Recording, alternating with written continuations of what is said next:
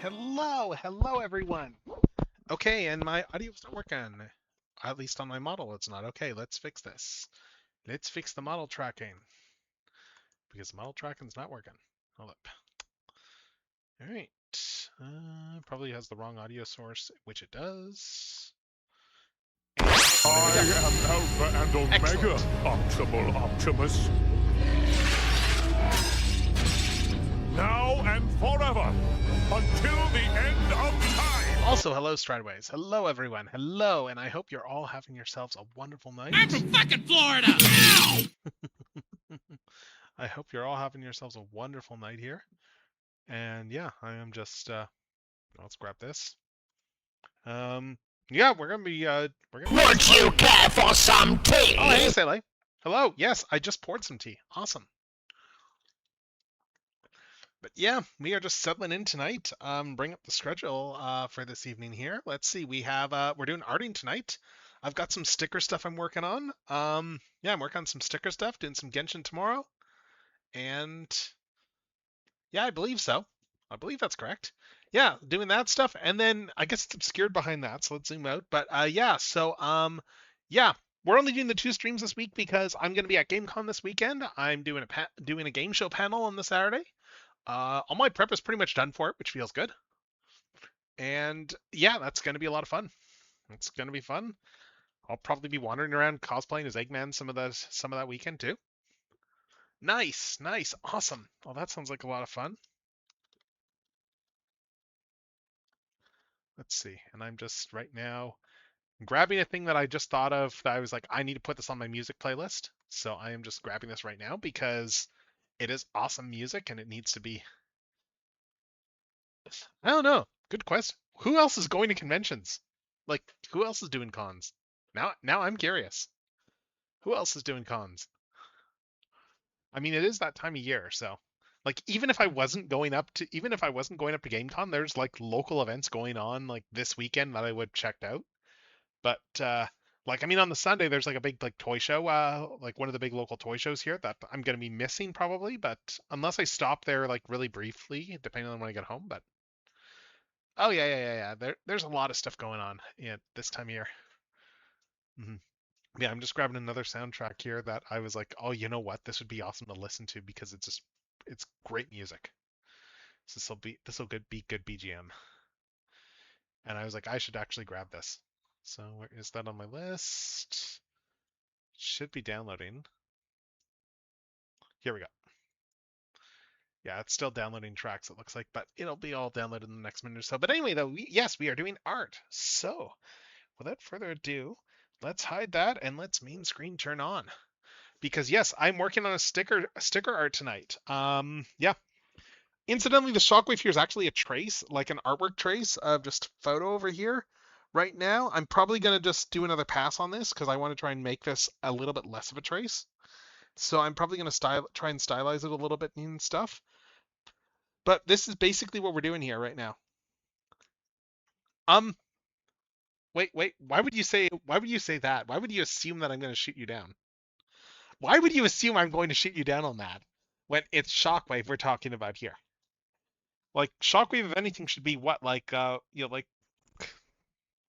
what's I don't know my sizes super well. I mean like I don't think triple D's is an actual size, um, but I mean it's Shockwave.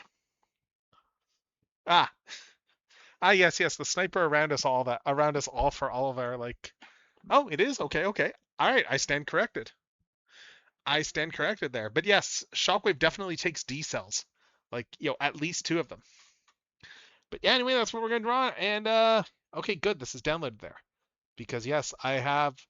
Yes, the music I'm going to be putting on is from a film that's been out like almost a couple of weeks now, and it's just a really good soundtrack. And it is one of those things where it's like, yeah, God, this music just slaps. Like from the opening scene, this music just slaps, and you will agree with me. So let's put music on. Yeah, I'm still just doing the initial sketch phase on this.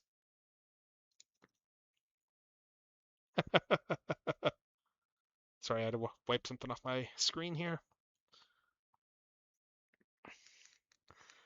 Like, this is the opening track to the movie, and it's like, oh my god, it just goes hard.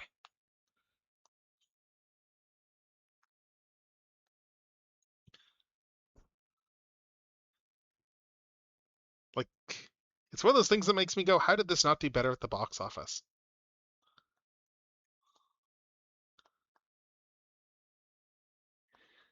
It hasn't even gone, like, oh, is the music not playing? Should be. Let me turn it up a little bit then. I don't have it, I've only got like, I don't have it super loud. Just so it doesn't overwhelm, but let's restart this then.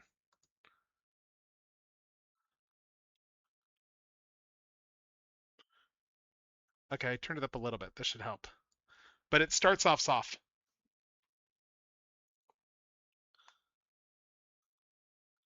Should I be blaming Kane? Because yeah, this builds. This track friggin' builds.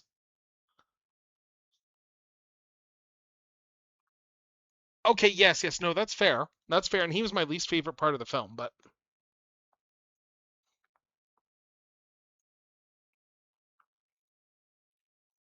actually, I'm gonna put this back on for a sec. Yeah, I full on snapped a picture like at my desk for reference. Let's see, but I want to do a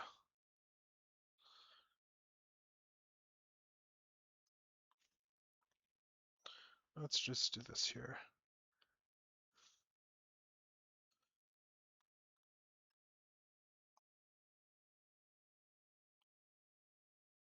Exactly, yeah. I just want to stylize it a bit more.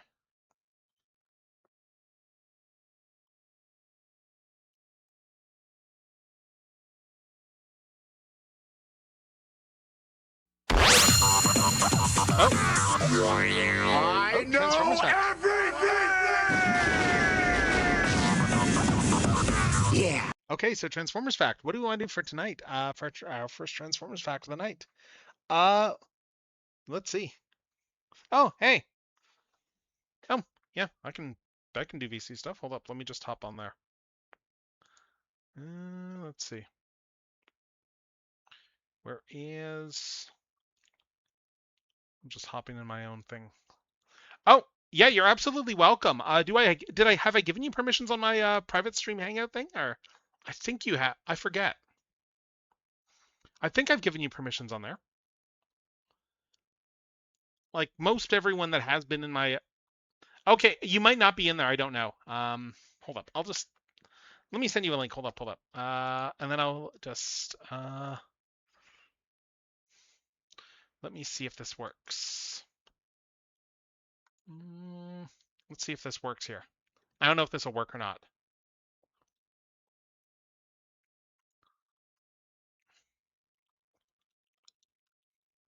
Yeah, if that's the case, I need to actually set up the different monitors.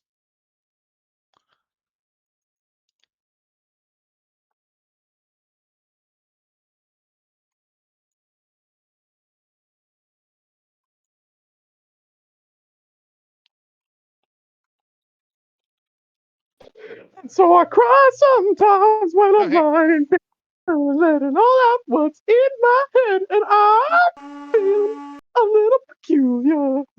So I wake in the morning, walk back outside, and I take a deep breath, and I get real quiet, and I scream from the top of my lungs, what's going on? Let's see. I just need to make sure I get Sele on this thing. Let's see. Hold up. I need to just invite Sele and give permissions. Hey, what's going on? And I say, hey, There we go. hey, I say, Okay, you should have permissions to see the channel now. on? Oh, yay. Right. I've broken in, everyone. Oh Yes. my God, And now I get to add you to the monitor. Hold up. Let's grab your Discord ID and then I will add you onto that monitor. And he prays. Yes. Oh my God, do I pray? I pray I can't hear that song without He-Man popping into my head. I have forever associated that song with He-Man to the point where Dr. Friends, yeah. I may have not known for a couple of years that it existed before that.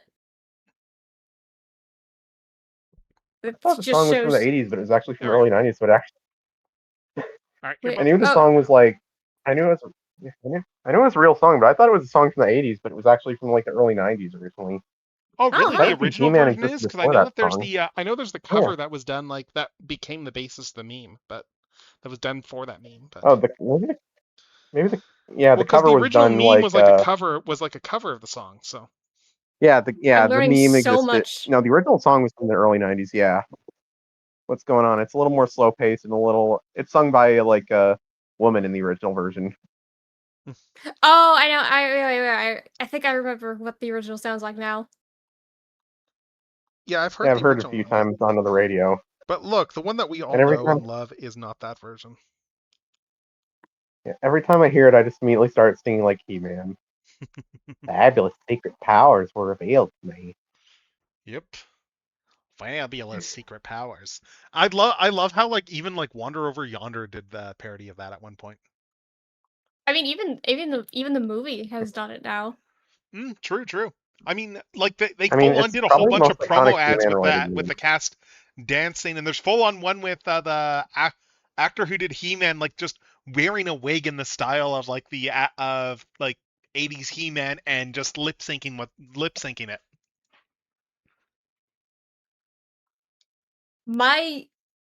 I had like such a brain fart that I God, was typing in truly, they got the He-Man assignment. to double check I something, just wish they and had I got the better instead Skeletor. typed in He of Man.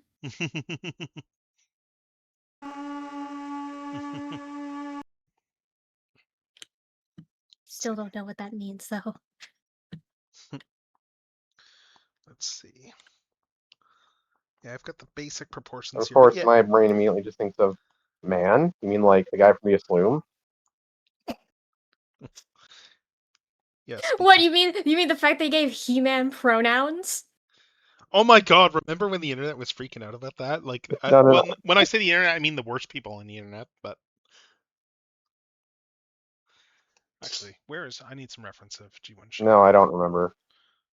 Oh, so like I think it was during one of the initial trailers. Yeah, because one of the original trailers, yes. They had a great Someone gag. saw that like on like I was like a name tag on his at name work. tag, It said like in it his said Earth he job. him underneath it. Yeah, they put he him pronouns on his thing because like in the movie he's like he works in HR like on Earth. And someone was like, they're giving He-Man pronouns now. Yes. And it's like, Who, He-Man? yes, they're giving He-Man He worked pronouns. in HR? And let's be honest, that was probably like the person who originally said that was probably making a joke, except that people took it out of except that the worst people didn't realize what a joke is. Yep. The craziest bit of He-Man Well, Chuds have no lore sense that of I've humor. been This is told, though. established. Yeah, like the movie is absolutely like a love letter to like the like 80s cartoon and just the franchise and stuff. Like, hell, there's a character in there who I was like, when I was watching the film, I was like, given this character must be from something because this is Travis Knight making this film and the man is a nerd. And looking it up, it was like, oh yeah, this character is from like a single comic from the 80s. Yeah. That's how you know it was made by a nerd. I still think of the time like when he was like at SDCC promoting Bumblebee, and like I think he was talking about like how it's like, oh, this is Blitzwing in the scene there, like with Bumblebee there, and and he's got the body that's based off like an 80s Seeker, and like the 80s Seeker design, and he just ended up going on a tangent talking about like how he loves the 80s Seeker design. Like I know like the whole concept of Nepo babies came up in your stream earlier today, Saley, and it's like, yeah, Travis Knight is straight up that. But like he's actually like talented at what he does. It's just he doesn't do commercially viable things. That's his problem. Like his career is anything but commercially viable. Yeah. Truly. Only what a He's Nepo actually baby got can achieve. he's actually got talent. I know, maybe not right? at rap. Yeah, like You can look up his rap single online from the 90s. well, he's a white guy, so I can't imagine Yes. there's one white guy I can think of. Well, there's two white guys I can think of who can rap well. Eminem and Weird Al Yankovic. Look, he's like every white guy with money in the 90s who in the early 90s who was like, "Oh, hey, rap is this big thing. I love this thing. You know what? I could probably cut an album myself." And I've got a rich dad so he can afford to book a studio. Yeah.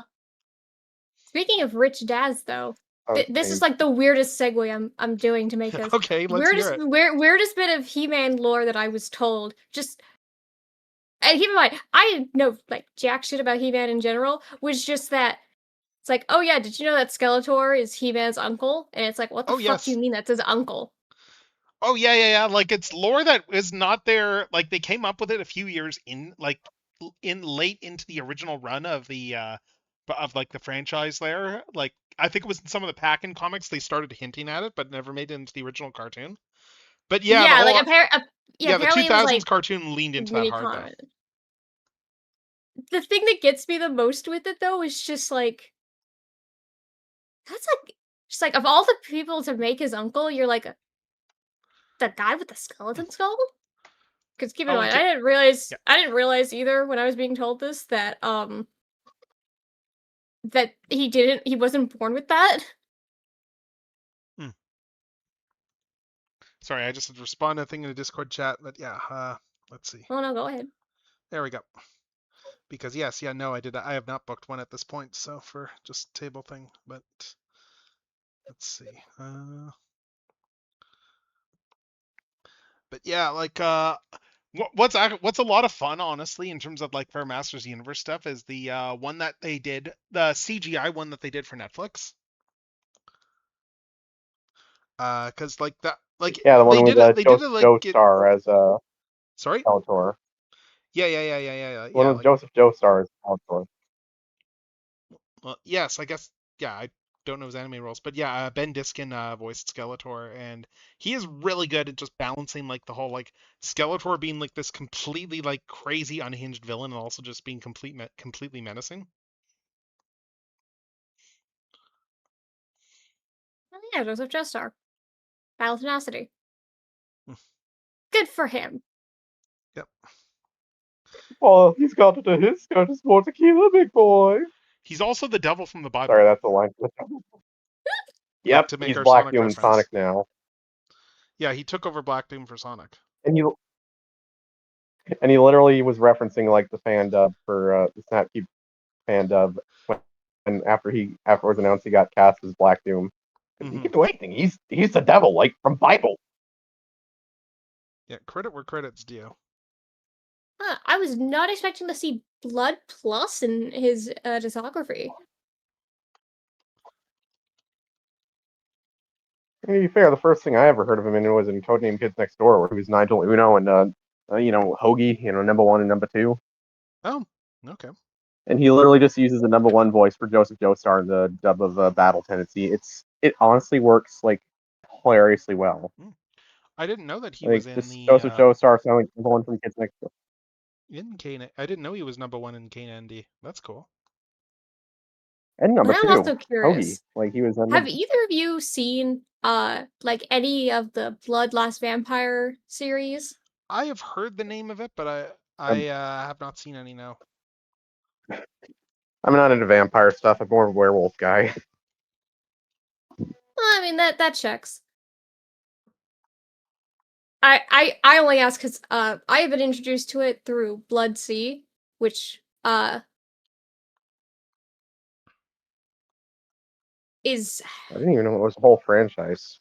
yeah. So like Blood the Last Vampire was a horror film, and then it spawned a series, and so it spawned two like I can almost say spin-offs, but not quite. More like two inspired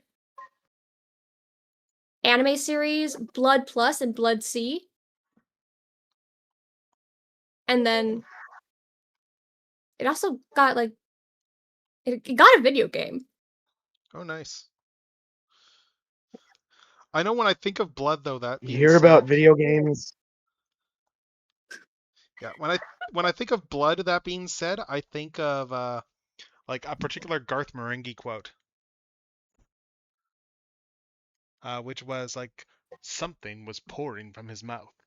He examined his sleeve. Blood, blood, crimson, copper-smelling blood, his blood, blood, blood, blood, and bits of sick. Glad he was able to identify the blood. Like, I think you would probably dig Garth Marenghi's Dark Place if you ever watched it. So Also, apparently, Blood the Last Vampire. This is the first, story of a day where there was all this. First premiered in Montreal, Canada. that doesn't surprise me actually. Quebec has a long history of like anime dubs, just because a No, lot but of like that just goes back. it premiered before it even made its theatrical debut in Japan. Oh wow. Okay, I'm shocked by that. Like it was first in Canada and then Australia at the Olympic Art Festival. And then it only made its debut in Japan like a full like 4 months after its initial screening. I just think that's interesting. That is interesting. Yeah, like I know Quebec has a long history of just being like really big into anime there, just going, and that just goes back to the whole French Canadian thing of not wanting to dub Anglo stuff. Yeah, so they'd rather import stuff from Japan than and dub that than dub like English cartoons. Yeah. And also, it's surprisingly cheap to work there. I'm certain that had no influence on anything. Well, I mean, the 70s they kind of tanked their own economy because of separatism. Oh yeah, so. That is true. Yo, like we're trying to do right now here. Yay! Yay! So smart. So good at this. Lord. Let's see.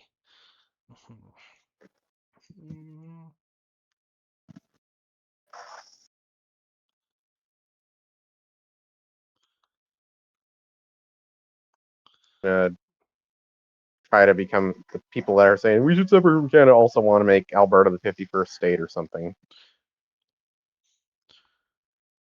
Like the people there realize that the ultimate goal is separate. So they want to separate from Canada and join America. Well, the funny part is that support actually drops once that comes up as an option. That's actually hilarious. It's like, what if we joined America? And it's like, okay, hold up. What if we stayed in Canada? It's like, oh, I don't know. It's better than joining America. Let's see. I don't care if it would make getting to Alaska easier. Technically. Yep. Alaska's never going to be easy. Yeah. You know, it occurs to me as I'm drawing this hilariously that this would have been a lot easier to do if I had, say, actually opened my 86 Shockwave to use for reference, because then I would have like a more cartoon accurate one for reference instead of the Siege design. Like right now, I just. Bet that's on me. Womp, womp. Oh yeah, that reminds me. I don't think I did the Transformers fact yet. Right, I think we got distracted. So. Oh yeah. Yeah, so Transformers fact. Transformers fact. Okay, let's see. I'm just trying to think of something here. I mean, I guess we could talk about the fact that they've done, like, since it's a Masters of the Universe soundtrack, that they did that crossover line last year, which is, yeah, like they did Four Figures. They did Man at Arms. I think it was Man at Arms. No, He-Man and Optimus Prime. Man at Arms was Bumblebee. Starscream was Scareglow, and then Megatron was Skeletor. Like, honestly, the Megatron Skeletor is pretty cool looking. I really like how like his fusion cannon like transforms into the Havoc staff.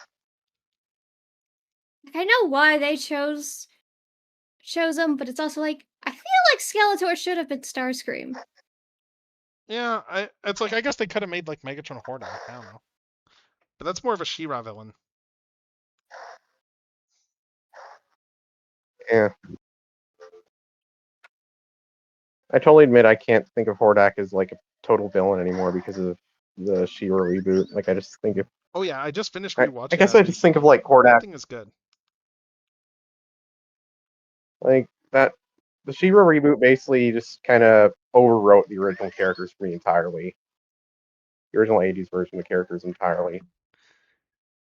It's still nuts that we were going to get He-Man, that we were going to get Hordak in like the next season of that Netflix cartoon before it got canned, and like the CG one, and they were gonna have I think it was Kevin Conroy voicing him in See, the then, teaser for like, season 3.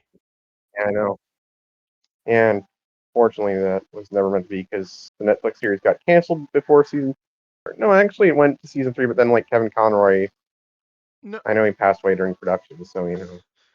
yeah, I mean, like, yeah, and then they had Keith David voicing him in the Kevin Smith one, if I remember correctly. Holy shit! Like, honestly, season 2 of the Kevin Smith one I actually liked a lot more than I liked that one a lot more than season 1, honestly. Like Look, you season 2, can't go like they wrong with actually Keith did get David. into the You whole really Keldor can't. Skeletor stuff, which they hadn't actually done in the original like 80s cartoons. That was kind of, and honestly, Shatner does a decent job at voice acting when you actually give him stuff to do. Wait, who did Shatner voice? Oh, they had Shatner doing Keldor. So the way they like the Who did Shatner voice? Keldor, like as in like pre-Skeletor Skeletor.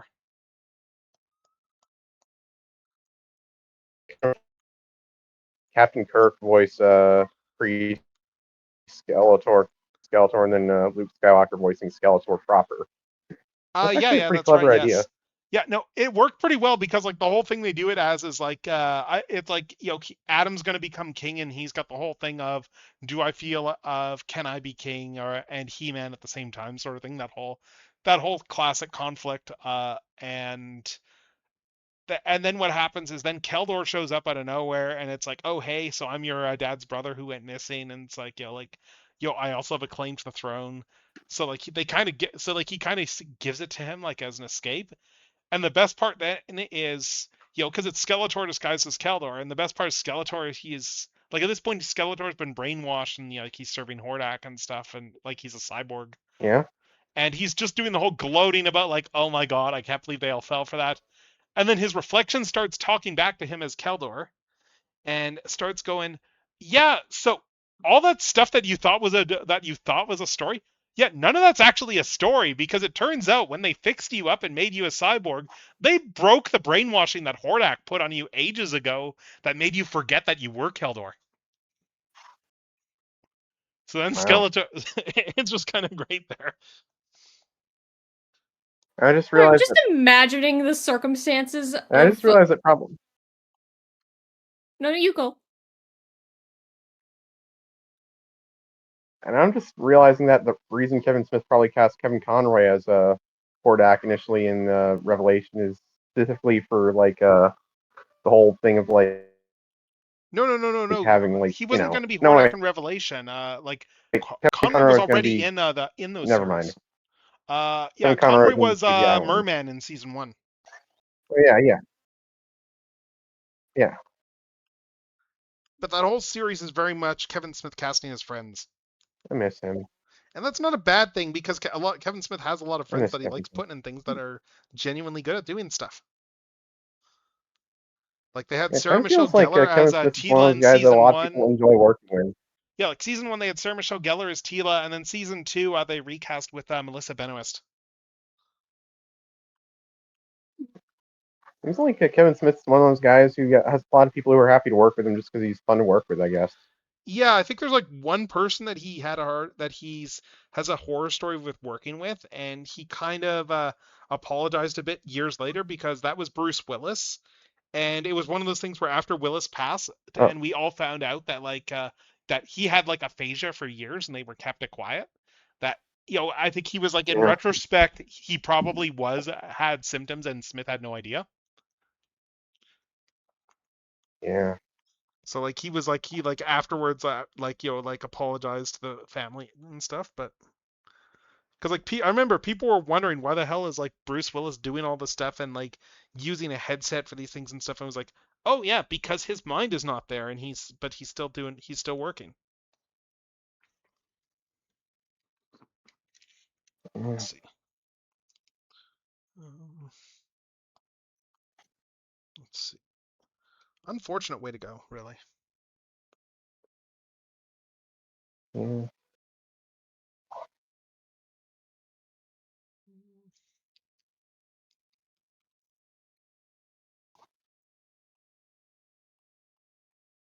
I put Shockwave roughly into the all dead pose here, but it's not 1-to-1. Like that's a tricky pose to do.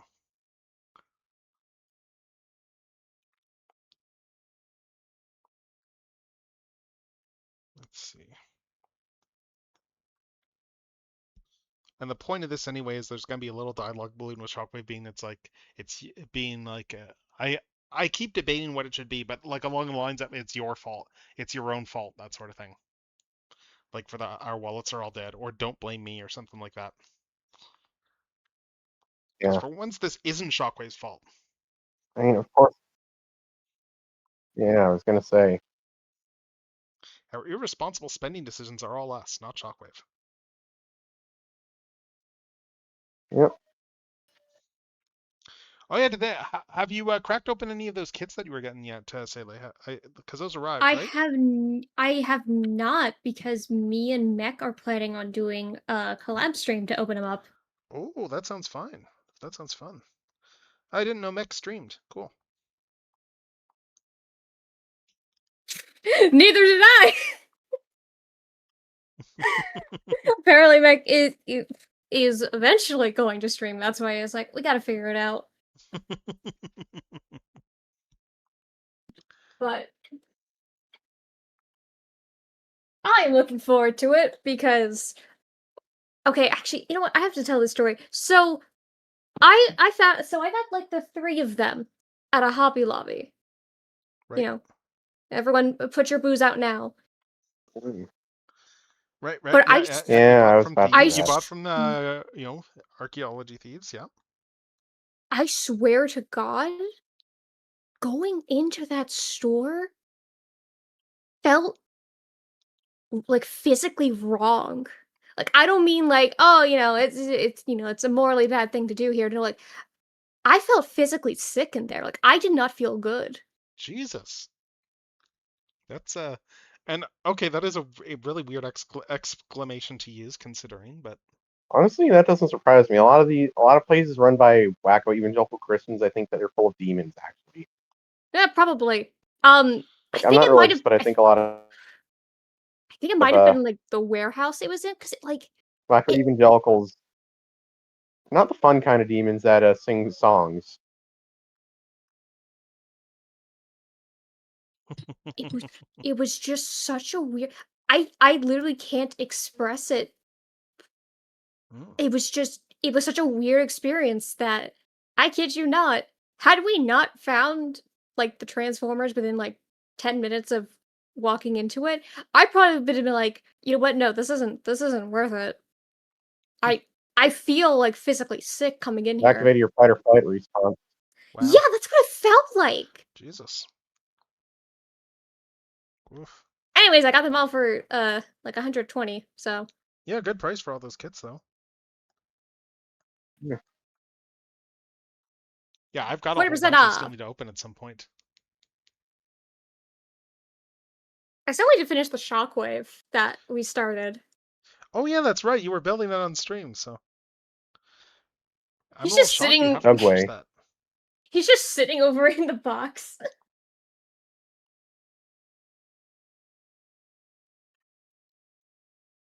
Shardwaits, have you been any of the model kits? Like the blockies kits and stuff. Oh, I've got some model kits that are like no.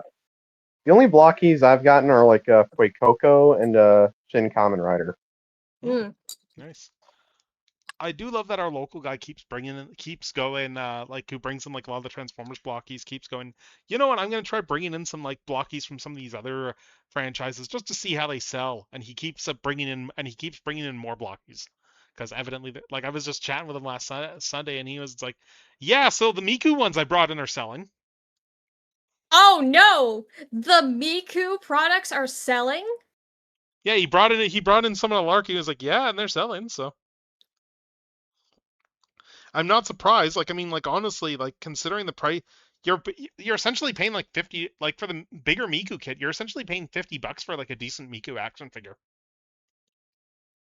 Like, I'm sorry, it's just so funny. It's like, man, I wonder if this Miku figure will sell. I Yeah. mean, hey, to people who don't aren't in that scene, I mean, it's not necessarily something that they will think about. Well, that is true. I'm not even into Vocaloid, but I know Miku stuff sells like crazy. So Oh yeah. Miku is like, yeah. God. Miko has managed things that on a normal person's lifetime seem impossible. Yes, and that includes going on David Letterman. That's Yep. fucking hilarious. Yeah, I love that was like in Letterman's like last year or whatever. Like one of his musical guests one time was like Miku, and it's just hilarious. Like just like Letterman's like you could tell that he's very much got like a like just he very clearly doesn't quite get it, and that's kind of great. Like you could just tell it on his face. He's like, and next up we got Hatsune Miku. I'm not quite sure how she got into the studio. Yeah. Like a good Vocaloid concert though, like oh my god, I got to go to one last year and all that was like genuinely fun. Like that whole crowd was just so excited the whole time. it's her power. Mm-hmm. Pretty much. Let's see. I'm just debating how far down to draw this Shockwave, considering that I'm gonna be oh yeah, so I was catching up on some of the Transformers New Legends stuff, and oh my god, like just how gloriously nuts some of the stuff has gotten in there. Sorry, I'm not a big fan of Sakamoto. Of what? Sakamoto, the Look, I'm artist not a big behind fan it. of Sakamoto's work on Fair. Transformers. Fair. I'm not a big fan of a lot of his stuff on Transformers, to be honest. Like, I think when Takara was willing to give him a slap on the wrist when he tried to make it weird, like some of the stuff he did, like the Precursor World stuff, was pretty fun. But that was because Takara was willing to give him a slap on the wrist whenever he tried to make it too horny.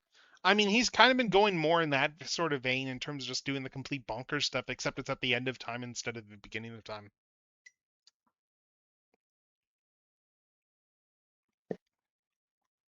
Like he's been doing stuff with I do like the idea of the 13 Primes being evil. I think that's a pretty. It's interesting though, like the way they're doing the 13, and then even just like the primes all coming in like after, but they're not like like the creations of Primus or whatever. They're just like dudes that have taken up the mantle of Prime, like some of them from different universes. That was just really funny to me. It's like, what if they were evil and then just okay, we're doing IDW again. But like right now, there's like two competing Unicrons at the end of time, and Which is just the perfect bit to me. Yes, one of them is Unicron that is like the Dark Amber Lio Convoy. So it's Unicron born from the remnants of the Ongolmo energy on Earth, with Lio Convoy's spirit having imprinted onto him. And then the other Unicron is the Unicron trilogy Unicron, who Sideways and Doubleface are trying to revive. And they're trying to take, and they've taken him over to the G1 universe. What's your opinion on the number of Sideways there are? Yeah, there's like two different. Yeah, they've got they have Sideways and Well, Doubleface. I'm of the opinion that like Cybertron Sideways wasn't working for Unicron. That he actually. Oh, is it like Cybertron Sideways, or is it like Armada Sideways and Doubleface were? Doubleface is the Armada one, and then like well, whichever it is, I forget which one is which. Like they've got Noisemaze there, and then they've got Noisemaze and they've got Doubleface. And it's a case of like initially they are they're initially helping out Shockwave, who is apparently they're doing this as the toy's called Shockwave, so naturally that means that he is a fusion of Laserwave from Super Link and Shockwave from and Shockfleet from Super Link. So that is why he's named Shockwave. Armada. So sorry, that is just funny. Fusion of Mirage and Shock Blast. Okay. Yeah, well, yeah, more so Tidal Wave, but yeah, like he's like. Yeah, Shock I always Blast kind of and interpret it as like.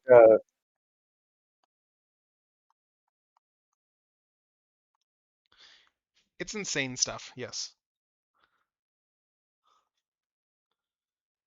Yeah, you got all that crazy stuff going on there, and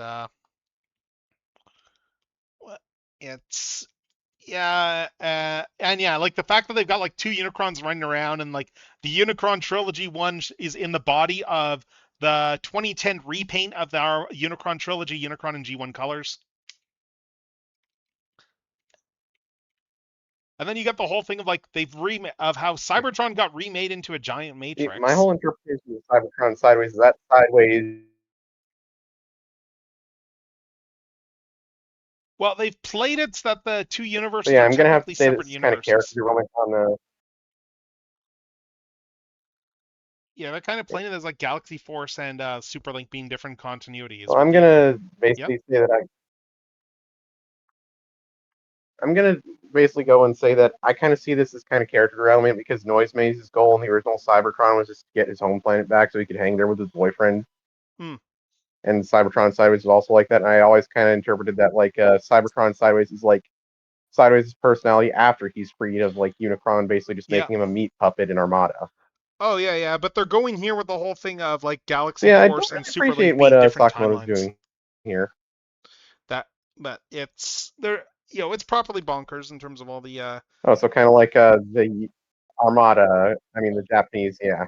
Yeah, that's the Japanese continuity. So yeah, they're going more for that. Yeah, I guess and if they're going with like that, they then even like... tied in the fact that because of that one flashback from Micron Legend there, where you've got like because that one flashback that they had where they had like what Optimus Prime, Jazz, Ultra Magnus, and Rodimus showing up there.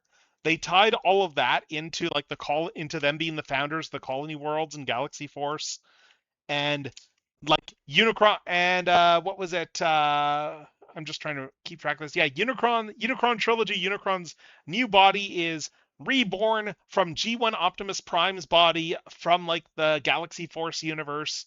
Like they took G1 Optimus Prime's corpse, which was there, and empowered it with Ongolma energy to make his new body. I still gotta admit, and that's Nemesis Star and that body is Nemesis Star Convoy. The funniest revelation is being like, oh yeah, so Optimus is the one who founded Velocitron, and it's like,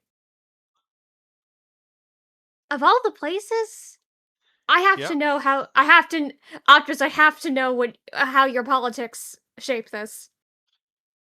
Well, I mean, he was in that King of the Road episode. Fuck, you're right. And there was the episode where they had to decide who the real Optimus was, and they decided that they'd settle it by having him race as an evil clone. Yeah, that's what I mean, yeah. Is Optimus just secretly an adrenaline junkie? I thought King of the Road was one with I thought King of the Road was like Motormaster. Yes, but like he was Optimus Prime's rival, and there's all the racing stuff there, like Masquerade. Because like Motormaster's whole thing is like he's got like a one-sided rivalry with Optimus over being King of the Road. Mm-hmm.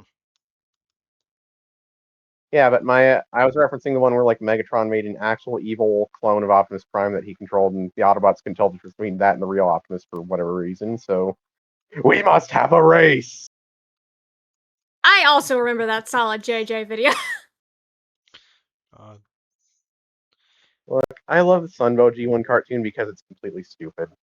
Oh yeah, it definitely is. It's cheesy, it's stupid, and I love basically everything about it. Like, oh yes. When I was like younger in the fandom, I just thought the cheesiness of Sunbow was like cringy and like lame, and now I just actually consider it like the best thing about Sunbow, how like silly it is. Absolutely. How unapologetically ridiculous it is. You get older, and then you realize that the people who were making this genuinely enjoyed what they were doing. Well, except for Donald Glut, but he still made some funny episodes. He did a lot of the Dinobot episodes though. Like he did all the good Dinobot. That's why they kept bringing him in. He did the good Dinobot episodes. He would only ever lock in for the Dinobots, and you know what? I can kind of get that. I think if I remember correctly, like I think his website has is very much like a more paleontology oriented website. That's probably why he locked in for the Dinobot episodes. Oh yeah. The man was obsessed with the man. I mean, he's still alive, I think. But yeah, like he's obsessed with dinosaurs. The man. So, in respect. Can you blame him? Dinosaurs are awesome. Mm-hmm. Yeah, it's... Now, this may seem like a segue that makes no sense, but I promise it will connect back to Transformers. Ooh. What do you two know about the Tang Dynasty? Very little very little about the Tang Dynasty. But we're about to get a Sailor history lesson, so I don't mind. Well, first I want to hear how much Strideways knows. Don't worry. I don't know much about it. Excellent.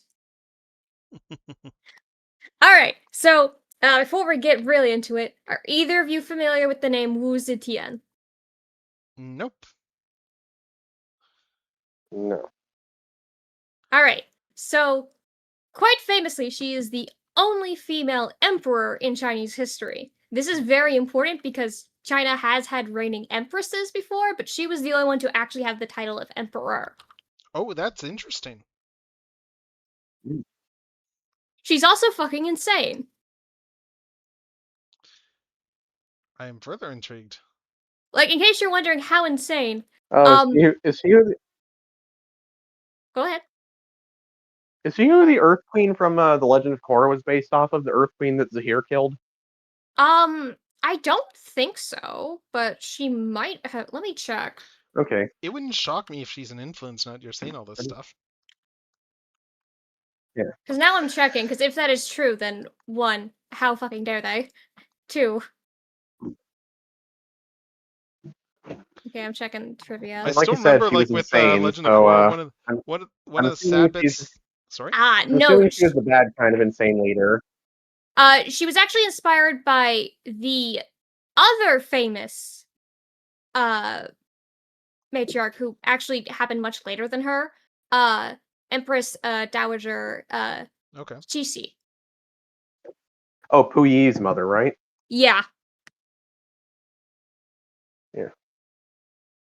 So Wu Zetian is significantly in the past, only because she's from like the late 600s. Yeah. I had a feeling she was from a lot longer time ago. So Yeah. But when I say she's insane, I mean both in the bad type and the good type of insane. Because the only way I can describe her is, what if the word girl boss actually had a person and it was her? oh, she sounds interesting. Well, let's start with the fact that she wasn't technically nobility. I say technically because so her mother was a noble. Her mother was actually a widow when she married her father. I know, confused. Married her Oh yeah, father? like her mom married her dad. Yeah. Oh, I thought you said buried for a second. I was like, huh? No.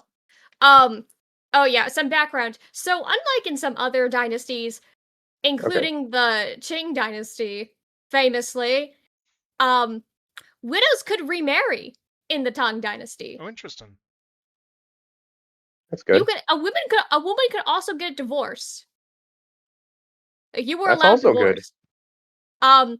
Yeah, so yeah, if you compare the Tang dynasty, women are surprisingly have a lot more rights than Oh. some other dynasties, and so it's like, okay, how did we go backwards? And then I remember Confucianism exists, and I remember.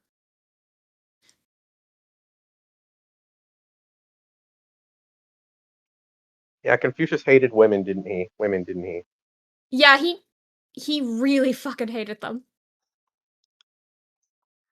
But No, very unwise. I guess he wasn't as wise. So He hurt himself in his Confucian. So interestingly enough, Wu Zetian was a name that she didn't get until much, much later in her life. For the longest time, her personal name was Wu Zhao. Zetian is more like a title because it uses the character for like heaven. Because it was basically her because it was her posthumous title. So it's like signifying that she was both an emperor and an empress and an empress dowager. She was fucking everything. She also had a harem. Yeah, she had her own male harem going on, which, Okay. you know what? Good for her. Like a harem of other women? Oh, male harem. Oh. Yeah, no, unfortunately, I don't have evidence of her having I a was like, female dang, I harem. thought she might have been bi or gay or something. She could have been. Yeah. Fun fact about But still, the pretty cool Tang that she had a male harem. Dynasty, Chinese sexuality. You were allowed to be gay. The only thing that people were like, so you're gonna do that like after you have kids, right? Like you can, like, it's fine that you're gay, just have kids first, right? Okay, I can understand it from a succession standpoint. Which is just really funny to me because the whole reason that I discovered this is because one of the sons of her first husband, remember, this is gonna get weird. Emperor Taizong. One of his sons was just very unabashedly had a gay lover. To the point where people were kind of getting concerned that he wasn't going to have kids. Anyways, they got implicated in a coup.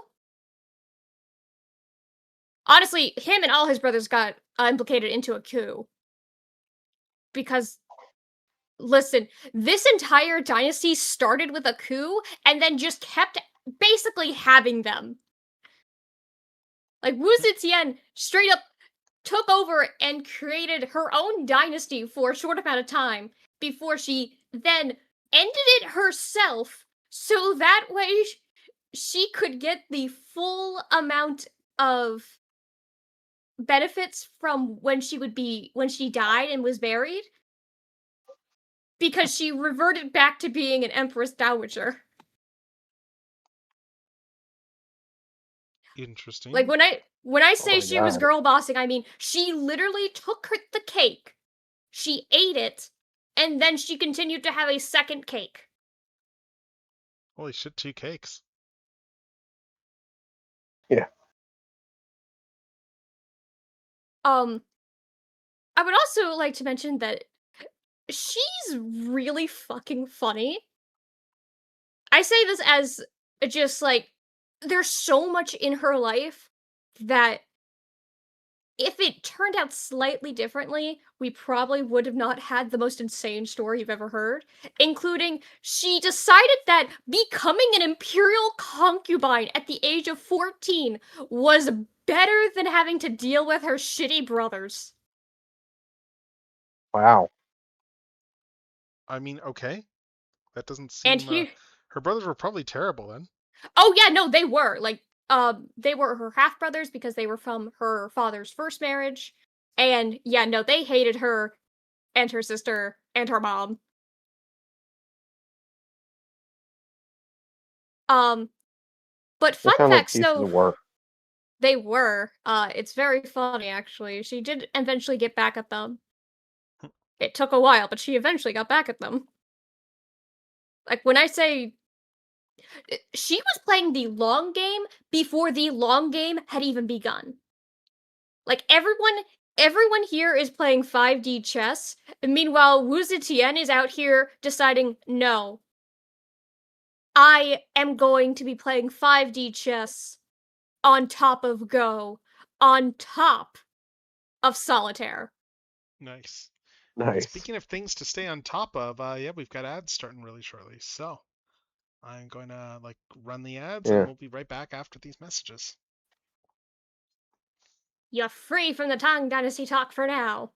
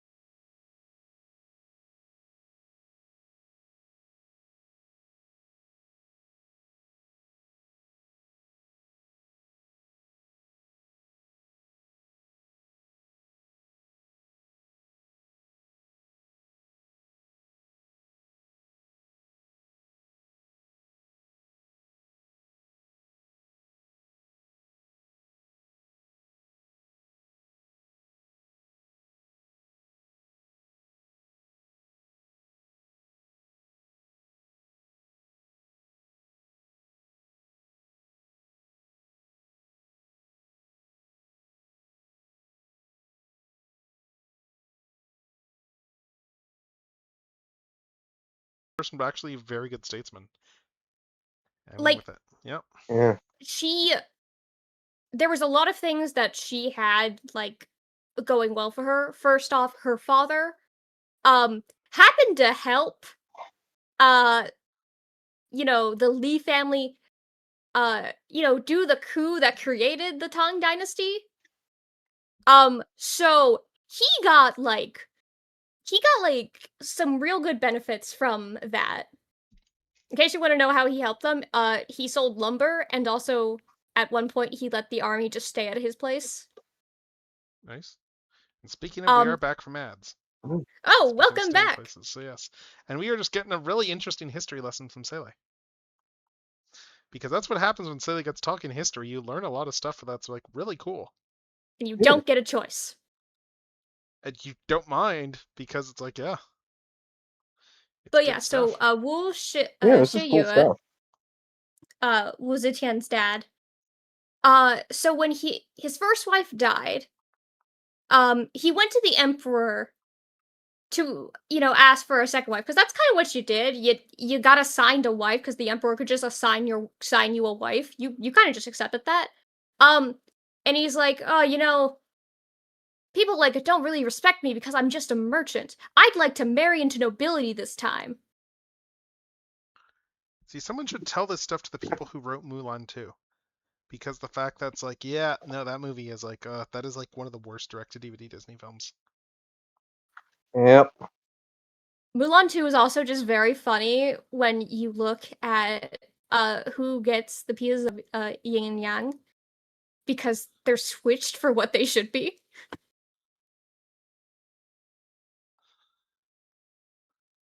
I still find it funny that like in an attempt to try and do a more grounded, like they were like, oh, let's do our Mulan film, our live action one, try and like make it something that appeals more to China, and they managed to make China like it less. Because it was just like, okay, you're mixing up a lot of things actually now, and so this doesn't make any sense. Also, you're kind of insulting us. Because I mean, like the people who did the original one, I think there was probably more like there was probably more actual like respect baked into that, like even though there was like no involvement of like just like Asian writers and stuff. Yeah.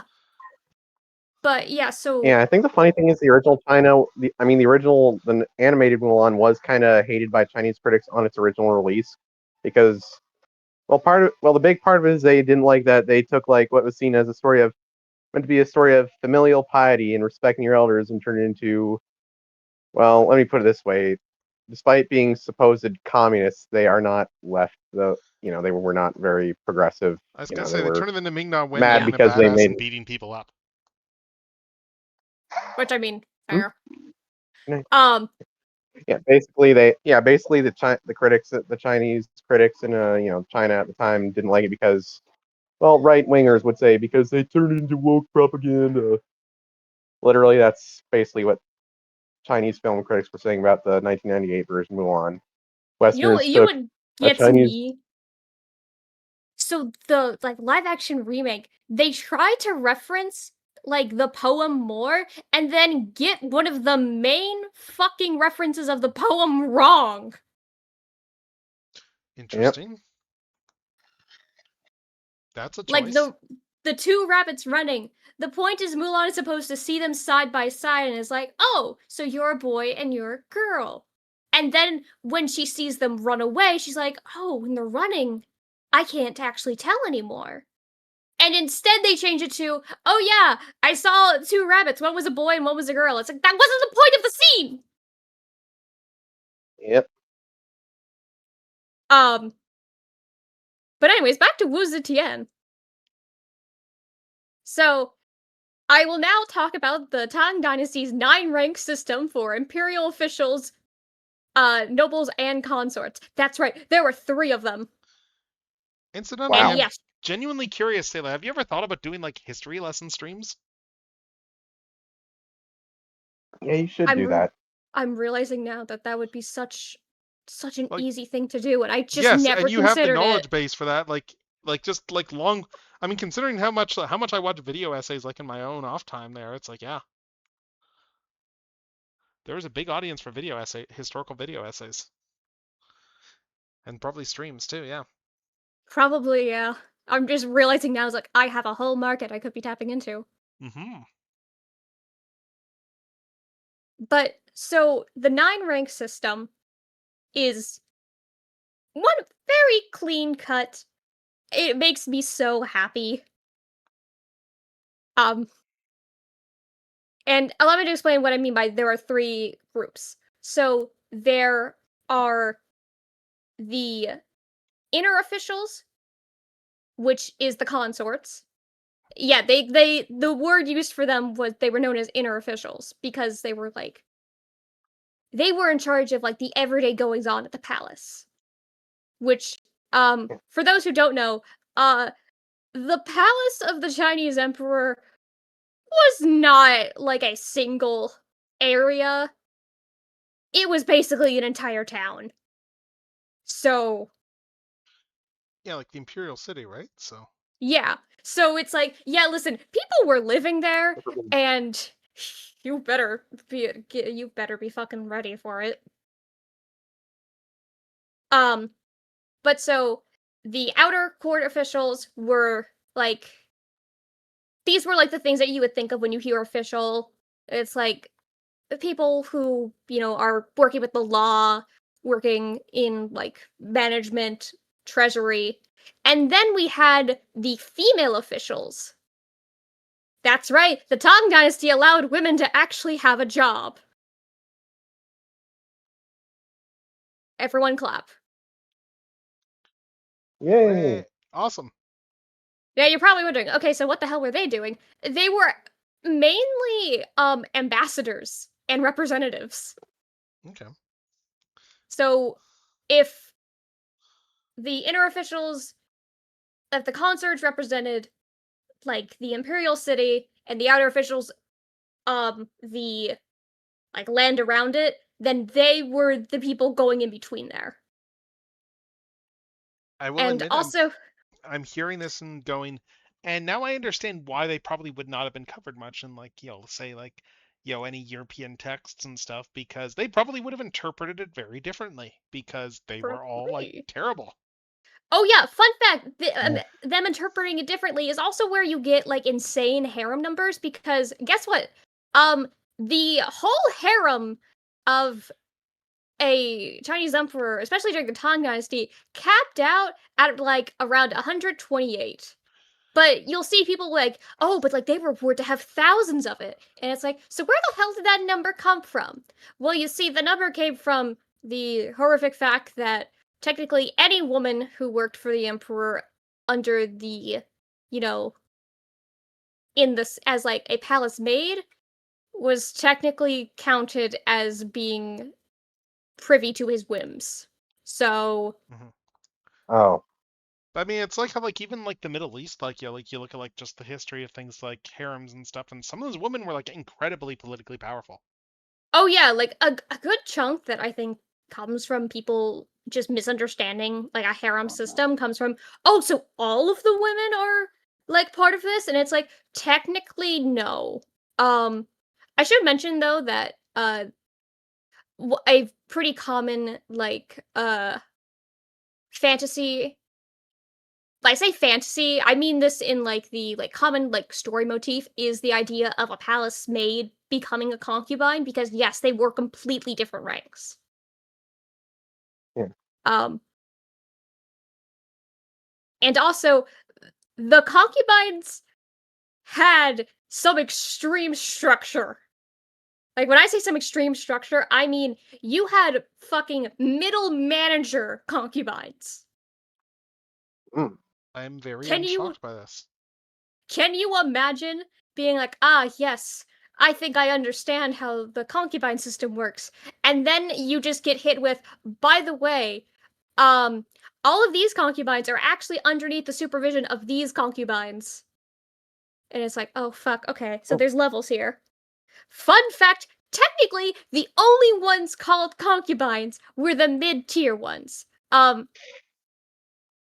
If you were below that, you were instead a lady. I say because the translation is kind of lady. The bottommost ranked was considered the selected ladies. This is where most people started out. Wu Zetian, however, fun fact, did not start out there. She was instead given the 5th rank.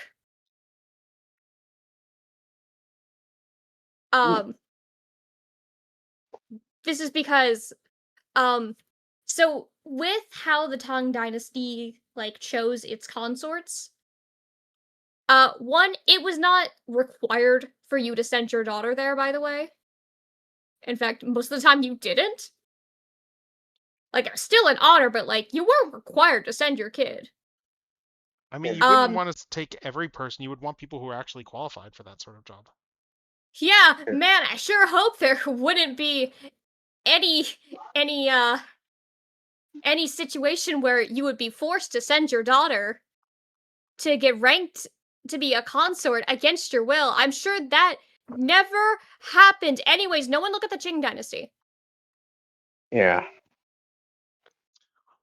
See, now I'm thinking of like just stuff like, oh hey, how much stuff Mel Gibson's movie made up about like European history, British history. Mm-hmm. Which Mel Gibson movie? Braveheart in this case. Oh yeah. But so Look, I'm kind of cool with him saying look, I don't like Mel Gibson, but I'm cool with him slandering Britain because look, I'm Scottish. I'm part Scottish. I've got a lot of ancestors who were treated kind of like crap by the British, so you know. But let's be Yeah. honest, like if you look at like ancestors who were treated like crap by the British, look, there's a line. Yeah. Admittedly, the Welsh and the Scots and the Irish are at the front of that line, but there is a line. Yeah, I'm literally one of the Irish, but I guess I'm not as bad as Hey, I'm me like too. part Irish too. But yeah, right. I guess like aside from being Irish, like most of my ancestors weren't treated as badly as say the British treated the places that, well, Ireland was one of the places they colonized, so you know. Ireland was basically the okay, we're gonna test out colonization, and then we're gonna do everything we did here, but worse. Yep. People wonder why I hate Oliver Cromwell so much. Cromwell's was a terrible person. I know. Like I look at a lot of that history there, and it feels like very important context to me that a lot of the British, that with regards to the British and the Puritans and stuff, that oh hey, all those people that went to the colonies, yeah, they went to the colonies after they had a religious government for quite a while in Britain there. That was so unpopular that they brought the king back once the guy holding it together died. Yep. And then they chopped his head off. Oh no. Oh no, no! I'm thinking of no. They already chopped the king's head off. No, they brought the king back. You're thinking of because they chopped Charles's head off, and then they brought his son back into the country after Cromwell died. And yeah, Cromwell's it's son just that couldn't they're hold it both together. named fucking Charles. Yeah, and then they dug up they- Cromwell's bones, and they like and they like I think they put him on they put his head on a spike, like his corpse on a spike. Yep. Yeah, people went crazy. Fitting fate for a monster. For a total Uh-oh. monster. Your Oh, did my thing your disconnect? connection. Yeah. Okay, hold up. I was just in the other room grabbing tea, of course. I'm gonna mute myself for a bit because I'm gonna be watching Daily Show while we do this. Oh yeah, sure. Of course. Yeah, let me reconnect this then. Yeah, this is great story time so far, though. Anyway. So, the ranks. I bet you're wondering, okay, so how many ranks were there, really? So, at the top, you had the Empress, of course. That was top rank. This is basically where you would be equivalent to the Emperor. Again, because of how Confucianism works, you're never really truly equal to the Emperor, but basically just go with it. Technically, according to Confucianism, because of how familiar piety works, technically the Emperor's Dowager was the highest rank you could be, but yeah, that's royal. We'll get to that later. But so we have the 4 consorts who are equivalent to a first-grade official. So, in case you're wondering how high up first-grade official is, well, one, it's the highest rank you can get without being, literally in charge.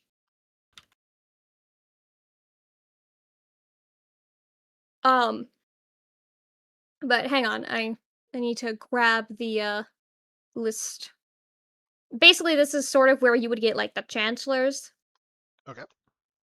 So these are basically like they're also sometimes known as grand chancellors. They're basically they're in charge of advising the emperor. And there were actually many officials that had this, because there was very few ever one person. But yeah, in case you're wondering, that's the top rank, which means the consorts are equivalent to that. Nice. Of course, then we have the 6 ministries, which are basically like how you get the like Department of State Affairs. You've got like personnel, revenue, rights, war, justice, and works. Yeah, standard Each civil one service. of them. Yeah, and then they get further down, depends on which organization you're in, and then military officials are their own thing. And then, of course, the eunuchs, who are a fun little thing to have. And also diplomats, of course. But so, for the noble consorts, they are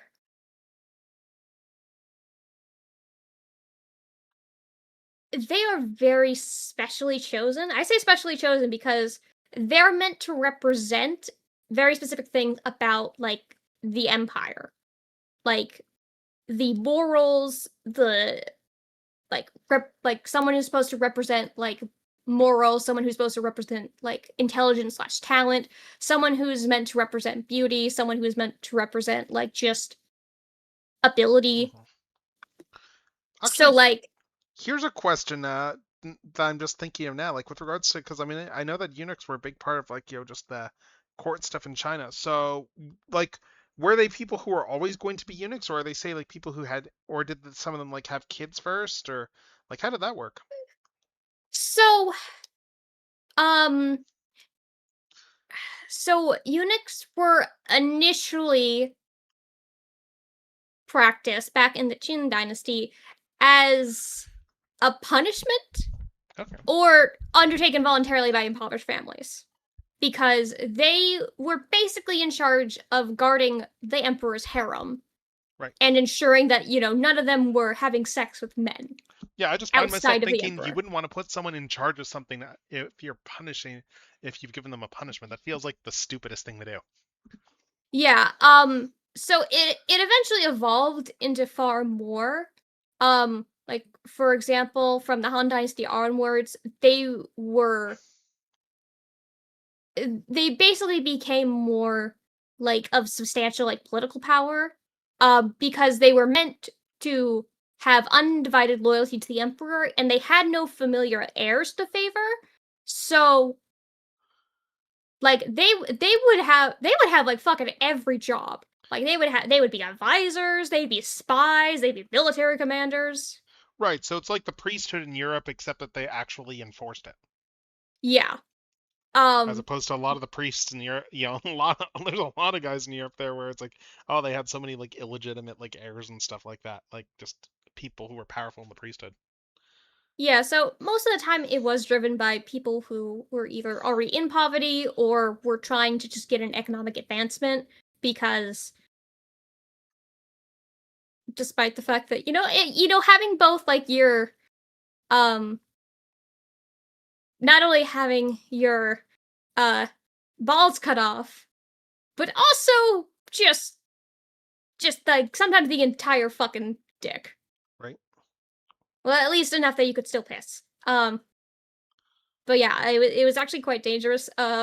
We aren't talking about just a very normal we aren't talking about like a chemical castration. No, like you you were making sure there was no chance.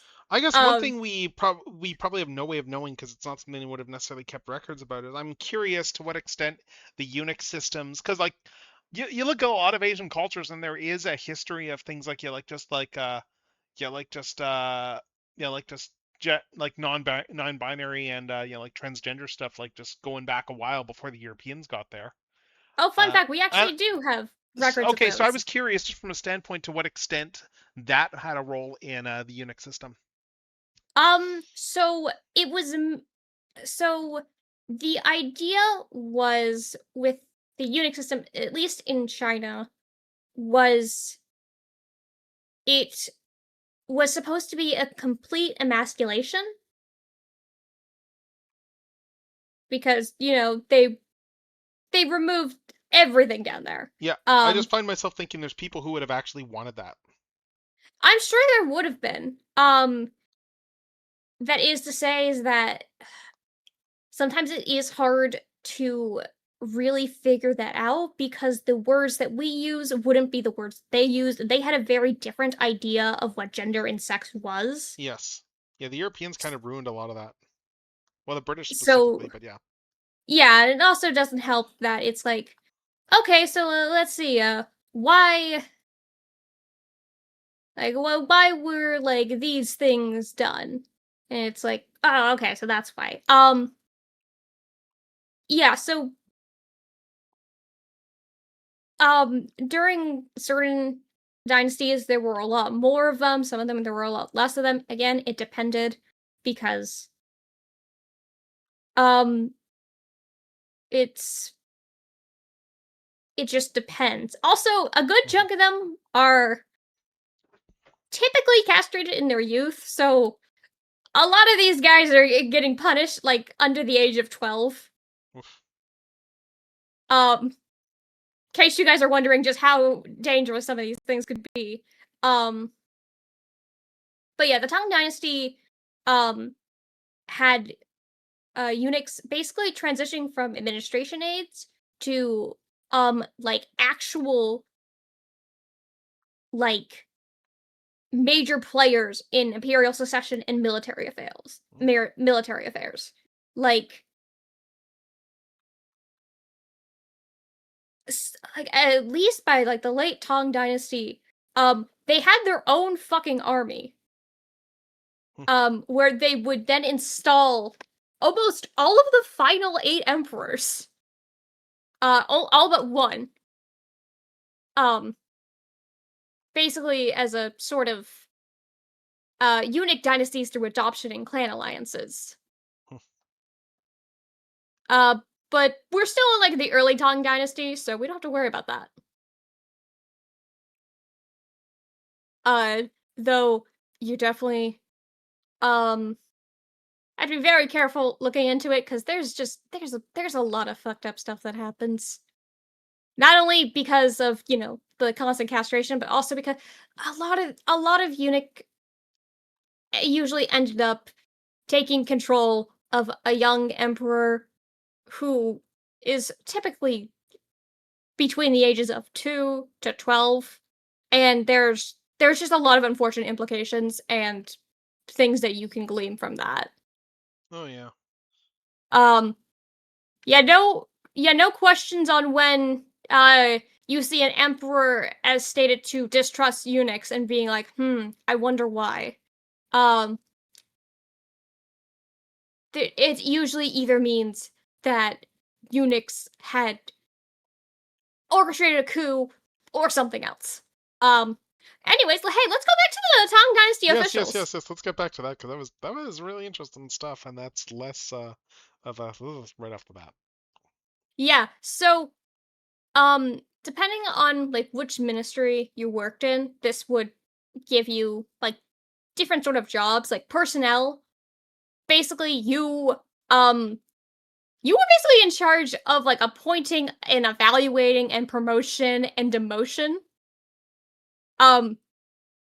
Your job was basically to be the examiner for everyone. So like, yeah, you were kind of, I wouldn't say the HR, but you definitely had to decide, which one of my coworkers is doing good at their job. by the way, the Tang Dynasty was very big on being good at your job. If you got your position due to connections, you better fucking hope you were good at your job. Because if you were bad at it, then one, you were insulting both not only your family member, but also just your entire family. So, don't do that. Be good at your job. And the guy who got you the job. Oh yeah, especially. Actually, fun fact about that. A way that some empresses would demonstrate humility, would be to, basically forcibly demote their male family members in the, court. As a sign that they weren't just allowing your family to get power. And hello, Obi Hashira. Hello. We're listening to Sele go on about the Tang Dynasty with really interesting stuff. So you remember how I said Wu Zetian got back at her shitty brothers? Oh yes, you did. That was yeah. Well, guess how she decided to do that? That's right. She lowered them from rank 3 officials, which, I mean, was a pretty decent position. She basically brought them down a couple ranks as a sign of her humility that, you know, she wasn't just allowing her family to get ahead because of their connection to her. Ah, the best kind of revenge, the type of revenge you can really easily justify politically. It's so good too, because like during this entire thing, also around the same time, one of her nieces tried to poison her, and the reason she survived is pretty much because she told her niece to try the food first. I mean, yeah, this just makes me think. I was watching some clips the other night just from Babylon, old Babylon 5 episodes, and just like some of the statesmanship that goes on in that show. Like, oh my god. Like, just there's a whole bit there where like Sheridan is like, I need to I want to get like my army be able to deploy my army in like all these allied worlds, but they're all like hesitant for that. So he gets smart and just has a whole moment where he is like, all right, I want you guys to just start attack these random asteroids at this site, and then just say, it was a regular exercise and nothing happened. And he essentially does that sort of stuff there by just completely being honest about that stuff, but in a way that makes everyone think that, oh, hey, there's some sort of conspiracy going on that he's doing something about that he's not telling us, and we want to know about this, and we want to be on the loop. So they give him everything he was asking for, and he just plays it as, well, if you guys are forcing me to do this. It's so fucking It's like the funny. best gamesmanship. And it's one of those things where it's like, you look at that, and then you look at, there's the episode they do near the end of the series where they're checking in, like, like several decades later and stuff, and there's points where they're doing revisionist history, and you can see how those where they're coming from on some of those revisionist takes. Mm-hmm. It's just that us, the audience, know that those weren't the intents of the characters because we followed them, but to outside of historians and stuff, you can reevaluate these decisions as, oh yeah, this person was a bit of an autocrat. Yeah. And I really like that aspect about the series. Have you ever seen any Babylon 5? I have not. It's on my list to watch, though. Yeah, I think you would really enjoy it, so. Like, it's so got next some up is amazing cast. It's funny you mentioned that, because next up is the Ministry of Revenue. That's right, the Treasury. Ooh, the most important jobs. So, these guys had, they oversaw fiscal and economic administration. They also kept track of who had what land registered to them, as well as what households were registered, because this was important for tax reasons. Oh, yeah. These guys were also in charge of, formulating the financial policies. Yeah, it's like how the census exists because the British need the way to record who owed taxes. Yep. Guess what? That is also their job. They do a census. Yeah. Next up, we have the Ministry of Rights, which might seem like a very confusing title, because it's kind of the everything administration. I say the everything administration because they were in charge of ceremonial, cultural, and educational affairs, which basically means they were in charge of state rituals and sacrifices, court protocol, administering the imperial examination system, managing state schools, and foreign envoys. So a lot of really important stuff. Yep. And then we have the Ministry of War. You're probably wondering, well, gee, what could they have done? Well, you see, they mainly handled military affairs, You don't say. including managing the equipment, appointing officers and promoting them, and making sure that everyone had their correct military credentials. You're making Fun me. fact. Oh, sorry. I was just saying, you're making me think too of how I recently saw that, going around viral, like someone's old like post with regards to how they were talking to like when they finally read The Art of War, they were like, "Oh my God, this book is essentially like it's not some master tactician. It is someone who is trying to teach Fail sons how not to do the stupidest things." Oh no, it's because literally the whole reason that he wrote that is because a lot of emperors and a lot of people just a lot of like generals too just did not actually know how to fucking use their soldiers It efficiently. feels all the more relevant today, but yeah.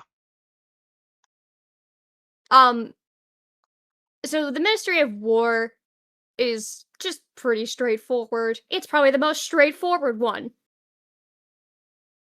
So hey, next up is the Ministry of Justice. And these guys are interesting because they handled, the courts. They making sure that laws were checked out, managing criminal enforcement. Except so the Tang Dynasty didn't have cops technically. Okay. They had more had a district supervisor. I mean, if you were in charge runs well, you don't really need heavy law enforcement if your system runs well. Yeah, listen, if you really needed law enforcement, you probably just got a military guy or a palace guard. That was your law enforcement. This is also where detectives and stuff would mainly work. Yes, there were plenty of detectives. Yes, it's just that's how backward the Europeans were, that it took them until the late 19th century to invent the concept. Yep. And the Ministry of Works is basically public infrastructure. This is how you keep things maintained. Right. And China's always been good at that. Yeah. This is how you make sure there's a standardization of weights, measurements, calendars. Make sure that everyone is actually doing their jobs. God, and then China is very good at that. I mean, look at their infrastructure stuff with regards to how as much as I don't like all the Gen AI stuff, it's one advantage China has is that they actively have had a policy of overbuilding their power grid for decades, so they actually can just balloon their power usage without any issues. Yeah, honestly, it's kind of insane. It is. Not to mention that, hey, remember how I said they were female officials? Mm-hmm. That's right. So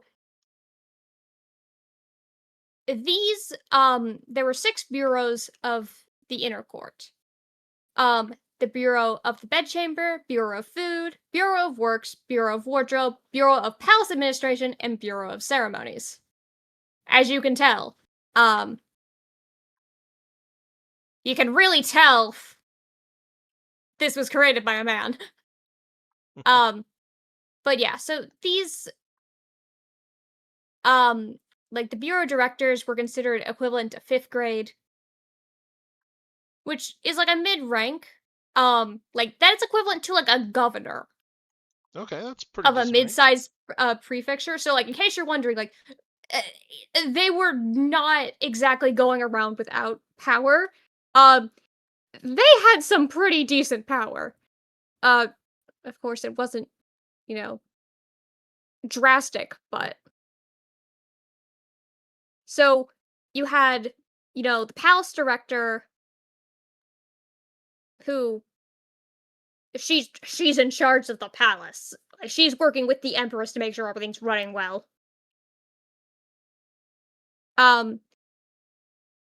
So you had like the Office of Records, which basically meant that every single document, every single document that entered or left the court, every petition from a consort, and even every internal letter had to be stamped with their seal. That's right. You had to keep track of fucking everything. If you were passing notes, that had to be stamped. Gotta love functional bureaucracies. Yeah. Edicts, basically, their job was to turn every oral command from the emperor or empress and turn it into a formal document. It's an important job. That is. And when you have that big a country, you absolutely have to do all that stuff just to administer it. Oh yeah. The Office of Registers, these were the people who basically kept personal files for every single woman in the palace. Like, I'm not even joking. From the highest ranking consort to the lowest maid, everything from their service time to their official stipends were recorded. Again, this just makes me happy. But it's also like, goddamn, can you imagine being like, I need to look up this one maid, and then like they just open up a book, just start flipping through the pages, and it's like, found him. Yeah, this is like Star Trek tiered competence porn.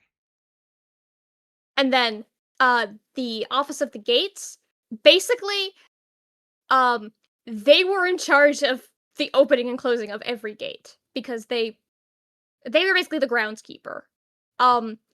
Because the inner and outer worlds had to remain strictly separated. Of course. Again, because you can't risk them. And also, hello Ramses, we're getting a really good history lesson here from Sele. You're learning about the Tang Dynasty, and you're gonna like it. Yeah, we genuinely are, because this is like all interesting stuff. And then we had the Office of Archives, which these were the Imperial Libraries. This was also where the people responsible for the education of palace women was held, to make sure that everyone in the bureaucracy remained literate and skilled. Again, because the Tang Dynasty was really fucking big on being good at your job. I mean, if you're doing all your orders that are like via written communication stuff, you absolutely need literacy. And also you had red historians. They were basically in charge of recording everything the emperor and empress did.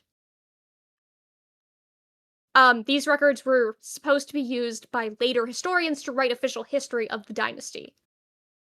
So yes, in case you're wondering, there was always a guy. Well, technically, there was always a chick walking around with a journal writing down what you did.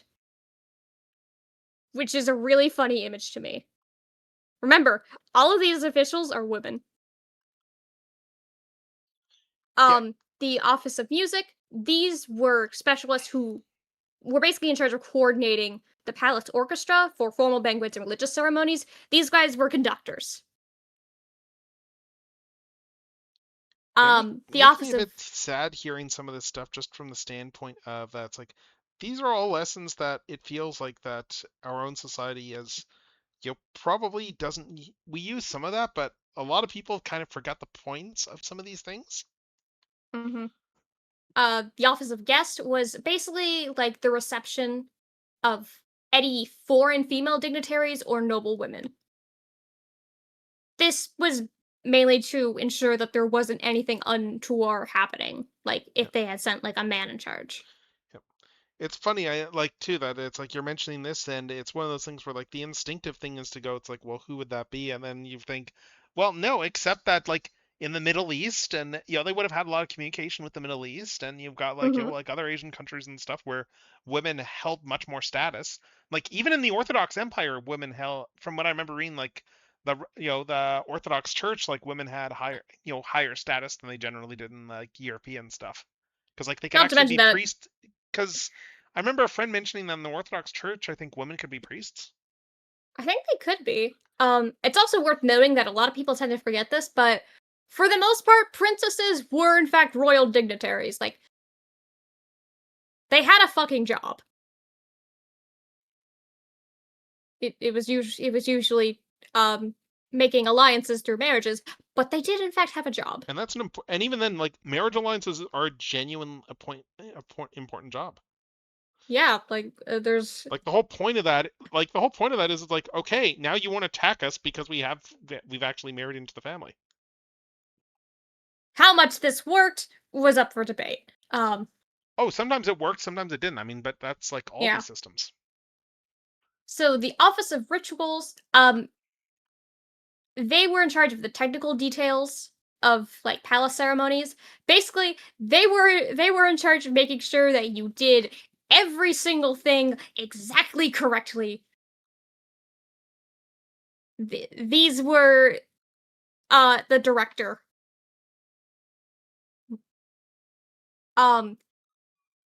They were also in charge of, making sure everyone's wardrobe was in correct order. That was actually the Office of Clothing. We'll get there. So the Office of Treasures, basically they're the ones who got to keep the divine seals and the imperial talismans used for troop movements and official decrees. These were basically the people who were like, if you actually want to do this, you are going to have to convince me. Office of Clothing, they were in charge of taking care of the entire imperial wardrobe, which,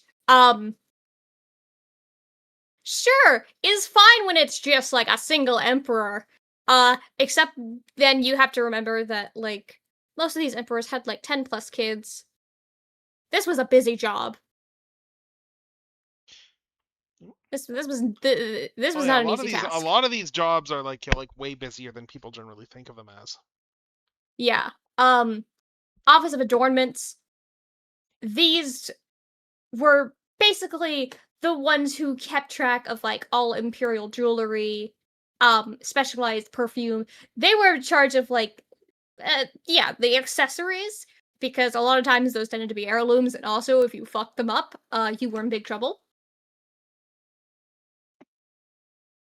The Office of Regalia was in charge of basically anything that was held for processions, from ceremonial weapons to fans to umbrellas. Also they organized the ceremonial equipment used by the honor guards. So yeah, they're kind of the reason that they're like, okay, we gotta make sure that no one's bringing in like a weapon, like an actual weapon. Yeah, a lot of this just sounds like competent administration, like that, like any competent government would generally have. The Office of Meals was in charge of overseeing the cooking and basically making sure that it was taste tested. As you can imagine, it's a pretty one and done. Yep. The Office of Wine was in charge of wines and other fermented drinks for similar reasons. I know for a fact someone really enjoyed their job there.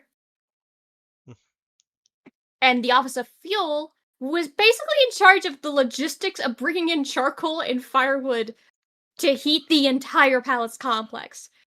Ah, so the Hank Hill. Yep. Yep. And then we had the Office of Medicine. They maintained the entire inventory of medical formulas, medicines, and herbs for the inner court.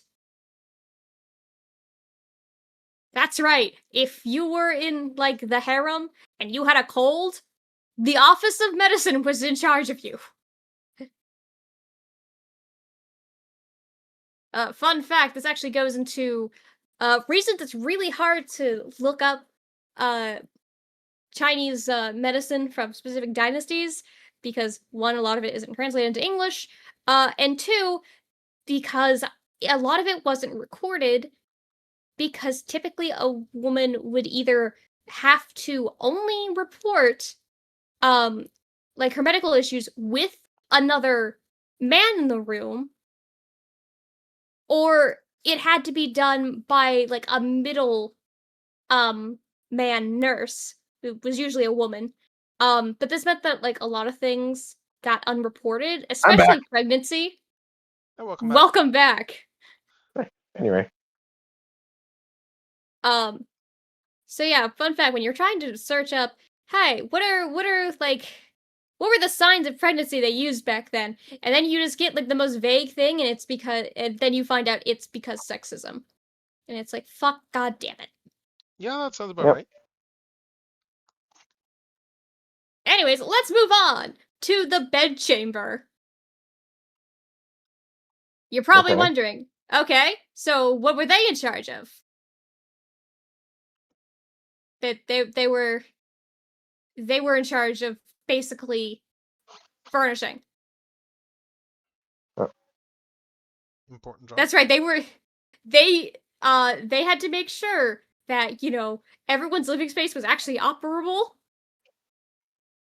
and make sure that everyone could actually get to places. The Office of the Gardens were in charge for the gardens. They had a special garden. Carriages, they were in charge of falcons, carriages, and they were basically in charge of how can we move the Emperor, because it was very bad if the Emperor was just, you know, moving around on his own. And also the Office of Lighting. They were responsible for literally every single lantern and candle. let me get one who had to follow him around all the time. Oh, candle? Yeah, that's right. They had to make sure that Not every even a single lantern that had a torch? Yep, lantern, candles, had to make sure every single one of them was lit at night. God, that's like yeah, that is quite the job. Next up we have the Office of Tailoring. This is part of the like treasury part of it. So tailoring, they were making sure that, you know, the imperial wardrobe was in good condition. And they were also in charge of overseeing the production of silk robes and palace uniforms. Hey, fun fact, did you know that silk was in fact something that was used as a tax? That's right, you had to make a certain amount of silk. Oh. And it was given as a tax. I know the Chinese were very smart about like just keeping the secret as long as they could about where the hell they got silk from the Europeans. Yeah, those It's poor so baby funny. caterpillars. Sorry, I'm a bug fan, so. Like, Yeah, didn't they have to, like, it is- didn't it take a while for them to actually learn about that silk came from worms and then had to smuggle them out of the country? It did. So the Office of Accounts was basically the budgeting. They handled the palace allowances and basically made sure that all the stipends went to the correct woman. In case you're wondering, what exactly, you know, was included in a stipend? Well, you got households assigned to you and their taxes would go to you. Okay, that's an efficient way to do it. So yeah, in case you're wondering, how did they manage to afford for all these consorts? The answer is a lot of the higher ranking ones just got straight up households assigned to them, so that way they could pay it. They also had additional like Wow. stipends given, and like the Empress basically had the entire fucking nation's treasury at her beck and call if she needed it to. Right. Most of the time, they didn't do this because one, usually the treasury was already being used by the Emperor for something, so there was less to go around than they liked. But That's like every government ever. Yeah. And the Office of Valuables, they were in charge of basically all like the precious metals and stones, like jades, pearls, gold. All of that, they were in charge of. And textiles, they were the Ooh. ones in. Chinese. Which dynasty is this? 'Cause I've This been is the I Tang haven't been listening Dynasty. for a while. Daily Show. We're still Still in the Tang Tang Dynasty. This is still okay. Tang Dynasty, yes. How many dynasties were there? Because I know China's been around for a long time. There's quite a few, I know okay. that much. Okay, so when you ask that, I now need to ask, what do we count as a dynasty? Well, there's the duck one. So, Techno, I'm going to bite you. I'm going to bite you right now, Techno. That is Techno, a I'm reasonable literally going to response. bite your. That is a very reasonable response. so there's a lot of them because Actually, I'm going to punish you in a different way, Techno. Oh. Get gotcha. Okay, fine. Let me just turn on my thing. The reason that it's kind of hard to answer Right, that on is yourself. because some of them also overlapped because it depended on which period it was. Because like, sometimes we had like the Warring States period and the Spring and Autumn period, Right. where there were multiple dynasties happening at once. Right. Um. All right, so let's reach into the bag of blockies and let's grab something. Let's shake this thing up. What will we get? Let's see. And we got a Blockies Wheels. All right, I think I've gotten a lot of the stuff out of this one already. Look at let's see, that. because we got both the Overlord bits. We got the Roadbuster that's in the Superlink colors. We got what else? I think I got Springer already. I've gotten Scoop, like Cosmos, like Huffer. So we've gotten a decent amount. Yeah, that's pretty good. Yeah. And I actually just picked up Defender Wave 7 on the weekend, so that's in the box now too. Or rather the bag, but yeah. Get this guy open. Actually, let's move the camera down. Let's open that bad boy up. Reveal him. I didn't want to look at that because it's like I want to be surprised when I open the bag. And let's see what we got. We got Breakdown, it looks like. Okay, so we got JoJo Part 4 opening. Breakdown.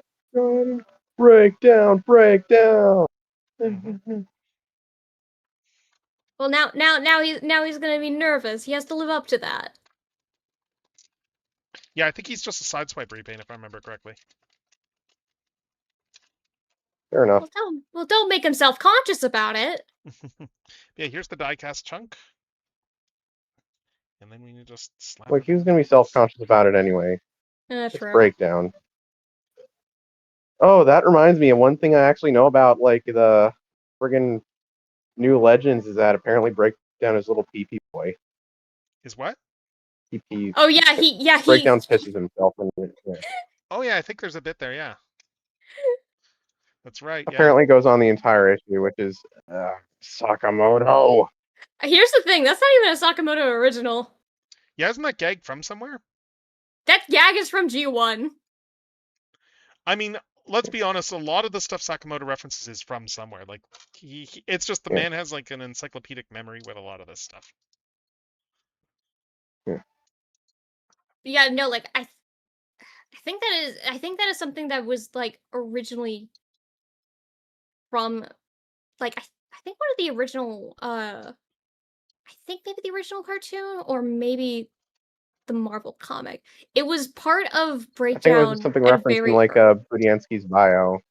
Yeah. It could actually be a bio reference because Budiansky put a lot of those sorts of detail. Like, we want to talk Transformers stuff. Like, one of my favorite Transformers is entirely because of Budiansky's bio, and that is like I really like Windsweeper's bio because like it gives his whole life story in that bio, like about how he was like before the war he was like in charge of sanitation and he was really good at his job and he got really anal retentive about his job and like cleanliness and stuff like that, and becoming a Decepticon just meant he could like legally shoot people over it, which was good for him. And then just the whole bit where at the end of the bio, it's like, yeah, like Windsweeper's got all these abilities. He doesn't really have any weaknesses, except the big thing is that he is just so obsessive about like cleanliness and all that stuff that the easiest way to beat him is probably just to chuck garbage at him because that will throw him off. Just use pocket sand. It'll work. Yeah. Pocket sand. Speaking of, where's the other wheel? The other wheel like rolled off here. So I think. I will completely admit, I kind of love it when a character is like, oh, when they're like, oh, this character has like no weaknesses, and then like their one weakness that they do list is something like just so like hilariously simple. Like, oh yeah, just like chuck some sand at them.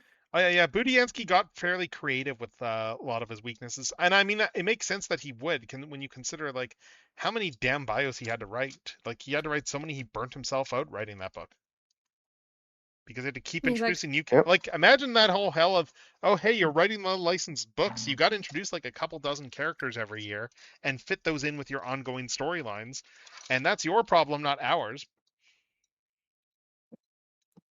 and then half the stuff that you write isn't even used. Well, I mean, even then, it's like I remember it's like reading like I know like Larry Hama, like he always thought like Serpentor was like really stupid, like back when he was writing him in the '80s, which is why he sidelined him when he did. And like even then, like he drew the line at Cobra Law. He was just the hard no on doing Cobra Law. Oh, we got Yeah, we got ads ads coming up. coming up shortly. Yeah. So with that said, I am going to actually it's good timing because I can find that last wheel here. So we're gonna roll the ads. I'm gonna look for this wheel to finish this Blockies build, and then we will be right back and we will keep chatting about stuff. We aren't done with the Tang Dynasty yet. Yeah.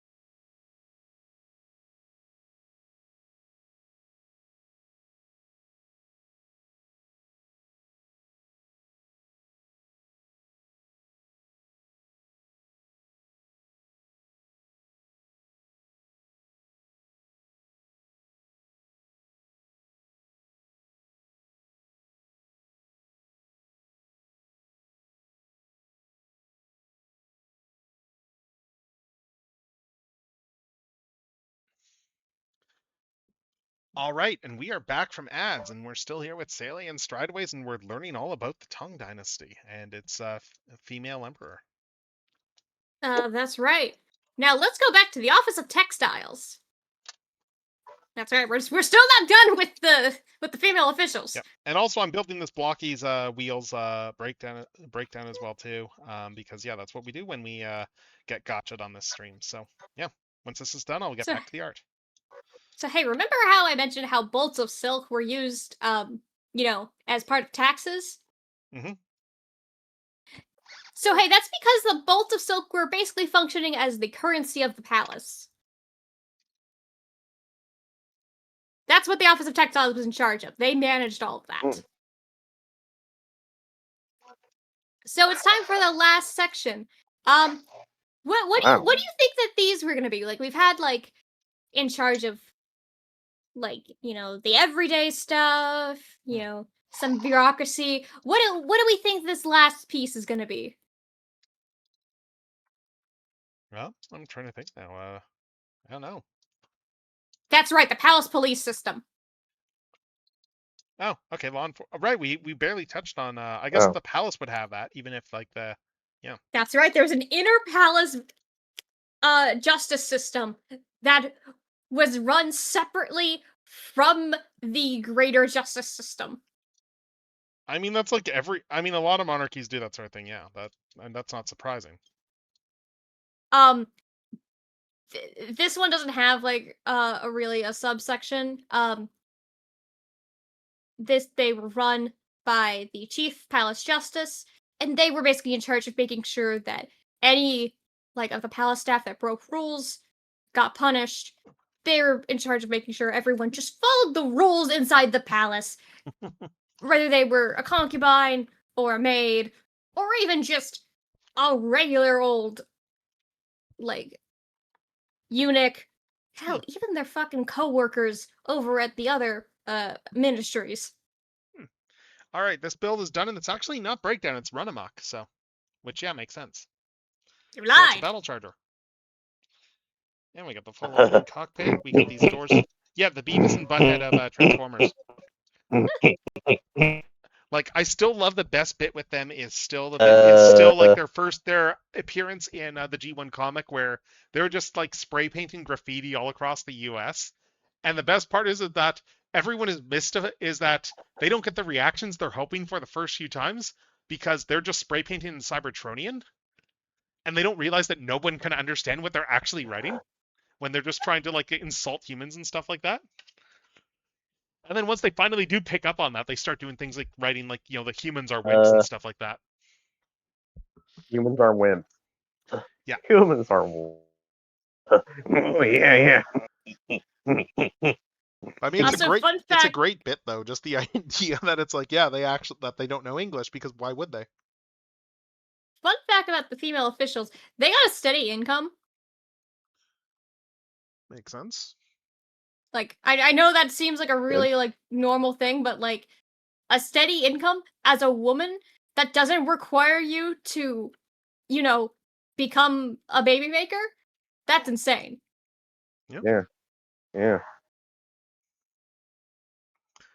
I hear all this and I keep thinking if I ever get back to any of my fantasy type stuff, I kind of want to wouldn't mind trying to incorporate things beyond in say the Elvish culture beyond just simple oh hey, this is my critique of European royalty. Honestly, it's really fun looking into the various systems of really just any foreign nation during a very different point in time, because one, it gives you an idea of what their governments were and it was also just they're really good to use for fantasy settings if you don't want for the millionth time a British monarchy 2.0. Mm-hmm. Yep. I mean, I think with my elf stuff, I built out a lot just based on the idea of they're functionally they live centuries, so their entire monarchy is going to work differently because people don't die. So their entire system is going to be. I think I did a whole great houses thing with the idea of that when the guy in charge dies, then you get all the chaos because the fact that But then also there was the whole thing of there's not going to be that I had for logic that I was like, there's not going to be that same encouragement to have a lot of heirs to the throne because the fact that like you've got these people are not going to die and they're going to have families of their own. So they would tend to just take a lot of humans because none of that, because then it's like, oh, hey, yeah, now we don't have to worry about inheritance stuff. Yeah. Because we're using the lesser species as concubines. Mm. Of course, brings up the question of what about their heirs? Oh, full on. It was full on. The stuff I had is like, yeah, like half elves generally just became slaves and like locked away, like and treated like they're actually treated fairly horribly, and just the way I had the magic system stuff, they were also like somewhat unstable, like just because of just the genetics there in terms of their ability to channel magic. Like they were more powerful, but they were theoretically more powerful, but that power could like ramp out of actual control because it would be too much. So semi-relatedly, the Ministry of Justice, which was initially known as Duaguan,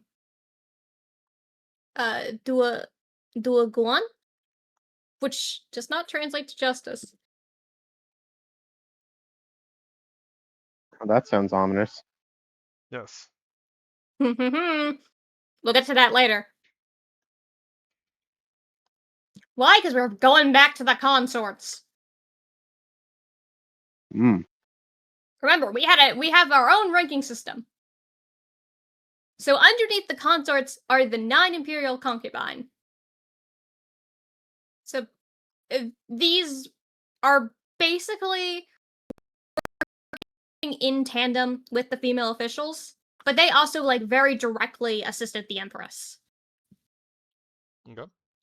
So like you also got the revenue household of 200 households.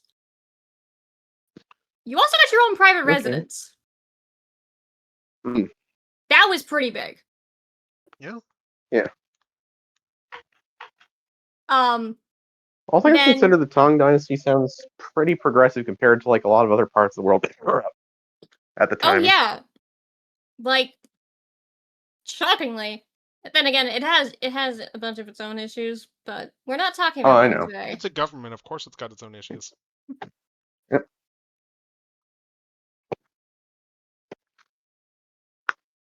But so those concubines were all in charge of the lower ranks, which I'll call the ladies.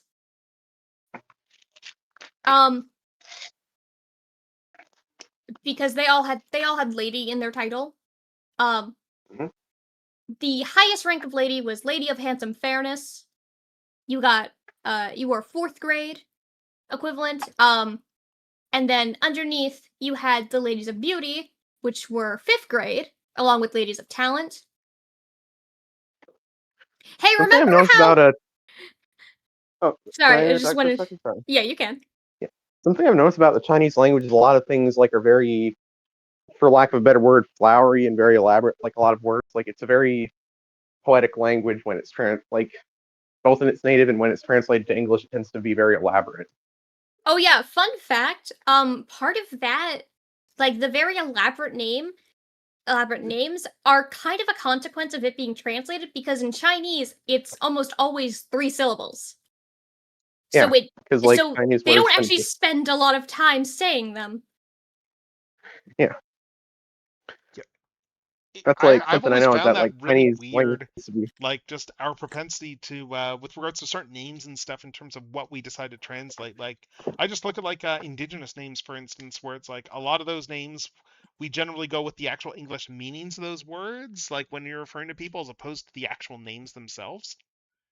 And it's just kind of weird because like a lot of European names like have like meanings assigned to them based on like biblical significance, but we don't go about like using those when we translate their names. We use the actual names.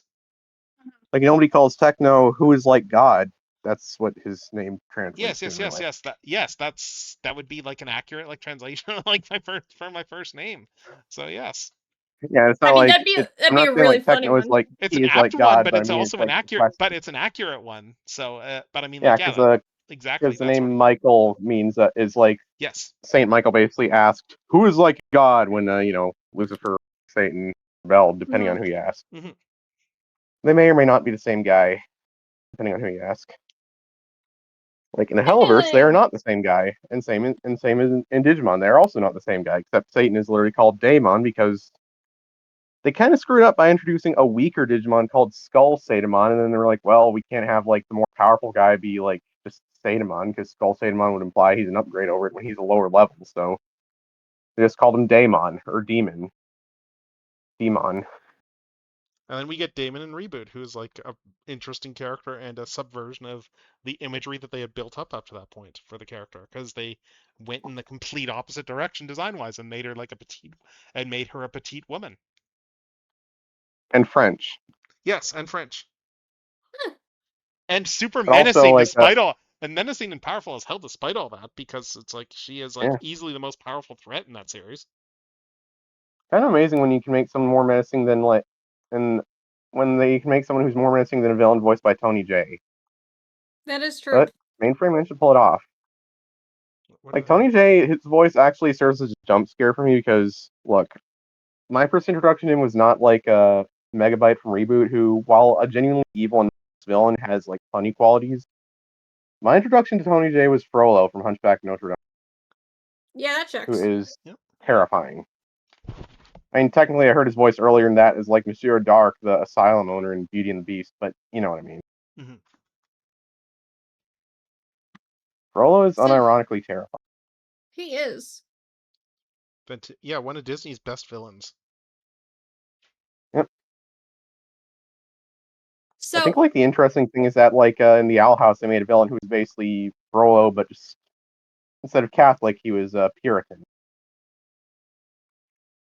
Emperor Bellos. yeah, I remember this. That dude terrifies me. Yeah, Bellos However, is a piece of so work. remember how I'm not sure if actually you were here for this, Strideways, but Techno, do you remember earlier when I said what the 5th grade was equivalent to? You just mentioned it, didn't you? I'm just trying to remember now. A governor or prefect of a mid-sized prefecture. Yes, I remember that, yeah. So prefect, you mean? So reminder, Wu Zetian entered the consort system at the rank of Lady of Talent, which was equivalent to a 5th grade. She entered the concubine system and was already at 14 the fucking level of a governor. Wow. Impressive. But of course that wasn't enough for Wu Zetian. Especially because the emperor that she was in the harem for didn't really pay attention to her. Taizong was just not really interested in watching a 14-year-old practice calligraphy. Look, I'd rather have an emperor who's not interested in Look, I'd rather have a ruler who's not interested in anyone under the age of 18, so, you know. Though she did have a account where she once impressed him. She had given this account herself.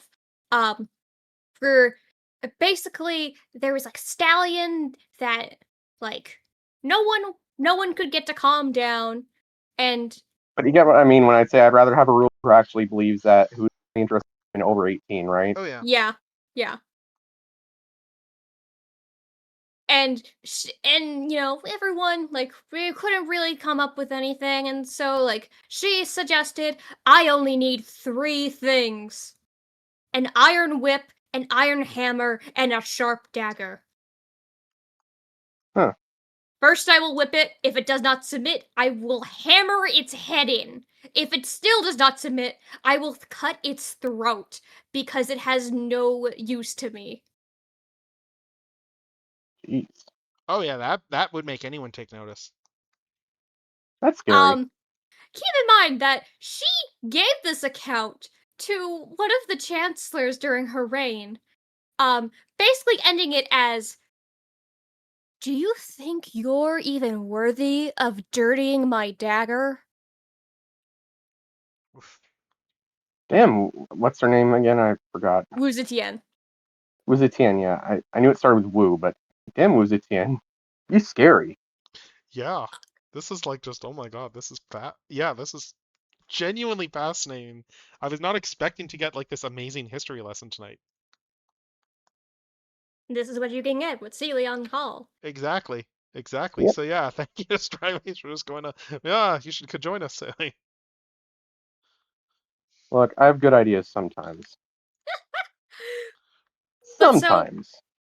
her first husband died, and because she didn't bear him a son, she was sent to a nunnery. Like every other consort who didn't bear him a son, because unfortunately that was kind of your lot of life. However, she really did not want to stay being Yeah, Buddhism a had nun. nuns, right? Or was Buddhism Yeah. not in China yet? Yeah, Buddhism was very big in China at the time.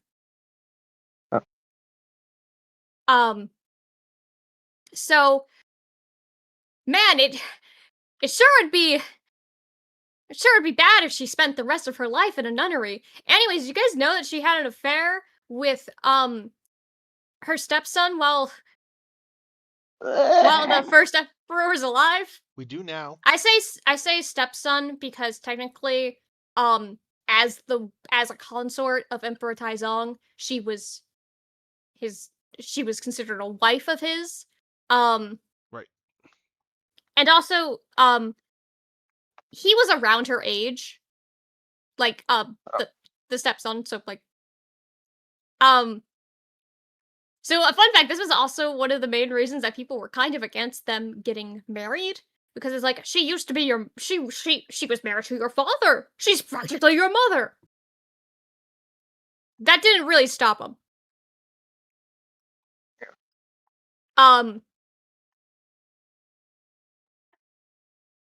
And the whole reason that she was allowed to leave the monastery was because at the time, one of the consorts and the empress were trying to fight for the favor of Gaozong, who was like then the current emperor, aka the one that Wu Zetian had an affair with previously. So the Empress Wang decided, you know what? I'm gonna let him bring his fling back, and that'll like divert his attention from Consort Xiao. Yeah. So that ended up biting her in the ass because both of them lost favor, and they were sent to the Cold Palace, which is basically solitary confinement for wives who lost the favor of the emperor.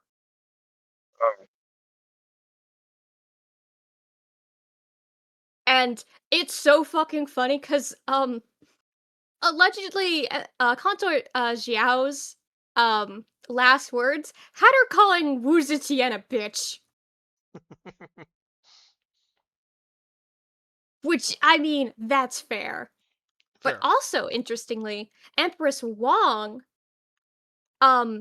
never referred to Wu Zetian as an empress, even though she was made empress before her death, because Wang got her title revoked and then, executed. She instead specifically referred to her as a consort in her final words. Basically a final parting jab, yeah. A final fuck you. Mhm.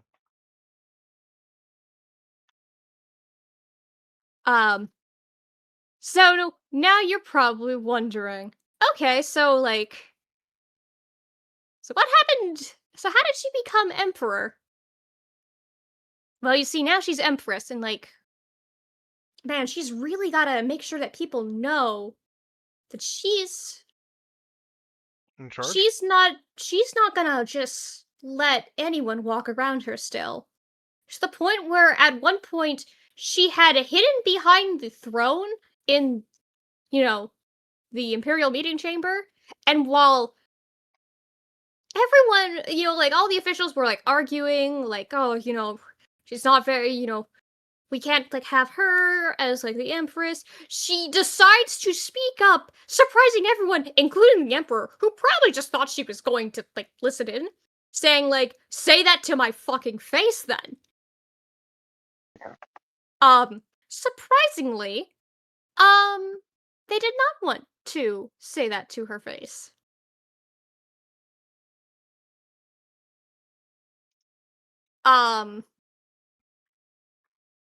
She also had a lot of fun getting rid of a lot of officials that didn't like her.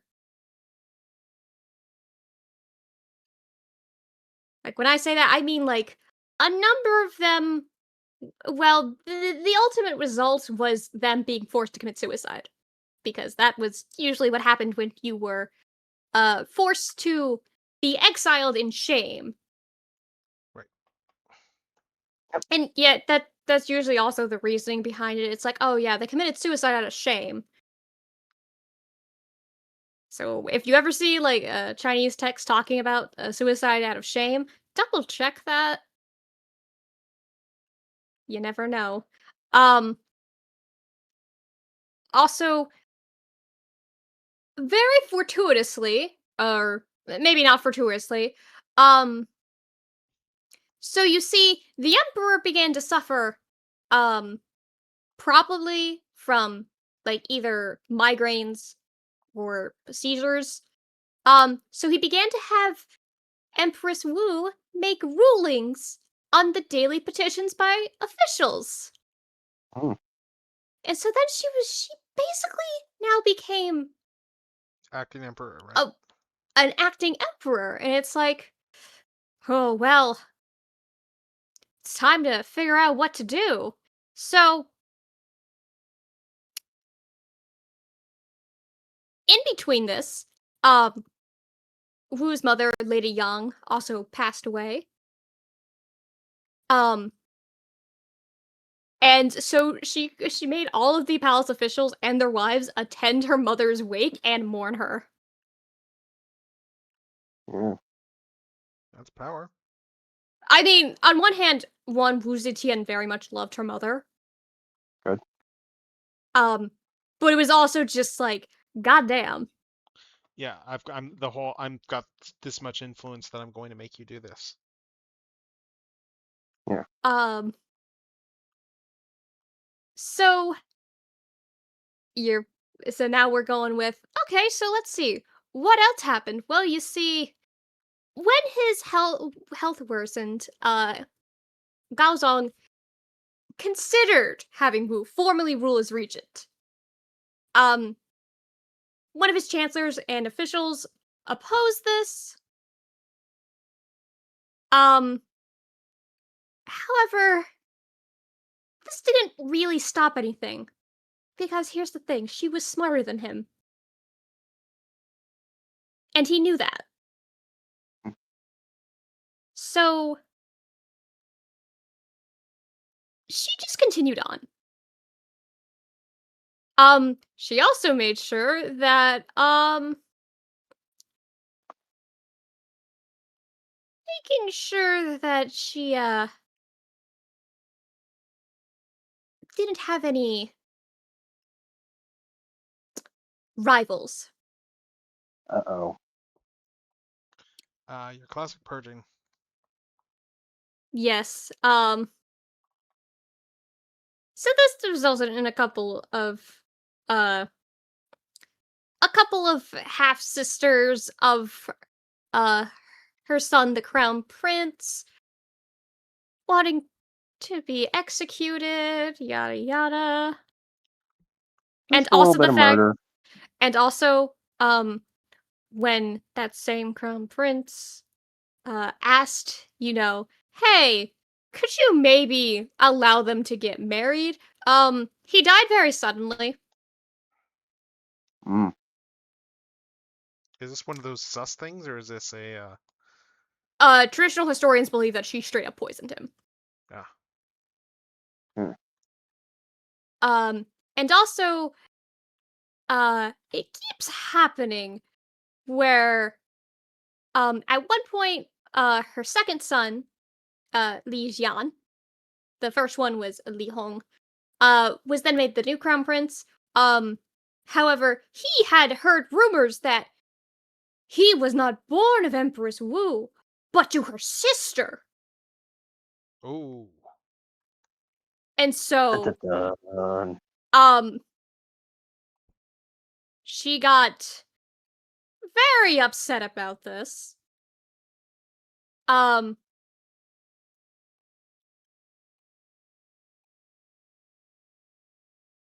Also, one of the, palace sorcerers, yeah, you just had that back then, was assassinated.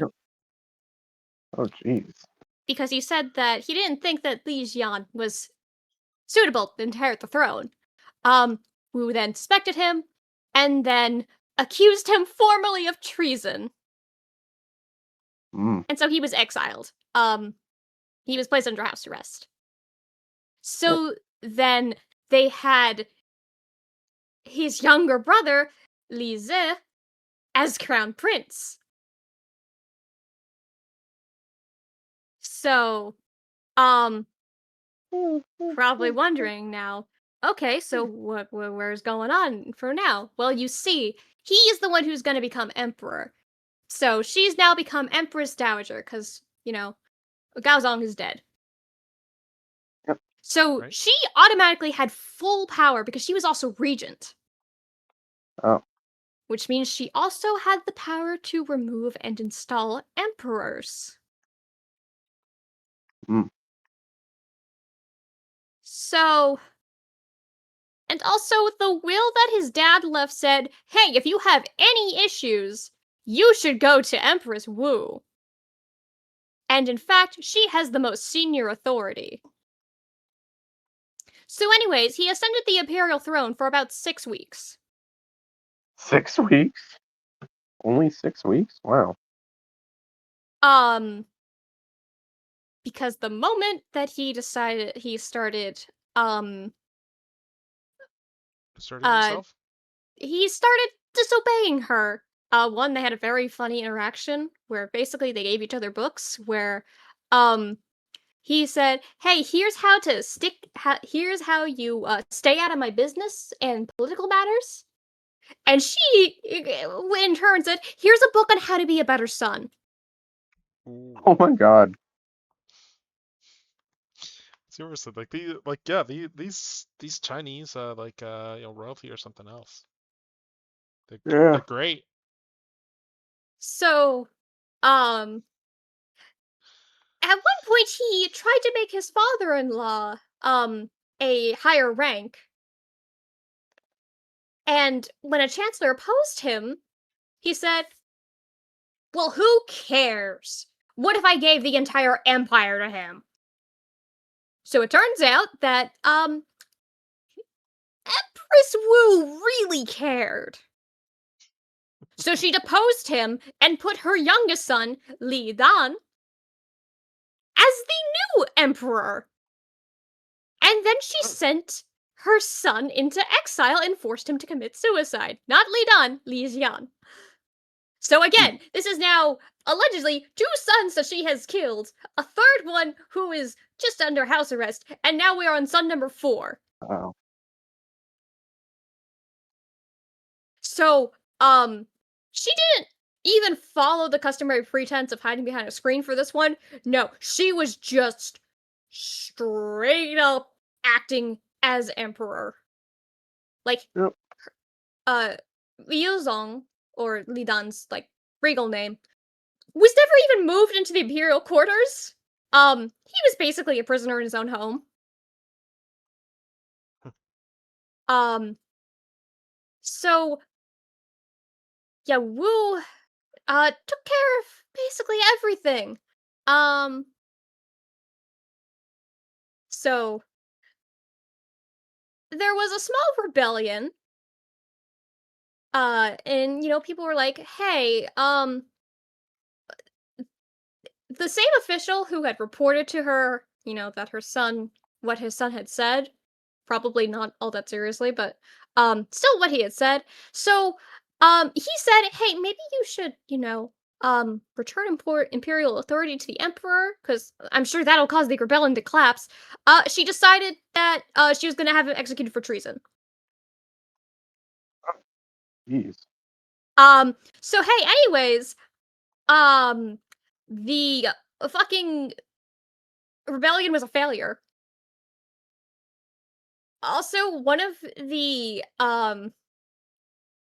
her lovers, because yes, remember how I mentioned how she had a male harem? One of her lovers pretended to be a Buddhist monk.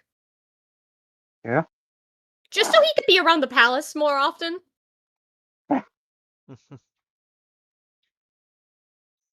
And at one point she's like talking to her young son. It's like, oh, you know, I intend to return the imperial authorities to you, and he's like, no, it's okay, you can keep them, because she didn't actually have any intention. The classic, just like like drama of everyone knows that this is just like a play act. And then she created a secret police. Oh, jeez. So that way she could personally read all the reports of possible betrayal.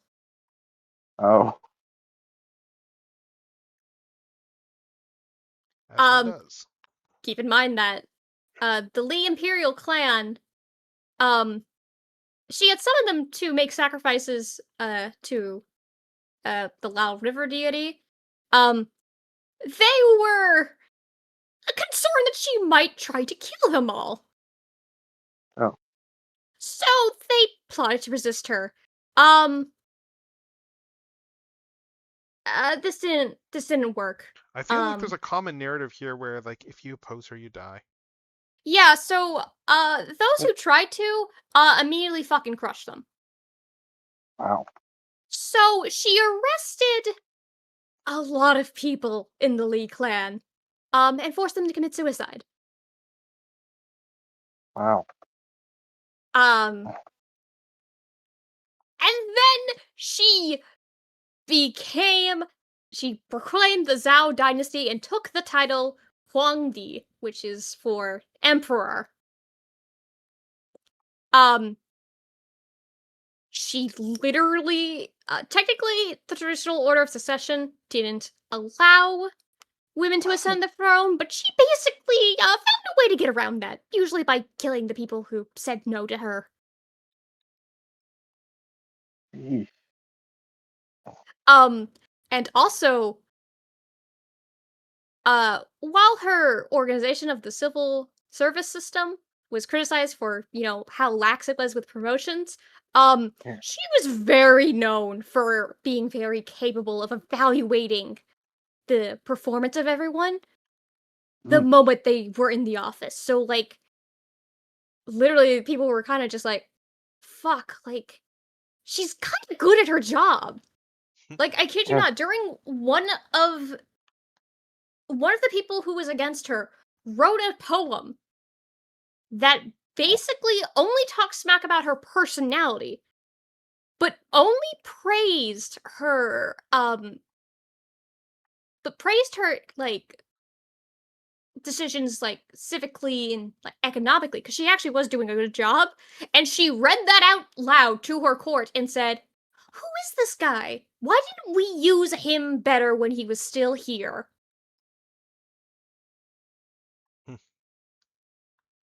Yeah. Again, she is insane. But in a scary, competent way, it sounds like. So, yep, she's now emperor. So,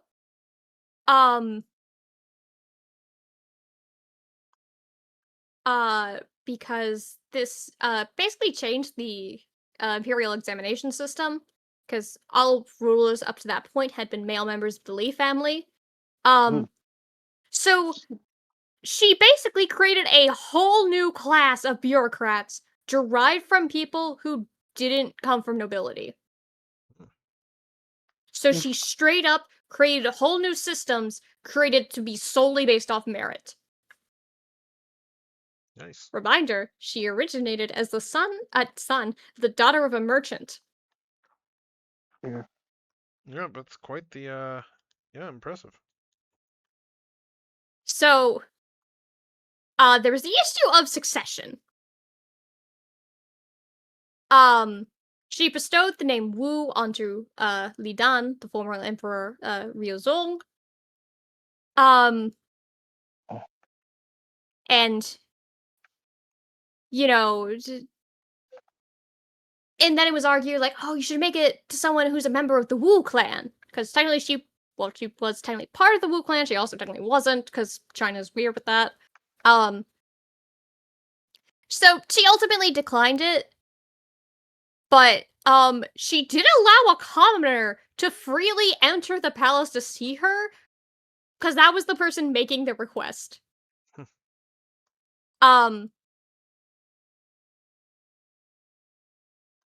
When when she was coming by too much, she said, okay, official, like, just slap her around a little so she'll leave. He decided that his option was to then fucking kill her. Oh my god.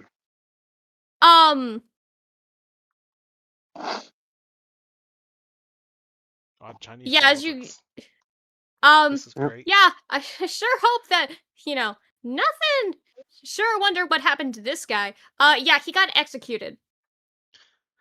I just keep listening to this and going, like, you would think that someone would have, like, by now would have done a little bit of research on this or something and just gone, you know what? We could make a ton of money off of this as adapting all this crap. Oh, Yeah. fun fact, there's a lot of No, I mean, like, I'm sure there's adaptations in China. That would not shock me in the least. I mean, in North America, like, it's like, this is like genuinely, considering like how popular stuff like The Tudors was, when that aired. Man, so you guys should definitely check out the Iron Widow series. Oh, is that the one that has like the mechs or whatever there? Yes, yes, I've heard of that. Yes, I've heard good things about that series. It is a retelling of Wu Zetian's own Rise of Power, actually. That's cool. But yeah, I have heard of that series, and I've heard good things. Definitely check it out. So, hey, a lot of people are dying. She also recaptured fallen garrisons that had fallen to the Tibetan Empire previously. So, like, man, she was really going around. And also, she mainly utilized her new imperial examination system to find talented poor people or people without backgrounds to stabilize her regime, which ended up helping a lot, and also made so that a lot of the people working for her really liked her. Yeah, that makes sense. So,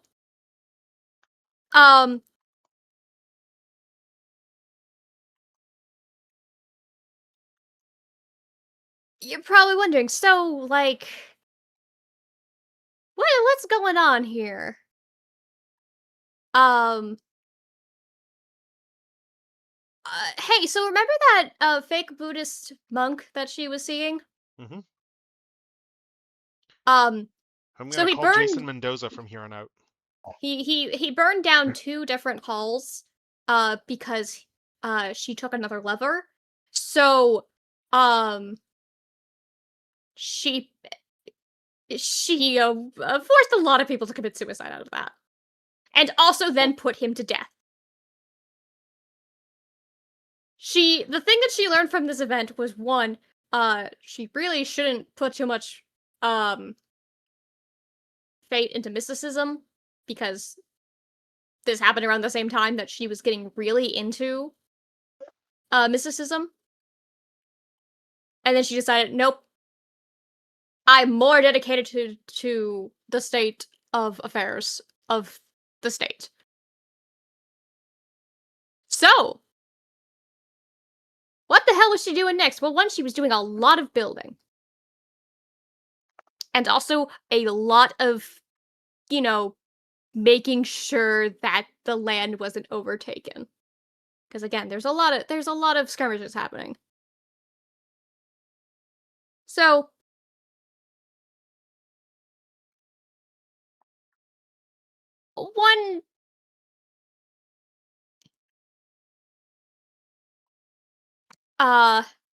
one person decided to, you know, try and get in with the Tong family dynasty. This was Ashina Mocho. Problem is that he requested, a Tang Dynasty prince. Wu sent one of her own family, who was a member of the Wu clan. Mhm. So he rejected that. Oh, that's a mistake. So then he was detained, and they launched a major attack. So it's 699. And Wu's realized that she's kind of getting up there in age. And she really did not want to create infighting with her youngest son, her still living son from before, the one under house arrest. Right.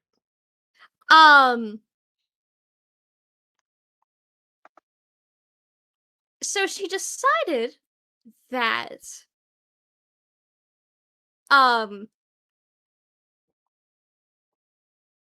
basically decided that she was going to take her sons, her daughter-in-law's second husband, who was a Wu family, and all the other Wu clan princes, and made them all swear an oath to each other, so that way they wouldn't fucking fight after she died. Because that was a real risk. Because remember that thing I said at the beginning where, typically you were pretty respectful to the previous dynasty? Mm-hmm. Hey, remember all those Li clan that she murdered? Oh, yes. Uh-oh.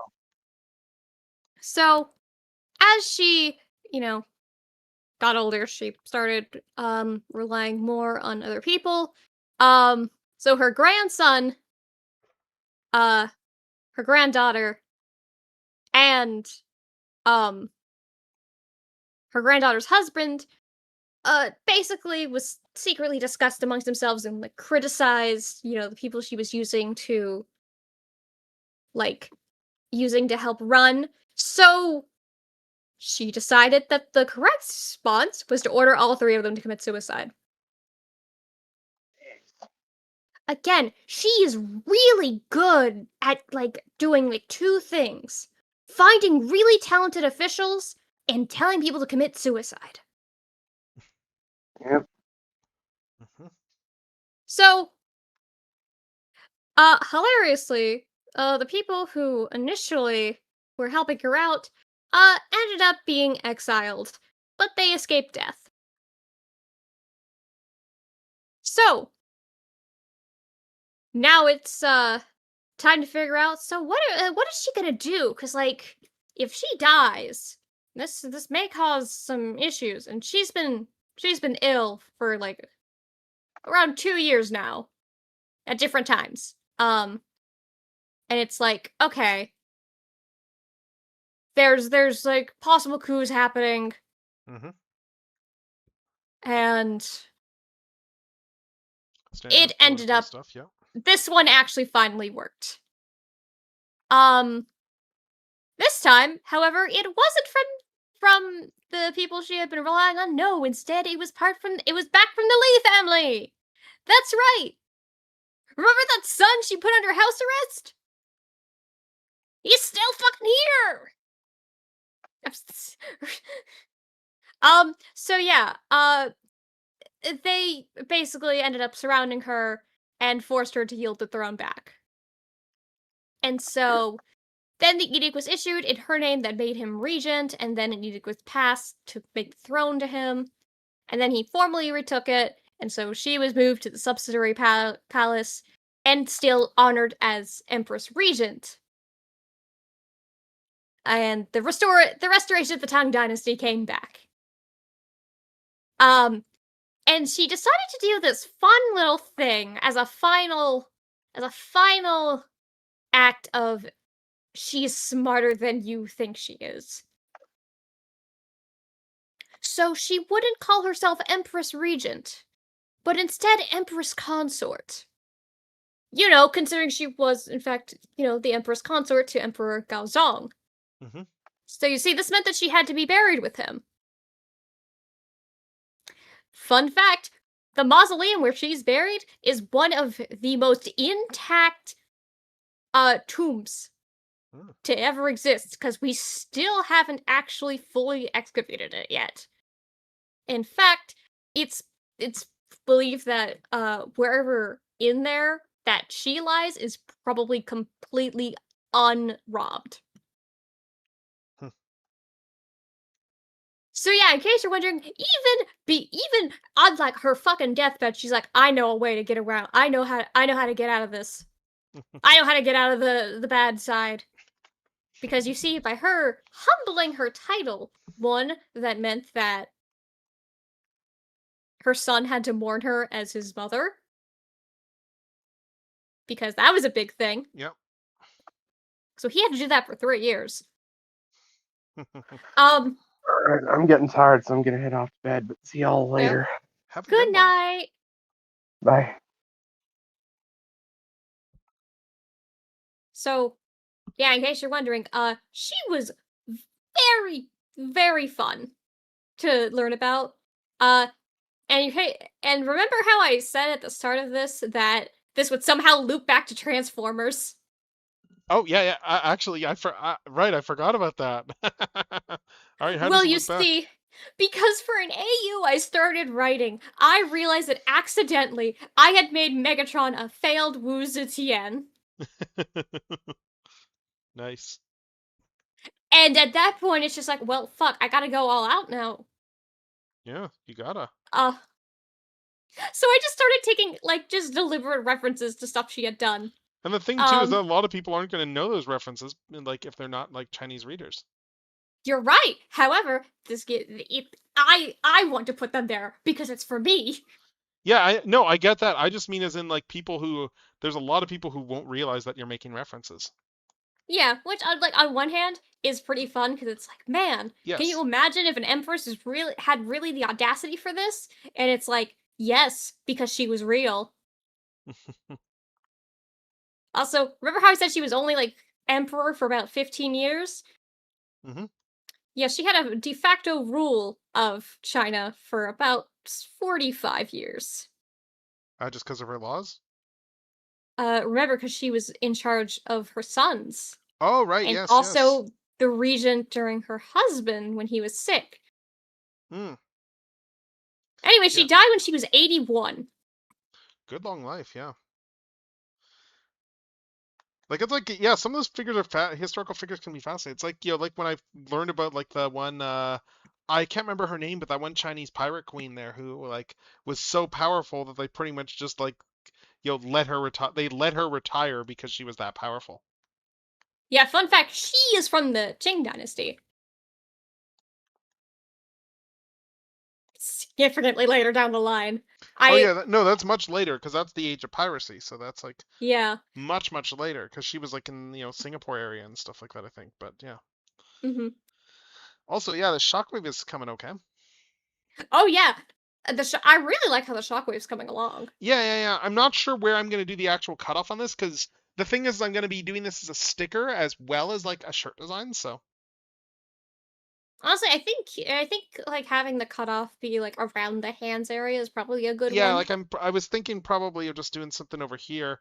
Like I need to draw a little bit of the gun, obviously, but yeah. Yeah, it's interesting because I've been trying to work like more animation model details into this as I've been drawing it, like make it a bit more animation model-y. But yeah, it's and then color-wise, I'll have to figure out what I'm doing because it's like it's a matter of like making sure that stuff is actually visible. So I'll probably go a little bit lighter, like on the purples and stuff. Your drawing process is honestly like really interesting just to watch. Yeah, I mean for this one here, it's like I was like, well, I want to get something a bit more robotic, so I was like, let's just do some, I'm at, like I was like, I want to try and get the whole vibe of this. Like this is just like a sequel to my classic Our Wallets Are in Danger. So, because I was joking last year that oh god, the next step is our wallets are all dead, Mm-hmm. and that let's be honest, it's not Shockwave's fault this time, unlike everything in IDW. So Like, I still say that the IDW continuity should be called the Shockpoint continuity because everything is Shockwave's fault. Like, literally everything is Shockwave's fault. it really is. Mhm. Another fun thing. So the Crown Prince was always considered the Empress's son, regardless if he was actually like her biological son. Okay. So here's another thing. If an Empress was, like having trouble having a kid, she could adopt one of the consort's children as her own. Ooh. Now you're probably wondering, okay, so what are like the downsides to this? Well, you see, how the succession worked was that meant that that adopted child was now in front of any of her any of her biological children if she did end up having them. So it was generally a risk for an empress to do this. Yeah, that makes sense though, because like if someone's being adopted in, yeah, that means Yeah, you probably really want them. in case you're wondering, yes, the order of which you were in the consort system also impacted which order your child was in the hierarchy of succession. Because even if, like, all of the other children were born first, the moment the Empress has a son, that son is at the front of the line. Right, let's see. Which means if the Empress has, 3 sons, Yep. then all of them are going to be ahead, even if their half-siblings are older than them. Let's see. I want to make sure we got the Arl dead properly, so let's put this back here. Which makes a lot of the internal drama really funny when you're reading it from a Western perspective, because it's usually expected oh yeah, the eldest is always the crown prince. Mm-hmm. And instead you'll get hit with, oh yeah, the half brother who is 20 years older than him, and it's oh right, this isn't operating off that at all. I mean, it makes you think of just with stuff with Shakespeare, for instance, how the illegitimate kids were inherently evil and stuff like that. Like Edgar and Edmund and King Lear. Oh, it's fun too, because technically every child that was born in the harem was legitimate. Oh. So every single one of them was considered as part of the succession. The order just depended on which rank your mom was. Hence why it was so risky for an empress to adopt one of them. Because if she then had any other children, they would all be behind them, because it also goes then into birth order. Right. How do I change the brush? Let's see. Also, in case you're wondering just how many children that Wu Zetian had, she had 4 sons and 2 daughters.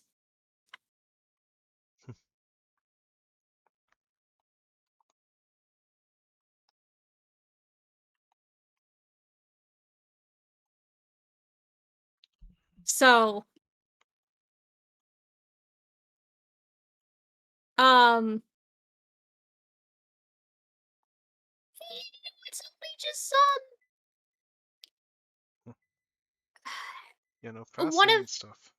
One of them is also kind of weird. I say kind of weird because her first daughter was basically died within the same year she was born.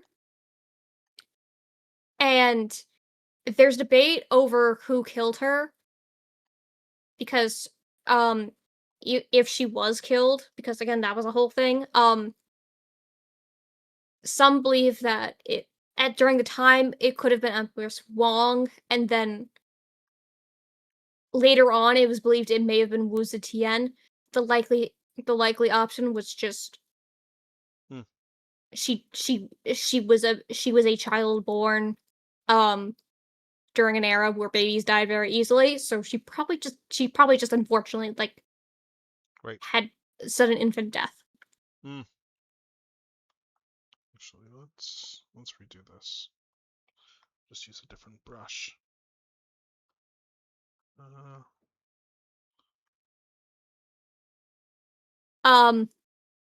But she had Jesus Christ. So her second son, one of his concubines had a son whose name was Li Shaobli. And he has a record of about 60 children, Good lord. all by different consorts.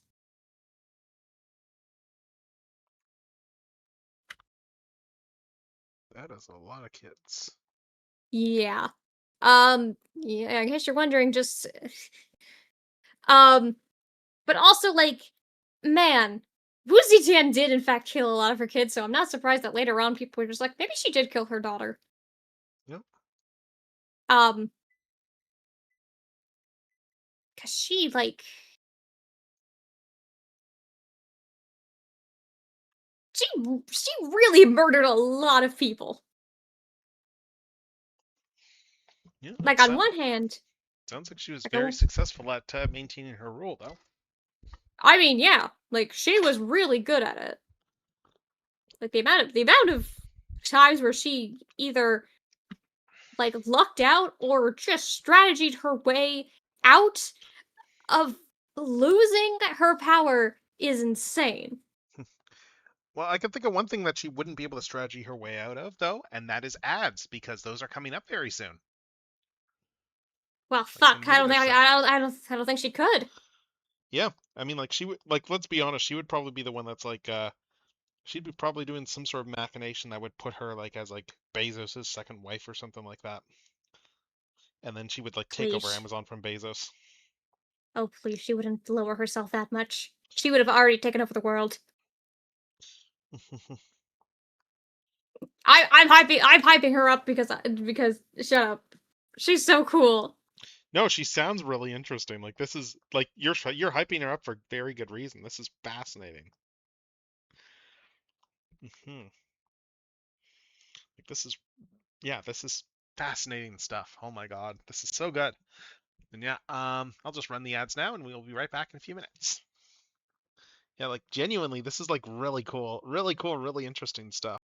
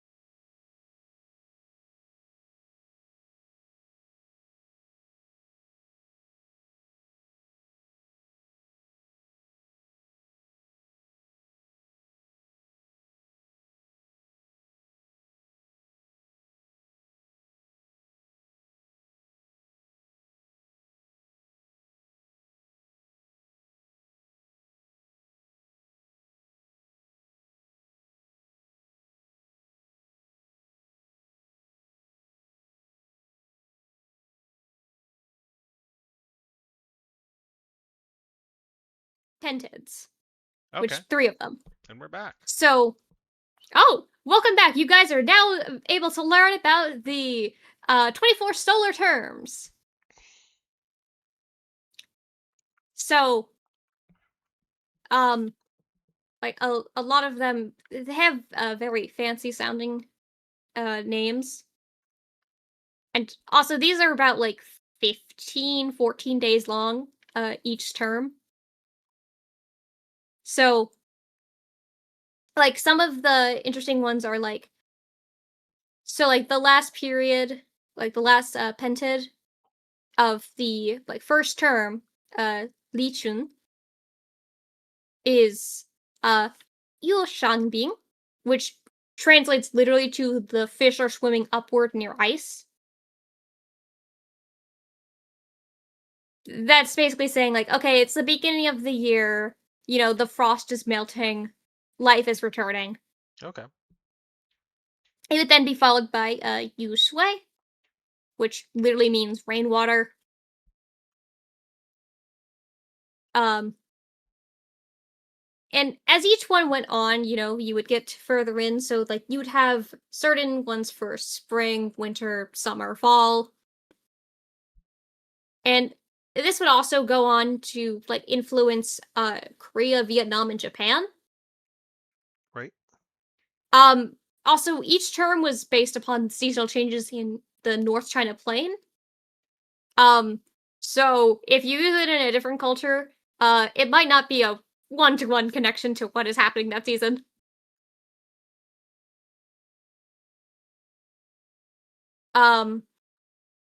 Because basically kind of everyone used it, because I mean this is what happens when you make a good system, you just keep using it.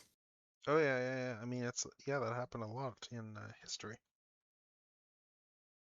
There's also a Nemetic song that's meant to ease the memorization of it. The issue is it doesn't really work in English. I mean, that doesn't shock me because, yeah, like different languages, different rhymes. Like honestly, anyone who manages to successfully pull off in some regard localization of like songs or poems and stuff, that is like one of the hardest things to do. Mm-hmm. Like it always impresses me when you get like Toku fan subs groups that actually take a stab at trying to actually get the meaning across in like that stuff while trying to still make it actually work as a translation. Like that is god tier translation. Yeah. Communicating meaning while still being able to do like song or poetry or something. So in case you're wondering, yes, the Tang Dynasty did have its own calendar. And I haven't looked into it yet because I'm scared. I already had to learn I've already had to learn the lunar solar 12 solar terms, and honestly, I mean it's only Tang inspired. I don't need to go the full yard. Right. But I'm also like really interested in to see how it was used. Well, yeah, you've been having a lot of fun with it. It's very clear. Oh yeah. The other fun thing is that China's astronomy and astrology is really fun to compare to Western.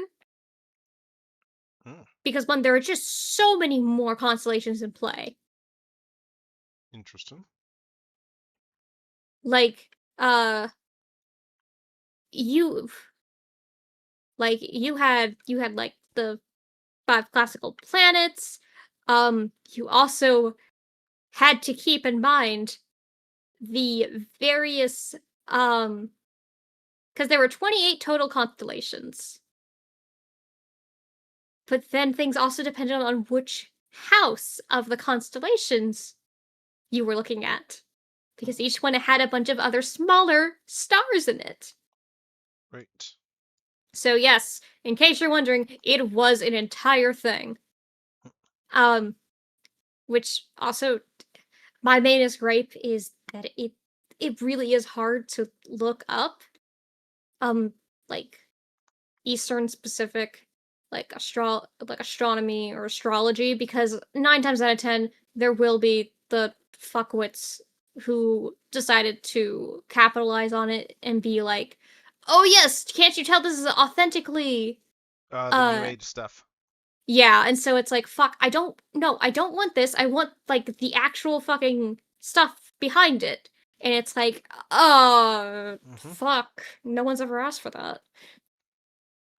Yeah. Knowing that stuff generally a lot. It's like any sort of niche thing. Like with Transformers, it depends on like one niche person that like cares about the stuff that's trying to make their entire online identity about it than just maintain a website, which is the sort of thing we don't get as much of anymore, which sucks. Like I miss that Also- era of the I miss that era of the Yeah. internet. Like TF Wiki honestly is a bit of a relic of that era of the internet. Mm-hmm. Like hell, like Though, I remember like do you like in terms of resources there, I remember there's one, I think that they've kept it backed up, but there was Mhm. one resource which for years was what kept the torch going on a number of characters because it was the obscure TF like archive or whatever there, where it was like a site specifically devoted to a number of like obscure, like mostly Marvel UK characters, and just having information on them and like citable information. like, honestly, just having the resource of, even if they're the most obscure character who only showed up once, that does tremendously Yeah. for... The funniest thing too is how many of those characters now all actually have toys because we have complete nerds on the design team. Yeah. Like who would have thought that Impactor would have like multiple re-releases and retools? Who would have expected him to become, like, a major character in a comic run? Yeah. Hell, I was shocked, like I was shocked when we got a 2-pack that was, oh hey, we're gonna do Flame and Emerald Zaron as toys, and Flame is gonna be from a Megatron mold, but he's gonna wear that mold better than the Megatron it's literally designed after wore it. That one's so funny, because just imagine, like, going to the store being like, who the fuck is Flame? And then finding out that it's an insane man. Flame was one of those characters that I was like, they're never going to do a Flame toy because he is an evil Autobot who has Rodimus colors and flames on his chest. So there is no way in hell that Hasbro is ever going to do this guy. Bum, they eventually did it. Yes. It's like before they did the Liokaiser reveal, when the rumors were starting to get out there, like my response was like, yeah, if they do Liokaiser, they're not going to put Death Cobra in the set. He'll be like an add-on that they'll do at retail or something. And I was very confident about that. But I was also very glad to be wrong. I think, yeah. Because we got a freaking Death Cobra. Yeah, it's an imperfect Death Cobra toy, but it's a Death Cobra toy. Yeah. And the fact is, I can look up on my shelf and I can see like just Liokaiser just sitting there, just really stretching the ability of my JG1 shelf to actually hold all the JG1 characters. Like as it is, I don't have like any of the Car Robots guys up there or any of the Japanese Beast Wars guys up there because there was no space. No.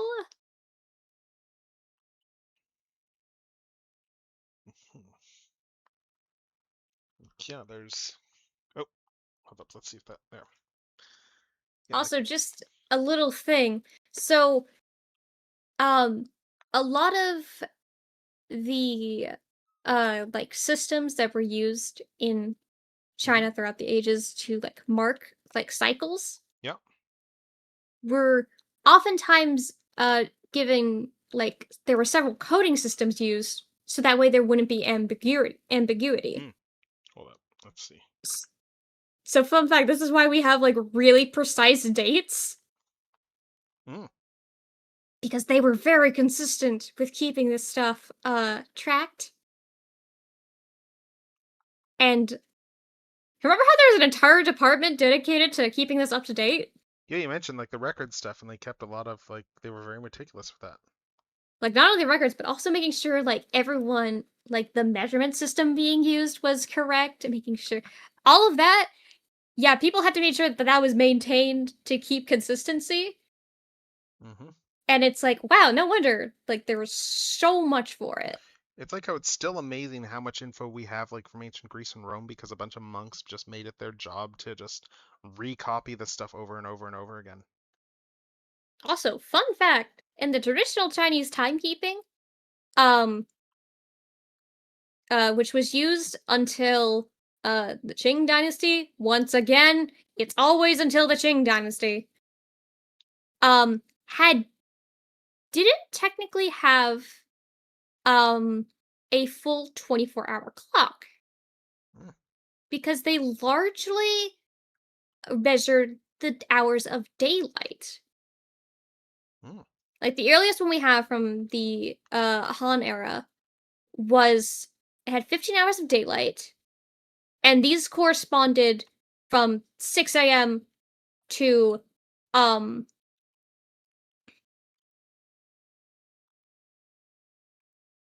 sorry, I'm doing the math in my head to translate. 8 p.m. Because after twilight was rest time.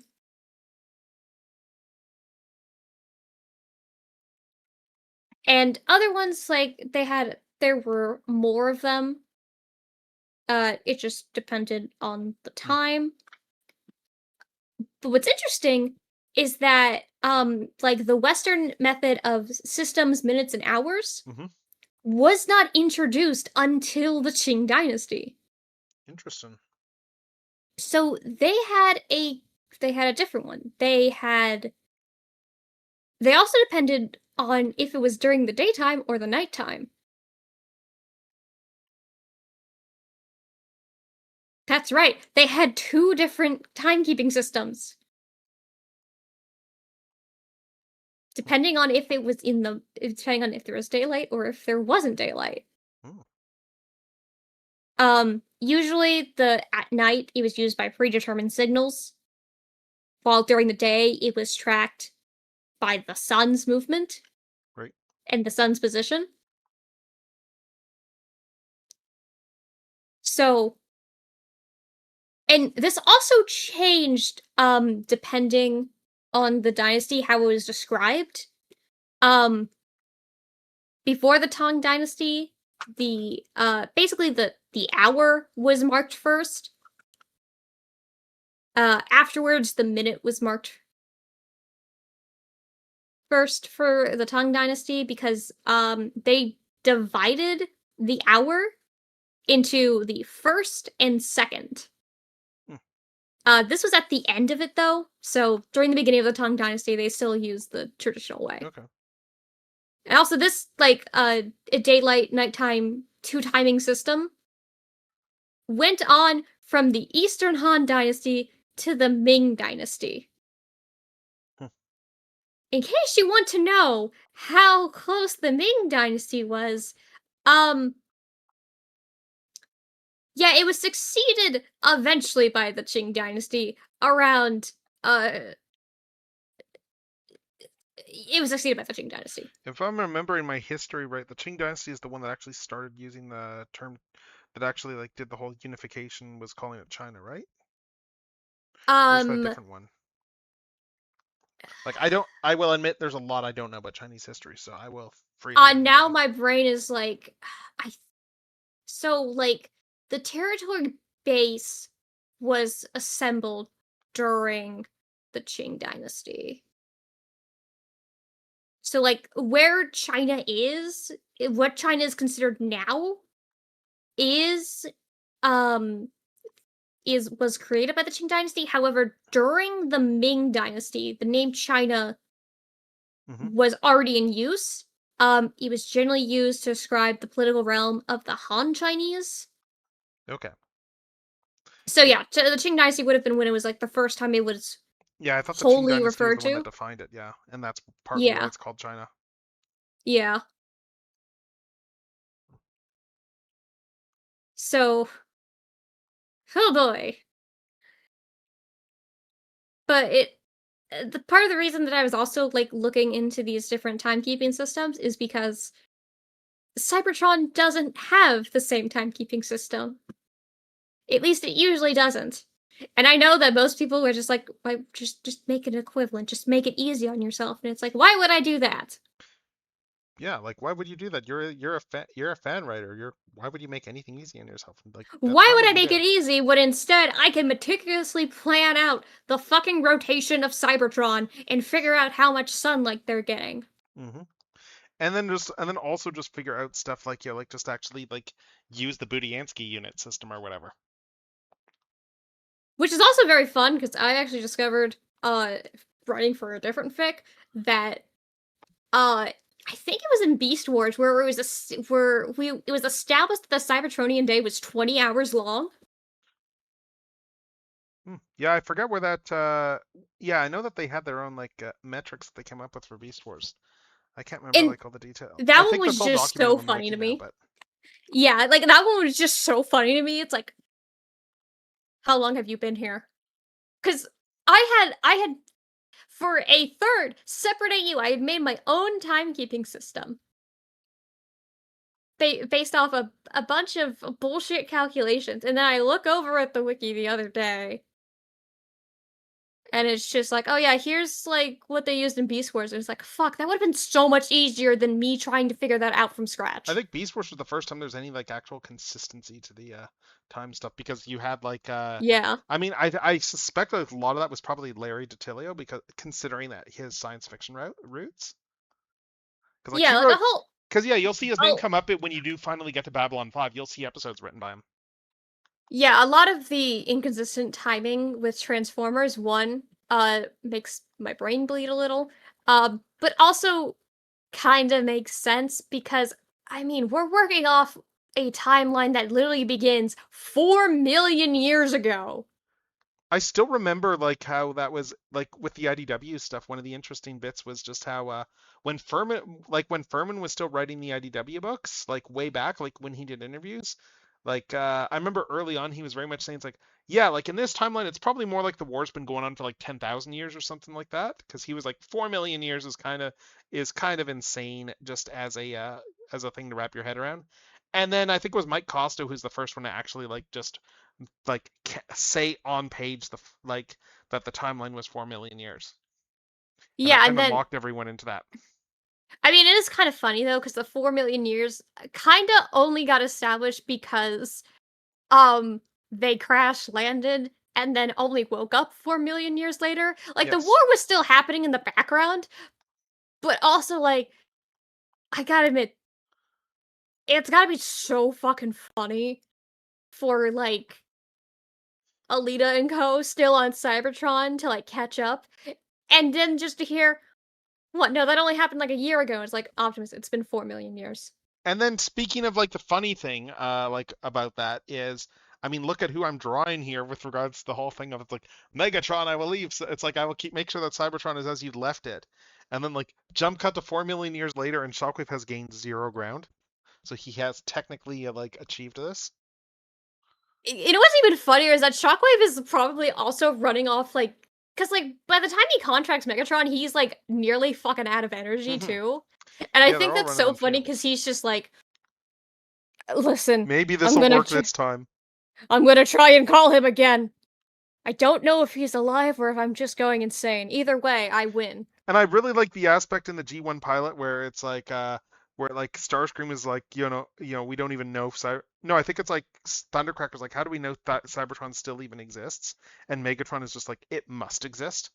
And I just love that. I just love how Megatron just has that level of just determination where he's like, he's just not even considering that. It's like, oh, what if Cybertron's like long gone? And he's like, no, Cybertron exists. I've decided that Cybertron exists. So we're going to just operate off of that, off of the idea that Cybertron is still out there and is reachable. It's a good thing it still existed. And then you get things like how no one talks about the fact that like in Ultimate Doom that like Megatron pretty much like he got like all the energy he needed except for like one last shipment. Like, which is kind of funny to think about there. I mean, there's a lot to love about Ultimate Doom, like the fact that it's more scientifically accurate than the big budget movie. Mm-hmm. Because they actually made the fact that the gravitational pull of another planet would completely wreck the planet, an actual plot point. Yeah. And the entire point of the Decepticon plan. Like, full credit where credit is due there, that they made the plan. Yes, we're going to bring Cybertron to the orbit. That will destroy Earth, but all of the weather destroying Earth is going to create so much energy. Like, that is good writing. That is nerds writing a children's cartoon. And it's like giving Optimus like a genuine like crisis of like, okay, I have options between I can save Cybertron or save Earth. Yeah, and there's the whole part in one of the episodes where Megatron's powering up the space bridge, and Megatron was like, "Yeah, so if you stop me at this point, Cybertron is going to get blown up. If you try and stop me right this second." So Optimus kind of has to let him like succeed for that part of the episode. Mm-hmm. Like, yeah, like that is a good two-parter, and I mean I think that and It's a Megatron's Master three-parter. Plan are like, oh yeah, you're right, it is a three-parter. Well, no, technically it's isn't it technically a four-parter because there's the coda afterwards with Dr. Arkerville and Starscream? Yeah, the countdown to extinction. You know, the one where Optimus loads Megatron. And Starscream does like stupid Starscream things. Yeah, then the episode ends with everyone just kind of laughing at, man, what do you think Megatron's gonna do to Starscream? Probably beat him up. Mm-hmm. Ah, man. Cue the Harvey Birdman end credits. Like, I love that classic trope of just everyone laughing at the end of an episode. It's Like, so and Harvey Birdman kind of just deliberately ran that into the ground. Mm-hmm. But one of my other favorite scenes is in the second part where it's like Grimlock's like, I don't care if the whole planet falls apart. Makes no difference to me, Grimlock. It's like, but you're on it. Hadn't thought of that. It's just the comedy of it kills me every time. God. All right, though, I may have to take a point from Stradways and sign off because I am now looking at the time and realizing it is 1:30. Yes, you're in a different time zone than me, so that will happen. That is completely fair. But yes, we need to do something else at some point though. Like, just like I really Yes. want to do I really do want to do some sort of like another trivia thing. The main obstacle right now for me is that my priority for trivia planning is TF is like, you know, like in-person events. Like TF. Don't worry, I've got a plan. I'm intrigued. I'm still working on making the PowerPoint presentation for it, but I have a plan. I also Nice. need a third person. Because it's a bit hard to plan a trivia when the two people that I'm going off where I'm like pitting like the level of it against are you and Mech. So it's like, okay, let's see. I have two different types of Transformer extreme nerds. I need a third one who isn't me. Yeah. I mean, like, if you need, like, I'm just thinking in terms of formats. Like, I remember the old, like, game show on Comedy Network back in the day that was like Win Ben Stein's Money. That was very much like, it was based around the idea that like Ben Stein knows an insane amount of stuff. So they would have contestants on, like, the first round was just a standard trivia show sort of thing with like all the questions and stuff. And the whole premise was that you're like, it's called that because the whole premise was that they're competing for like chunk of his money sort of thing. And then in round two, he would replace the lowest ranked player, and he would join the game, and he would be trying to steal answers. It's like, and at that point, he doesn't know any. At that point forward, he doesn't know any of the questions, and he's just trying to steal answers so that they don't get points. That's so funny, though. Yeah, yeah. Jimmy Kimmel was the other host on that one. That was like one of the things he did back in the day, along with the Man Show. That's wonderful. Yep. All right. Time to go. Yes. Pass have yourself out. some great rest. And thank Good you night. for hanging out. This Have was a lot of fun. Yeah, that was really fun. You were not escaping another history lesson. Why would I want to? History? I've always loved history. History is great. We only scratched the surface of the Tang Dynasty. I love taking these types of classes, like in university when I did take them, and like high school. I love this stuff. Yeah. All right. Good night. Have a good one. All right, and that was Sele. So yeah, that was a really good history lesson there. Yeah. Let's see. Let's just I don't need these on now. Yeah, so we're making good progress on this. Yeah, I'm kind of going with like just comic shockwave colors here, more so. Oh, I probably should save this actually, yes. Let's save this for the first time.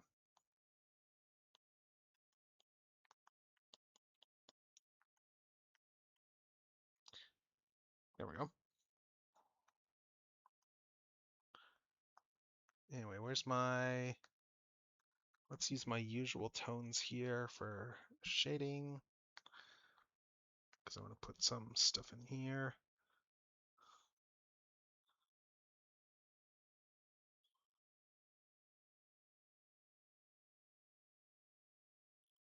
Let's see, so there's that there.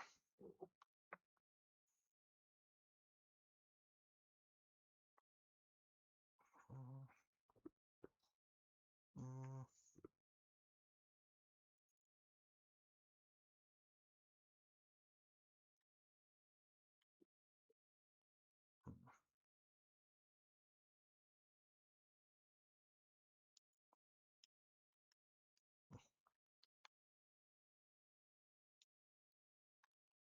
Let's just do the far limbs here, shaded like this. I'm just gonna keep it fairly simple for the block shading. Oh,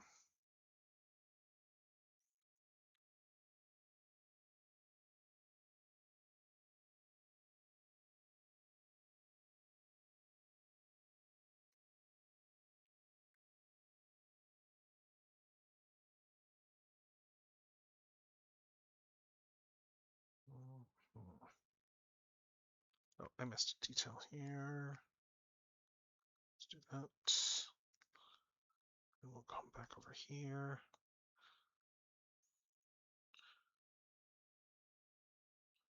Oh, did I not select? I didn't select the color right. There we go.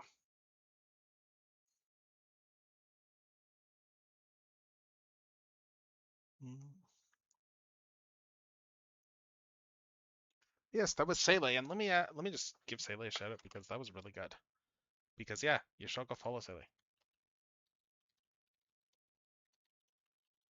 if you're not already.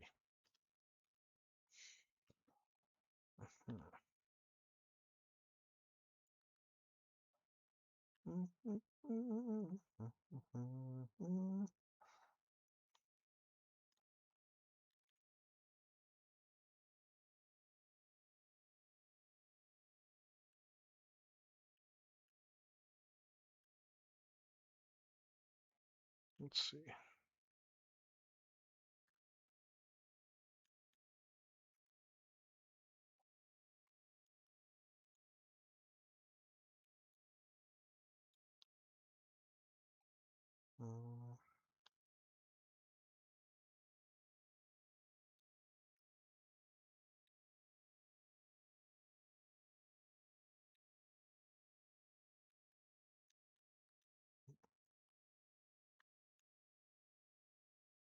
I don't want to go too complex in the colors on this.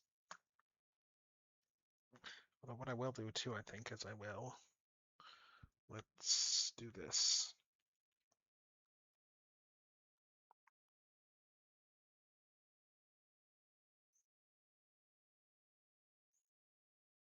I'll probably add a little bit of black shadow like inside the actual head too. Yeah, I want to do a bunch of these lines. Let's color a bunch of these lines here.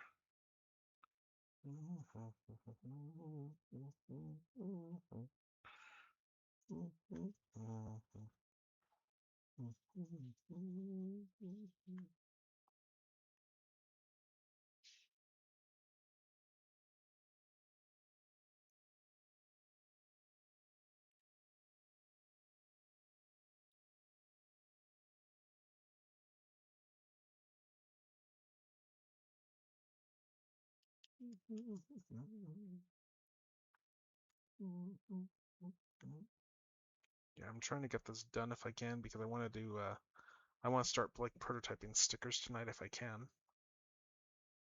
If not, I'll just do some pro tipping tomorrow. I just want to have some pro tips done like before I go away for the weekend. So that I can have like that in my repertoire and I can like start looking at like getting shirts done.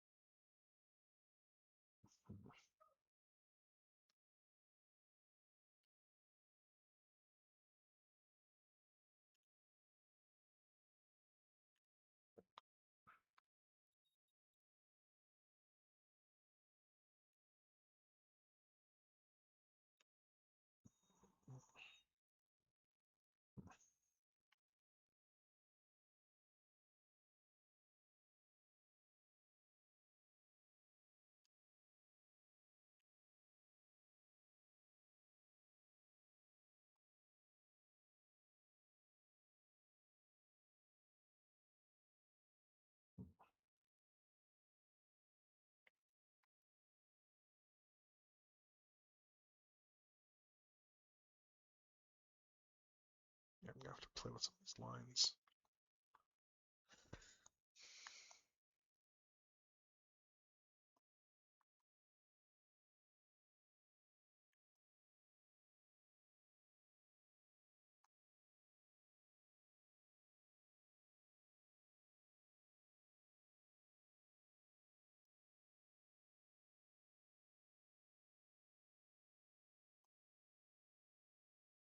Let's see.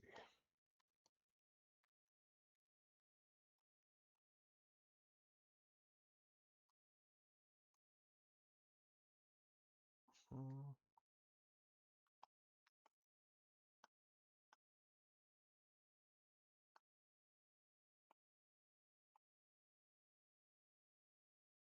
Mhm.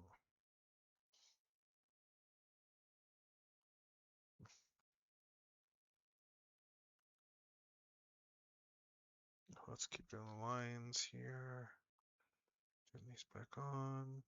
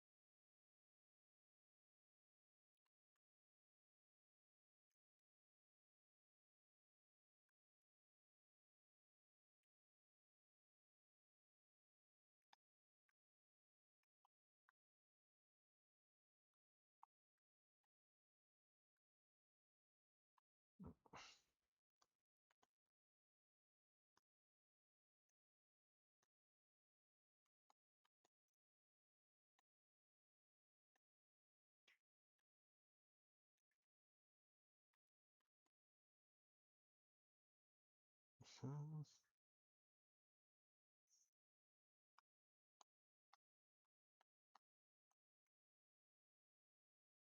Let's see.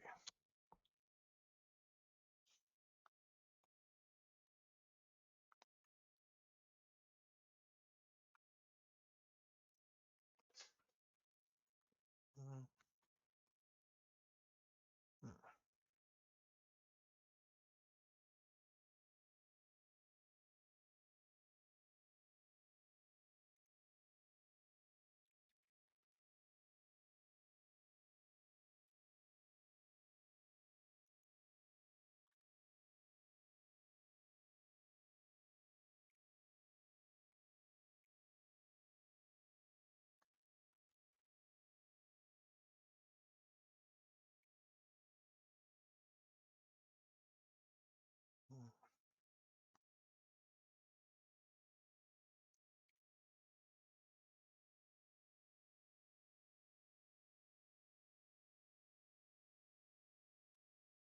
Mhm. Yep. This line should be thicker back here. go, and then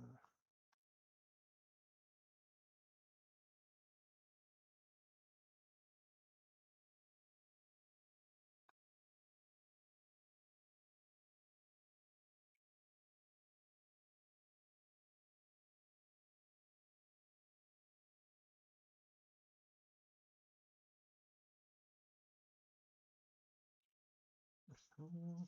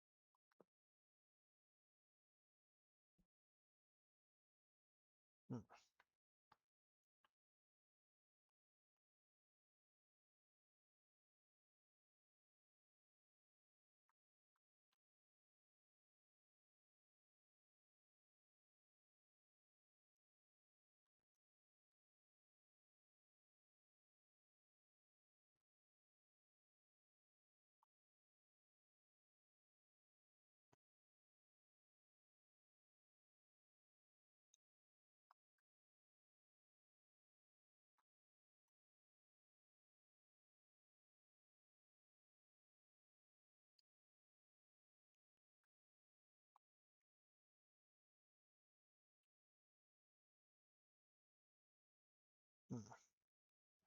Yeah, let's do this one in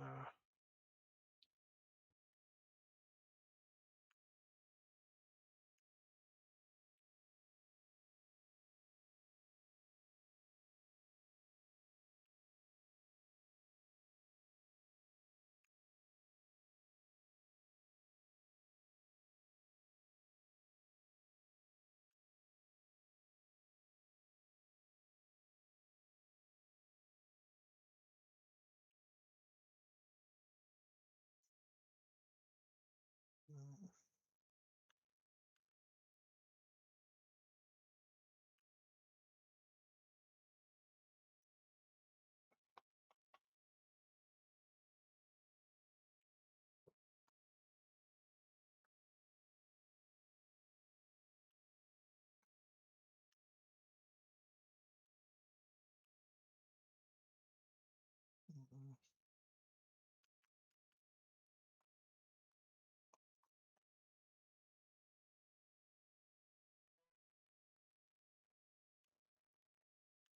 let's see. Hmm,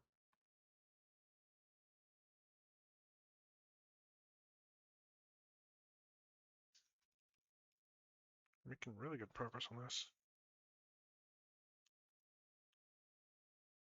Hmm. And then yeah, let's see. Shockwave's eye.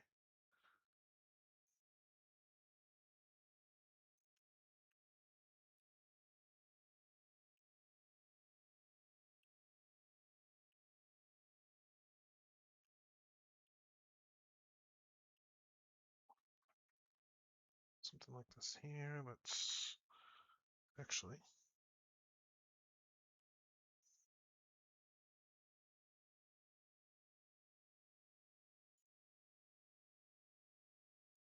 Yeah, I'll just do this.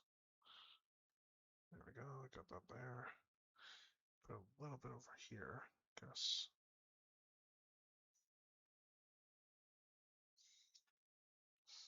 And yeah, a little bit in here.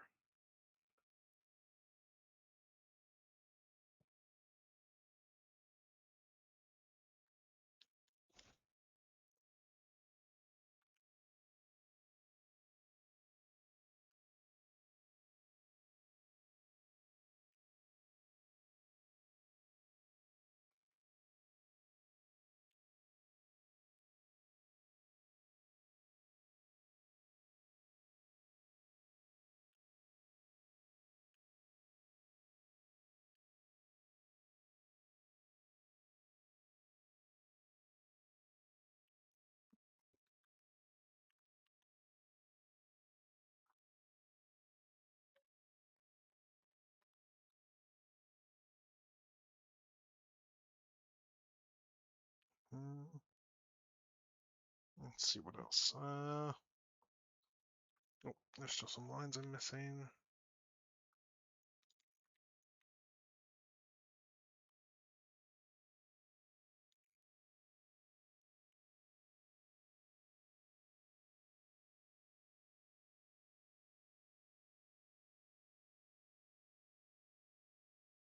What else?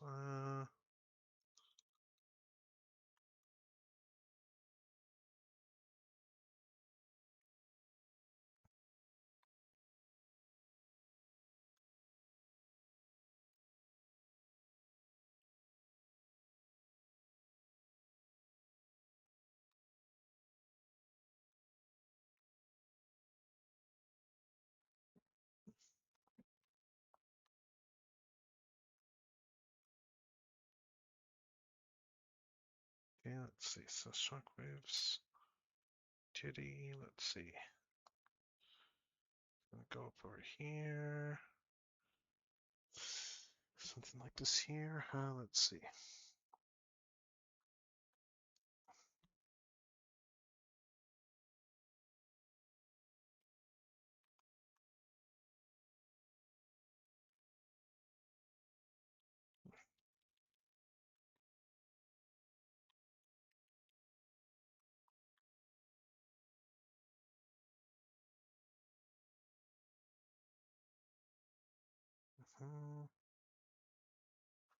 Let's see.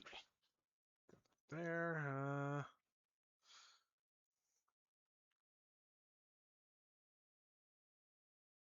What if I do this?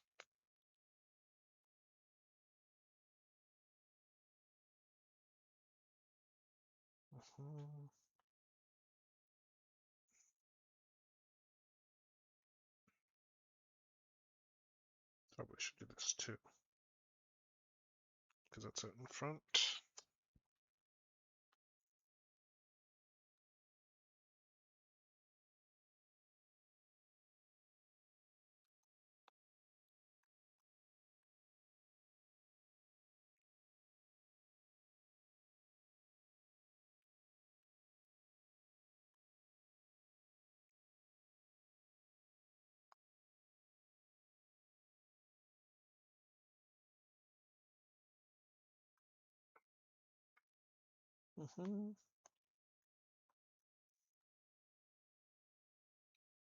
You may never find your way.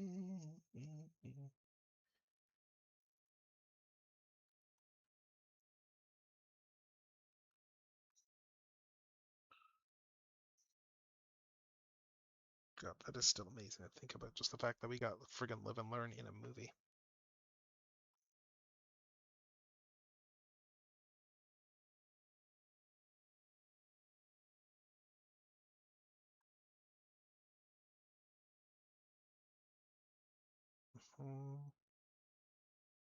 What else we got to do here? Let's see.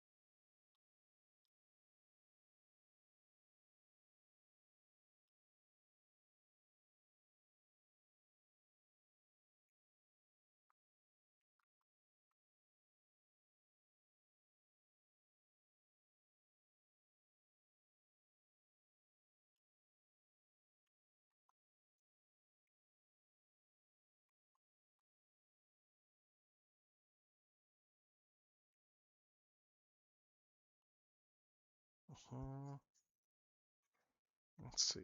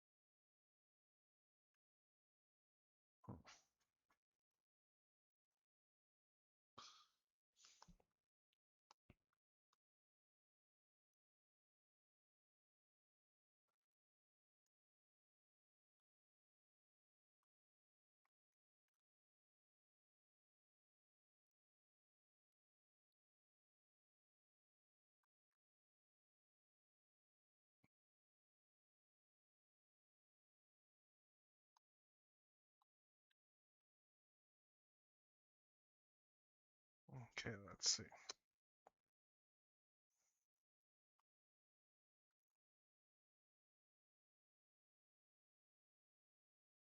I think we're pretty done here. Let's just put that there.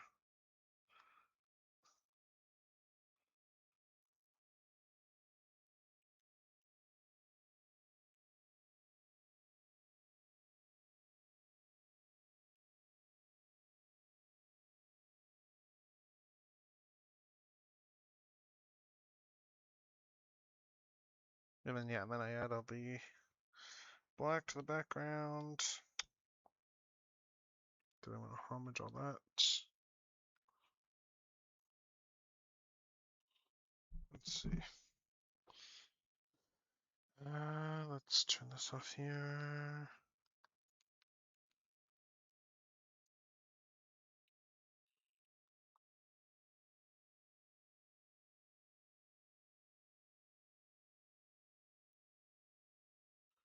Let's see.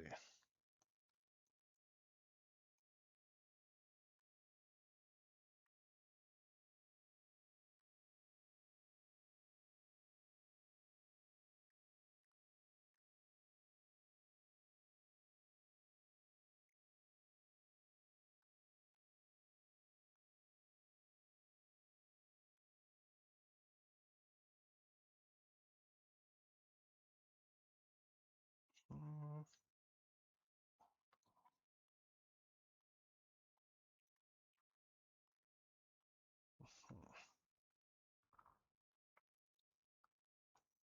Actually, what I'm gonna do here, let's do this. Let's take the easy way out of not needing the drawn arm.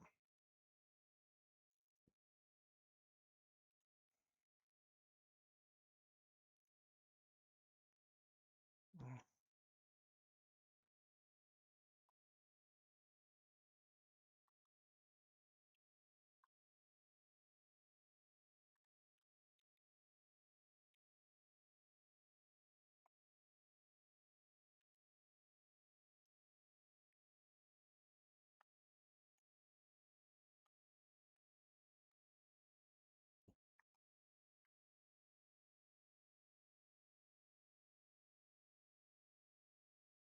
Actually, no, let's.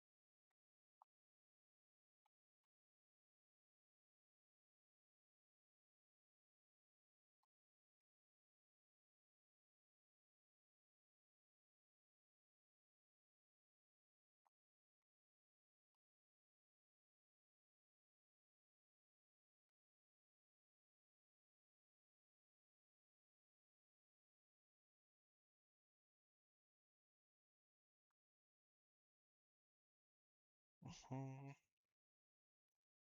see.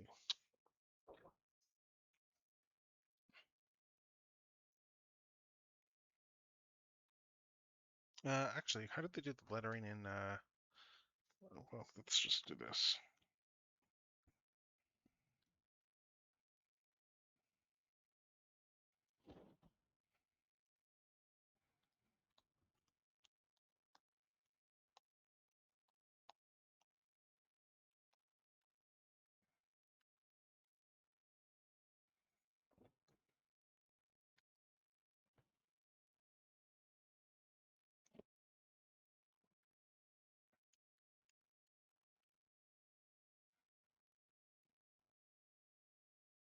Yep.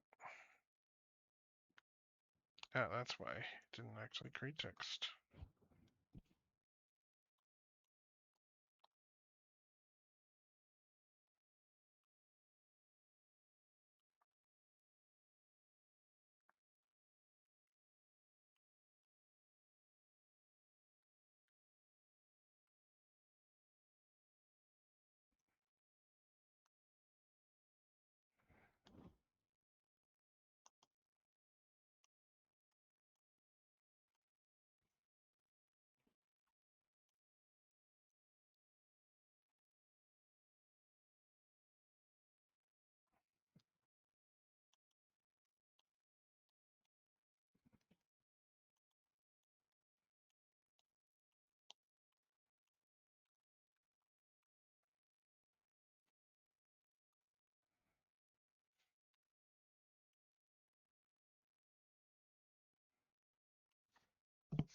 And let's see, how did they letter those back in the day?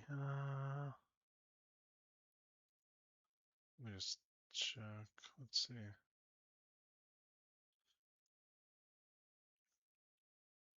Let's see. How they use that style of dialog box. Okay. And let's see.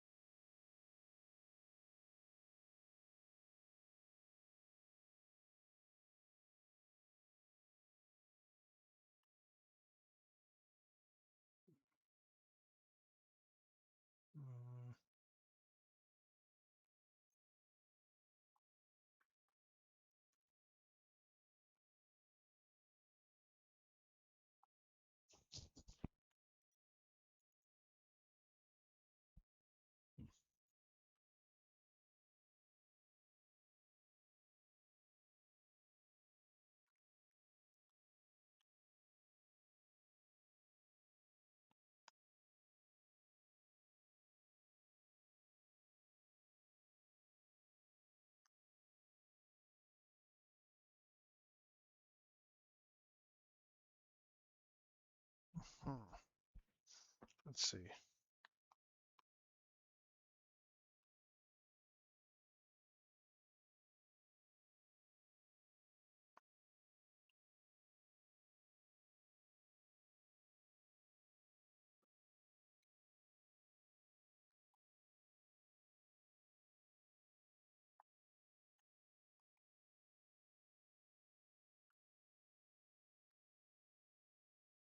Let's draw off the grid for a sec.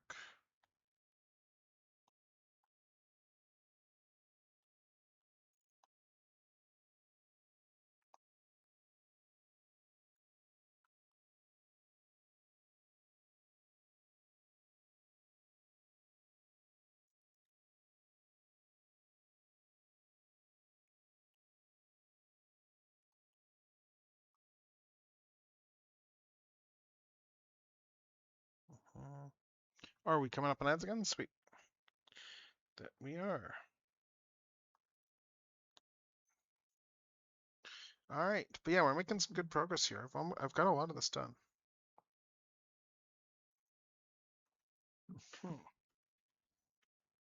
Yeah, I'm gonna shrink the logo here, I think.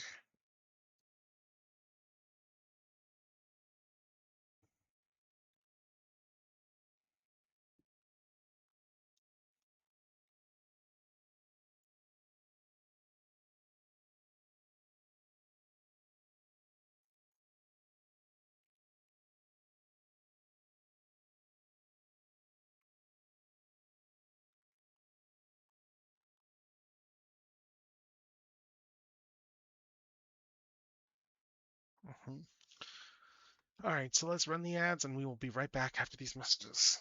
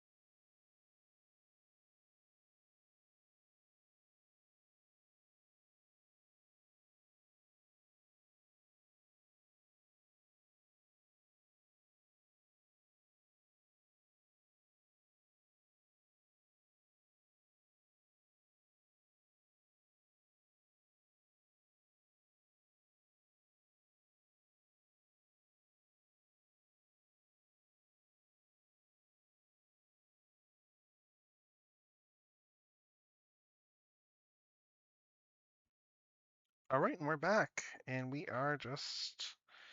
am just right now just designing this whole thing, figuring out the actual shape of this whole polygonal thing. So if I do that, so this is that. If I do it like this, then let's see.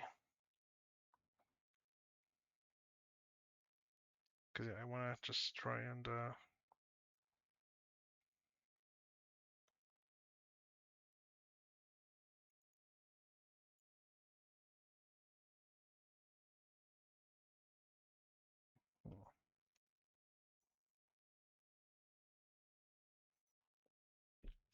I'm just trying to figure out what the actual layout of this thing will look like.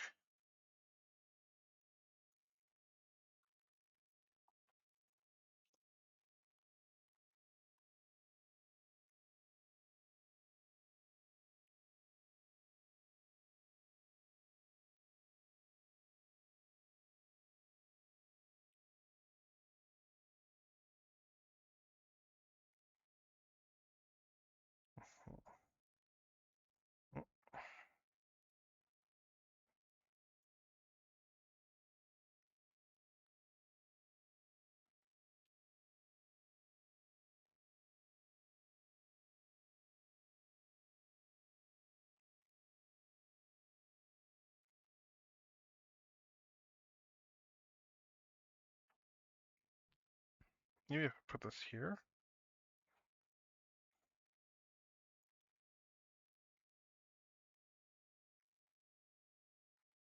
think this reads a little bit better.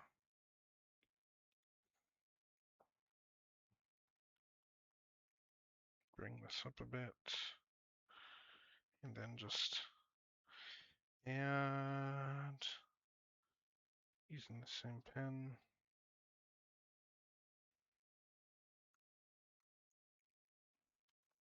Let's see.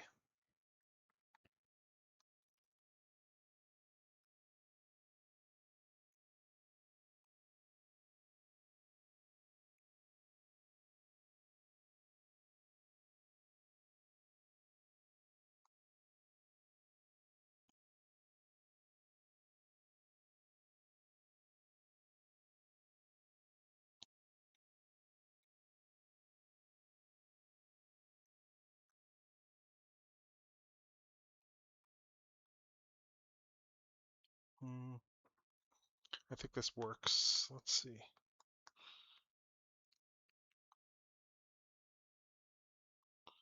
Yes, we got all this over here.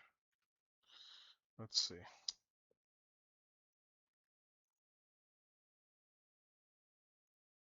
And then if I do this, actually, let's see. So I can take this, I can mask this off, and I can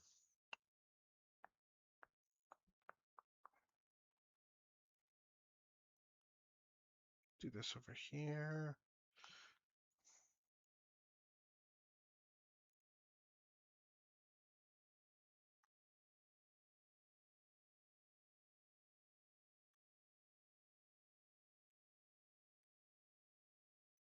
I just want to try and shrink this a little bit here.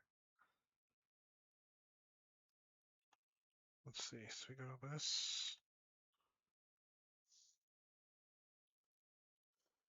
All right, let's see.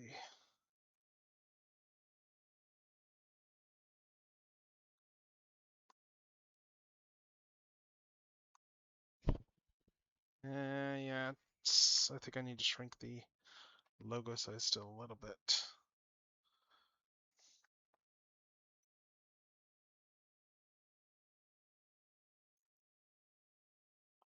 Bring this over like this, bring this over like this. And the trick is I need to make sure this is all legible.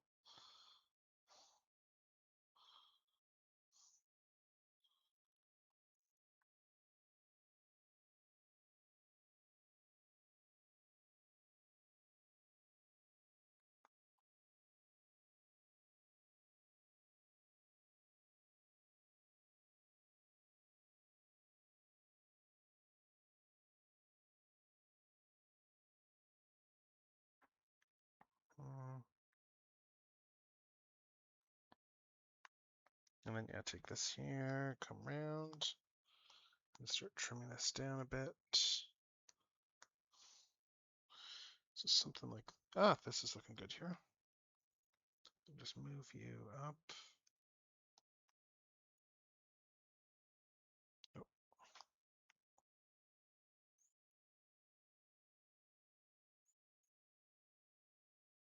Yeah, something like this.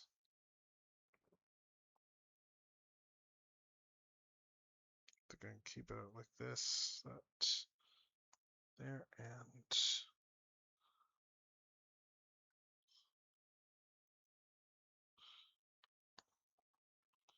let's see.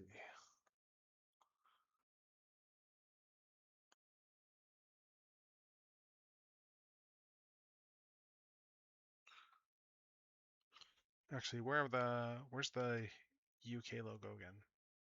Sorry, the US cover. Let's see.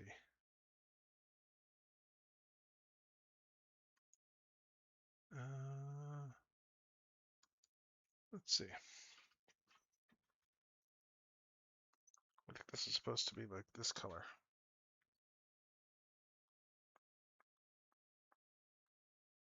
I think this is supposed to be that.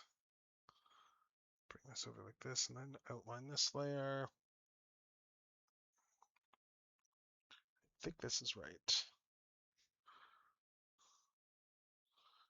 And over here, let's see.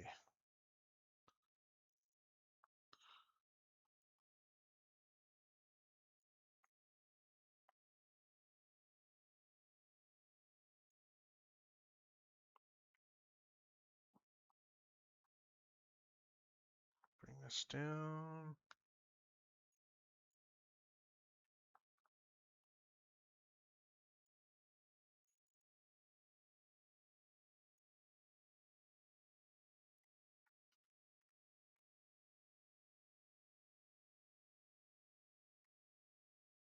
Mhm.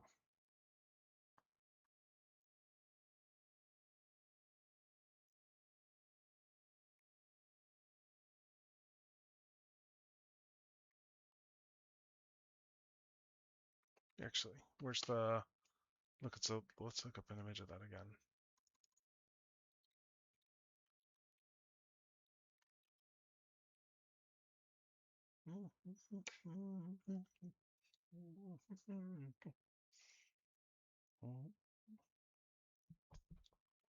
Actually, I can probably shift things down.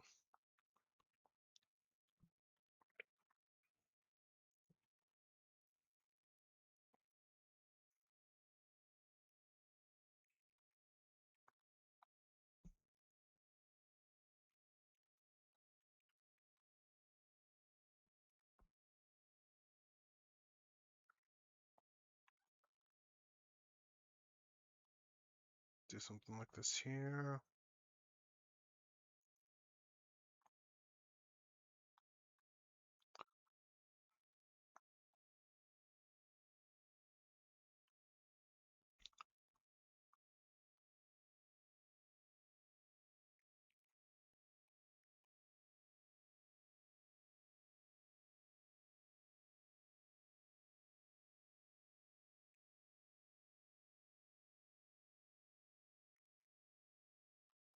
Mhm.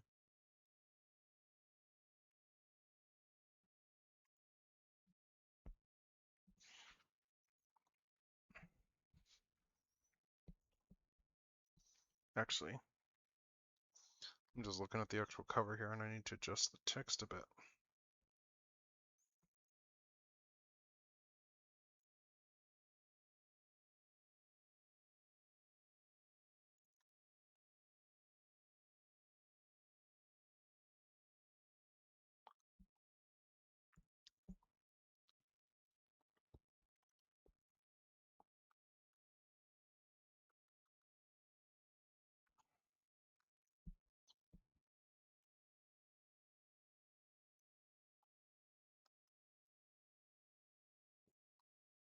And this is Space Nav.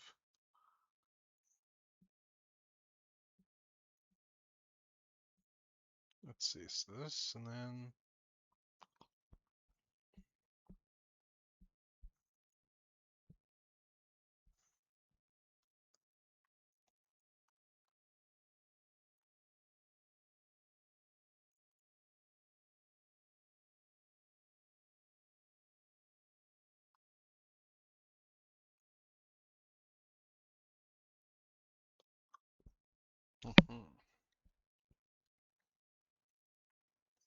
actually let's do this in a different color.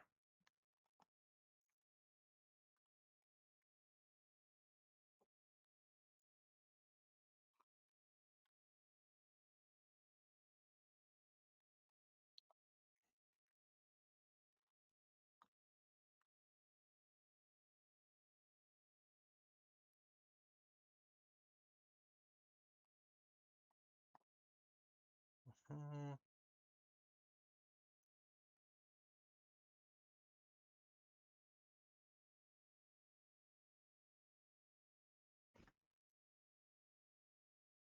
Mm.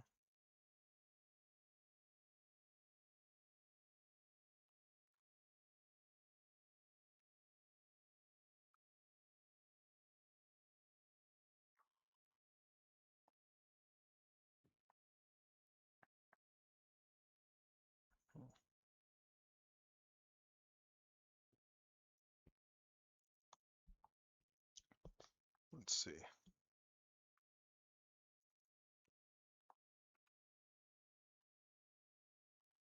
And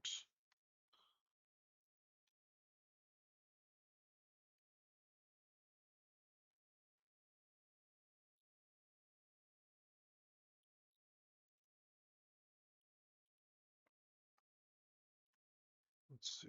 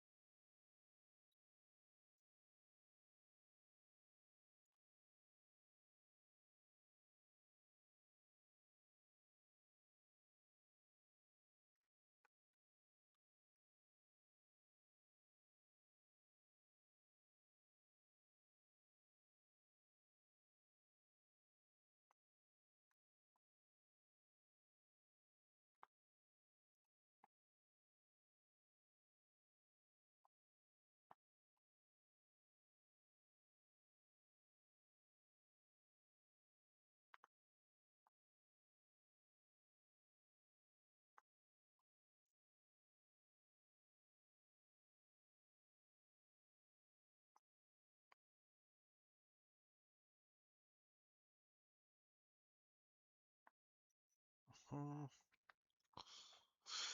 Let's see. Take this and then yeah. Take these lines. Let's do this at that. There we go. And then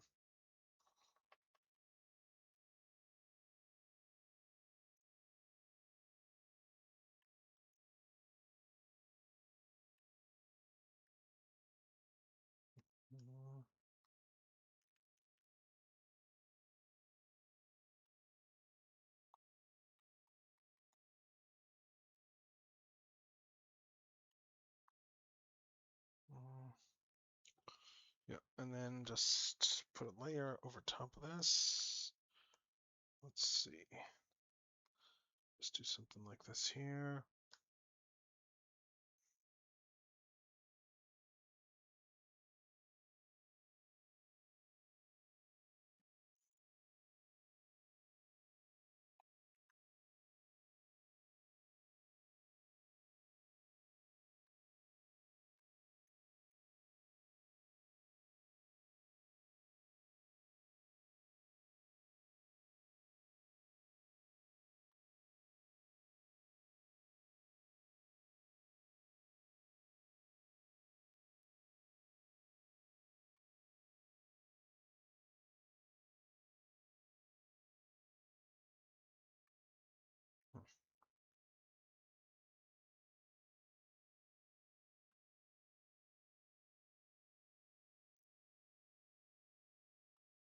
Yeah, I might change the shockwave tone here. Let's see. I'm trying to stick with a Marvel thing. Maybe if I actually, I can probably shrink this.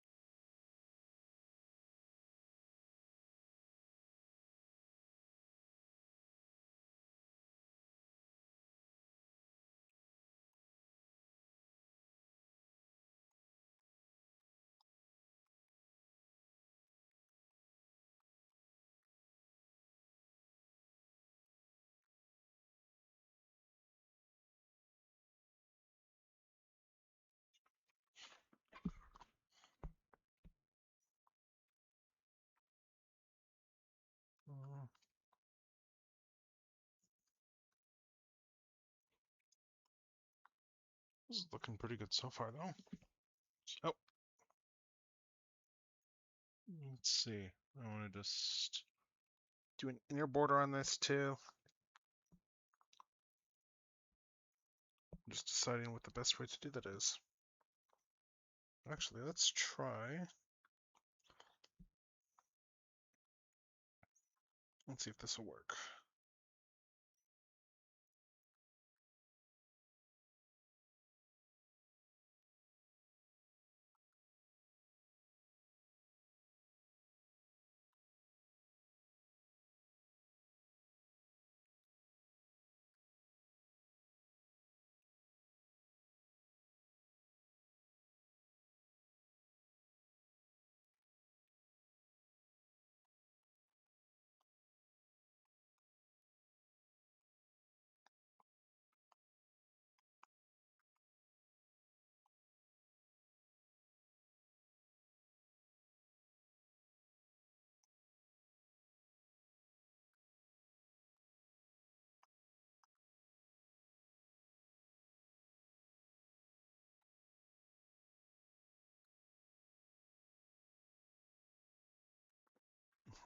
Something like this here.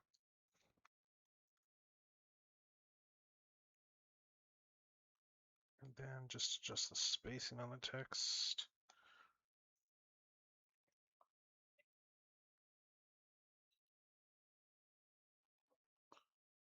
Text. Font, let's see.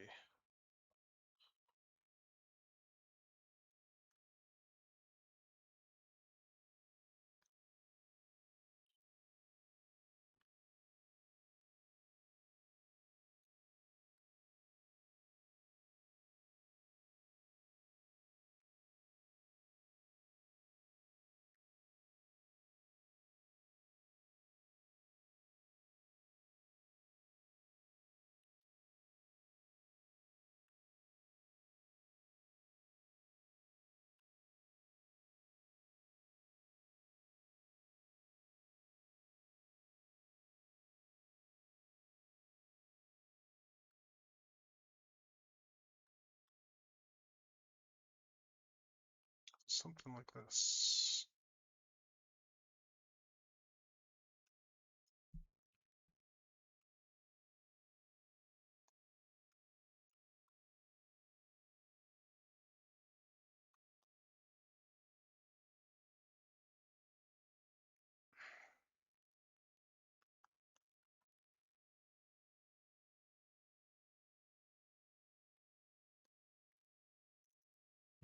Honestly, if I wanted to mimic the dialogue balloons, let's see, where's my other refs?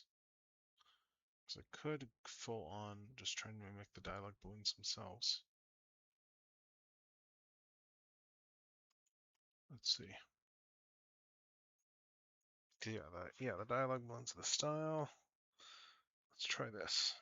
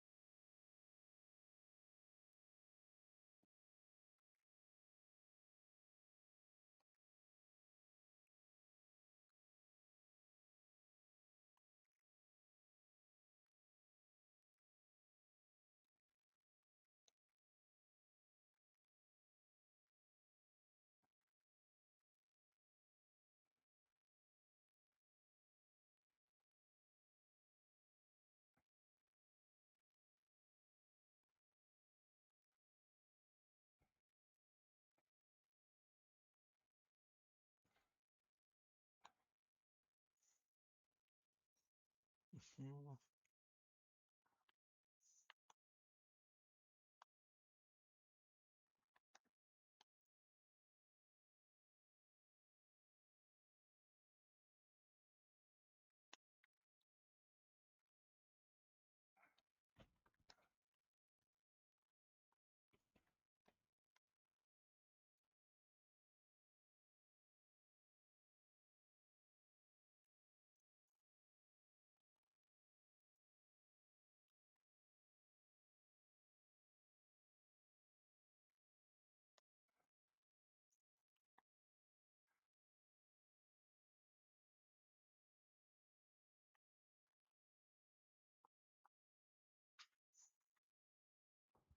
Mm.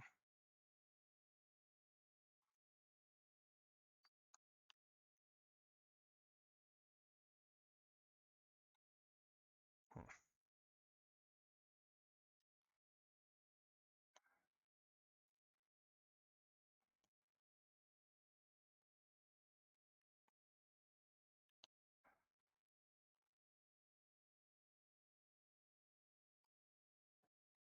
Hmm. Mhm.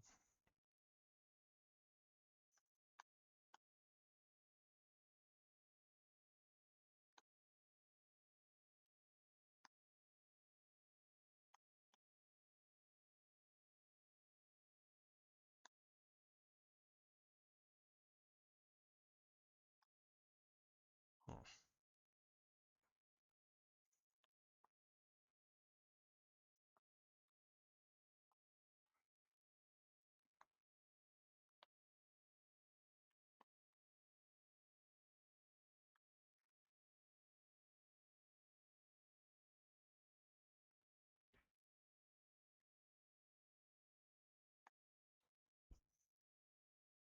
Something like this, though.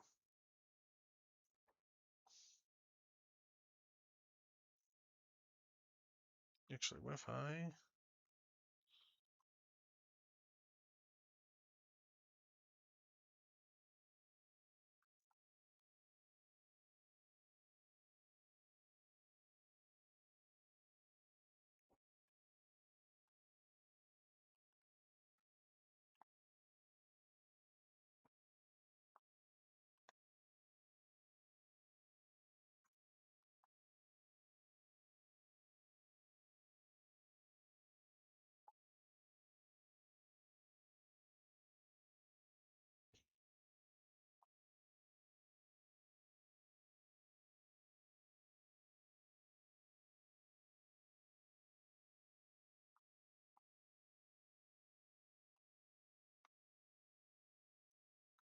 Okay, let's see.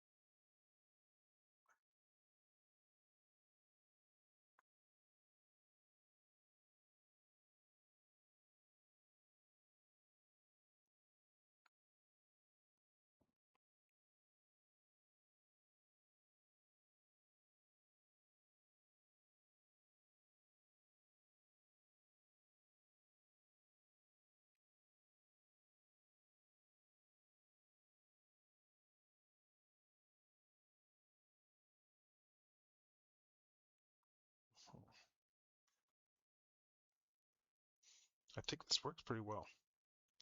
I think I need to play around with the shockwave color. I don't know if I want to do this shade or if I want to give him more of a darker purple. Let's just see.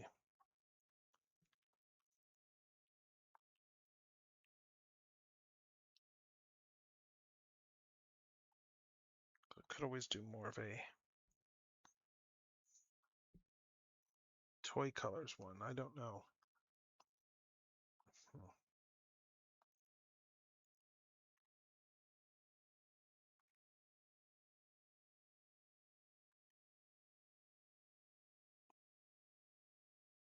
I could do something more like this that's like a bit purplier.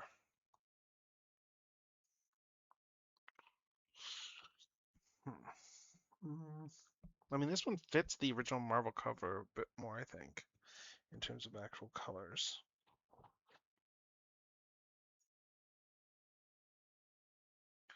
Let's see. And if I do this one, then let's see, edit, tone correction, hue saturation. It's just the hue a little bit.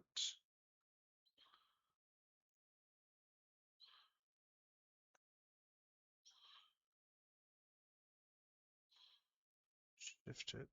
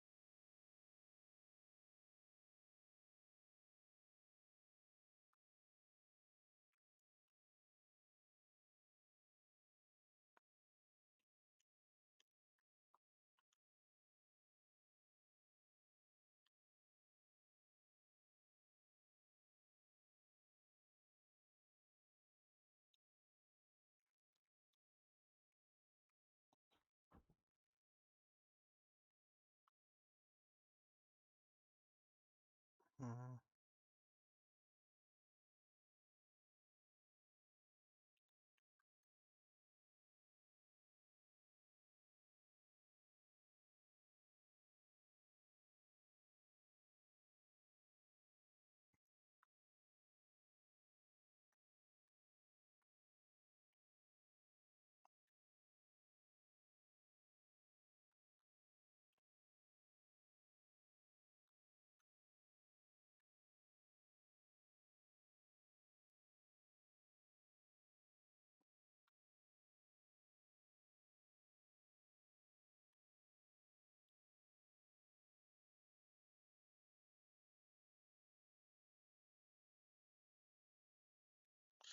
I'll put another layer here.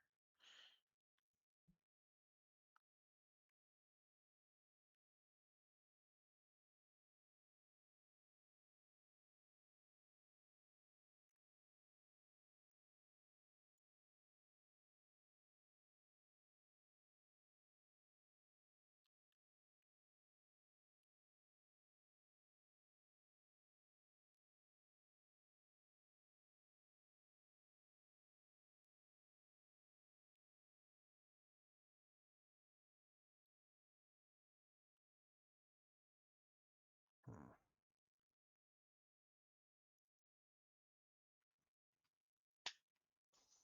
Let's see.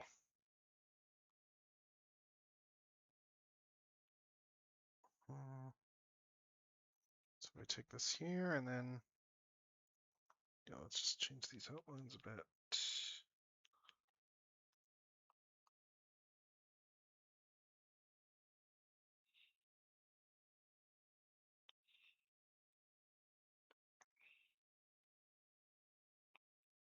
Let's see. Something like this here.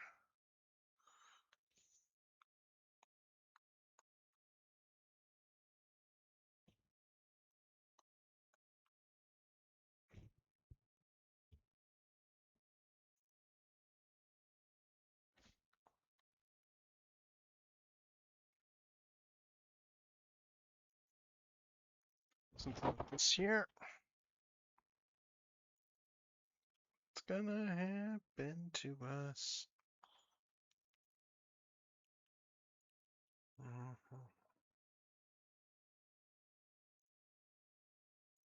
We work to.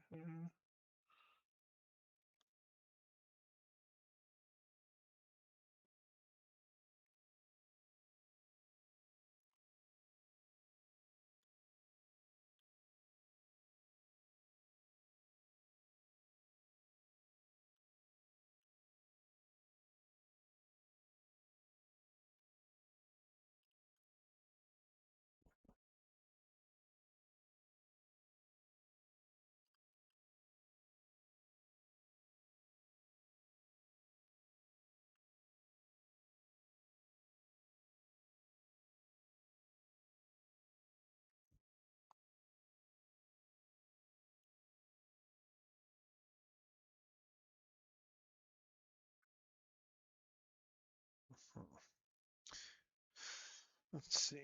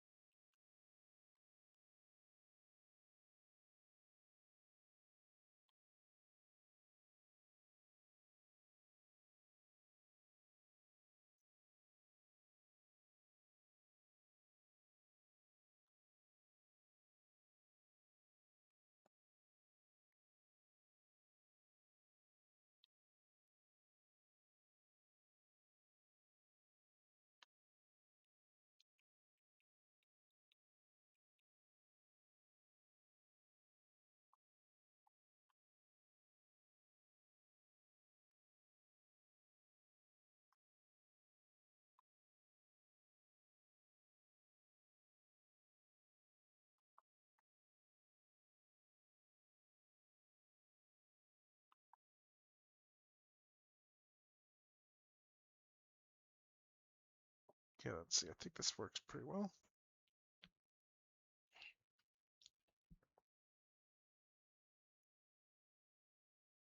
I'm just deciding if I need to do more lines, better defined. Probably need to, let's see. Probably need to find a few more lines.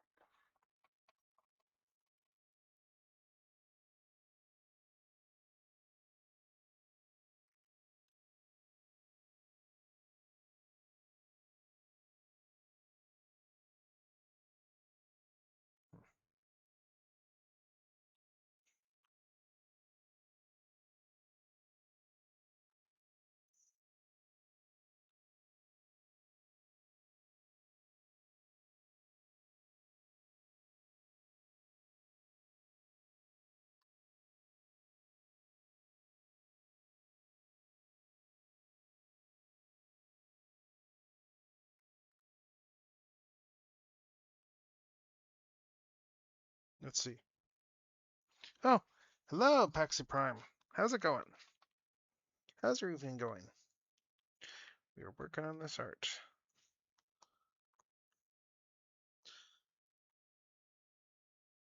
I'm drawing a certain purple cyclops right now.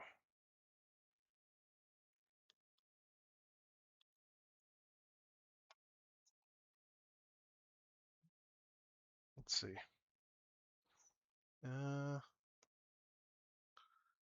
What else else do we want to do here for details? I'm just trying to make sure that all the detail comes through on this. Actually, you know what? Let's go back a bit. Undo some of these line changes. I'm just gonna. Oh, wrong thing. Oh, I keep doing this.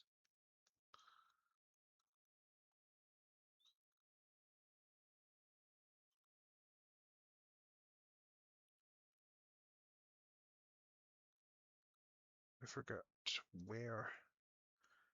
Here we go. Let's see. Yeah, let's just change this tone.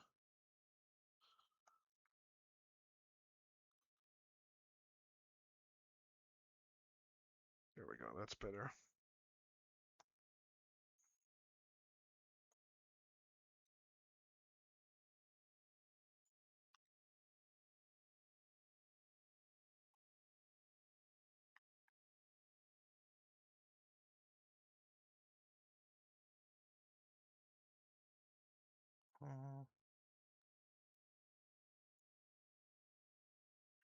Okay, this is looking pretty good here.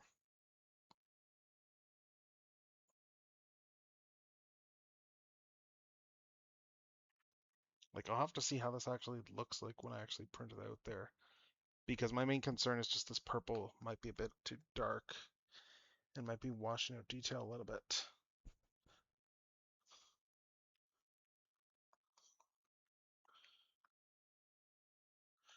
Like if I lighten this a little bit, that's better already.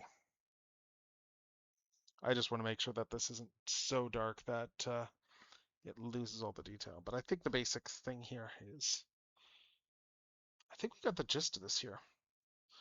So if I do this, and then I add an outline to this.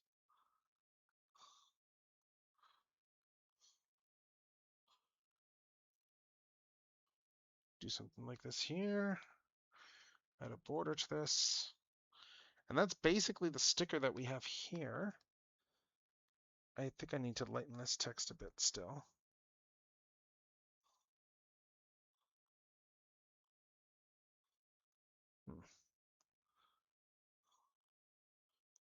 I'm not sure how much to.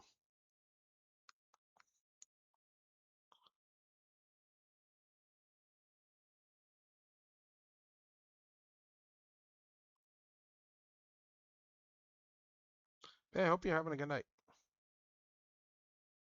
We've gotten a lot done on this art. And when Sayla was in here, we got a whole history lesson on just Chinese history, which was really cool. It was really cool to listen to.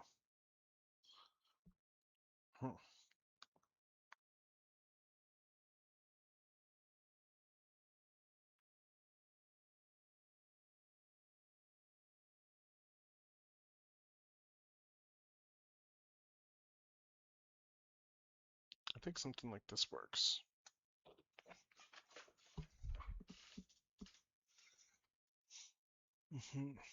Let's see. I think the gist of this comes across. Let's see. See if this.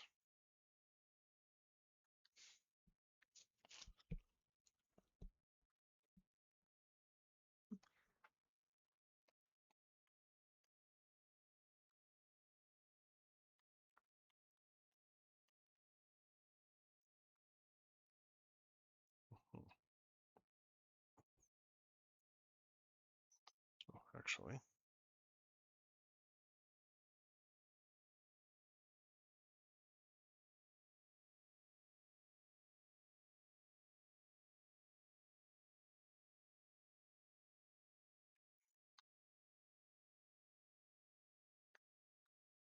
There we go.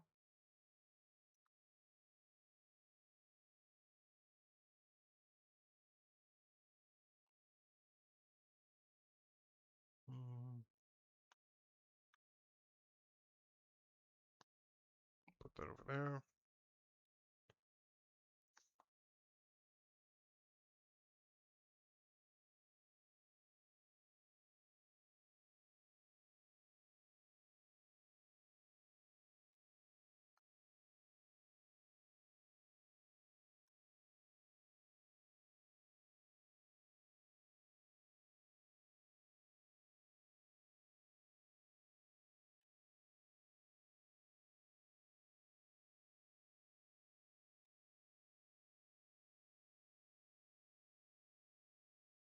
I think this is pretty much what I want though, in terms of the visuals. Barring just tweaking some lines here and there. Bring that in a bit like this.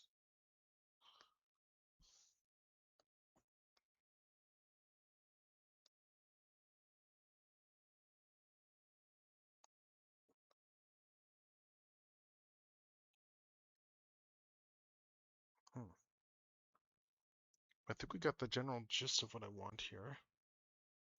I'm just going to save this again. And actually, let's go here. Let's lighten these up a little bit.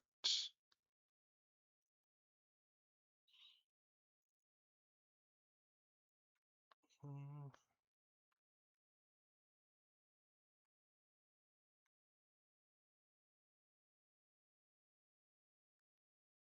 I hope your evening's going well.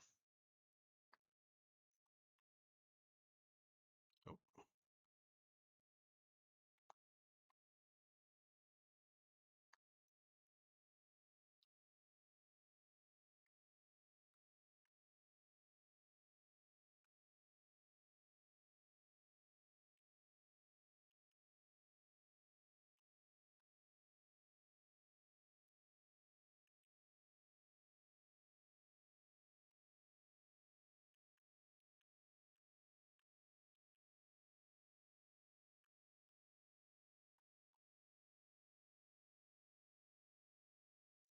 Yeah, so I'm gonna put something like this here. I think this looks pretty good.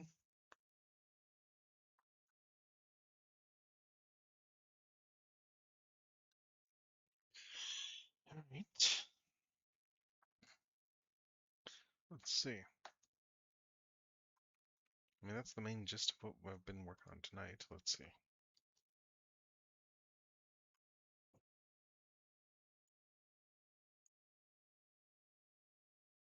Mm.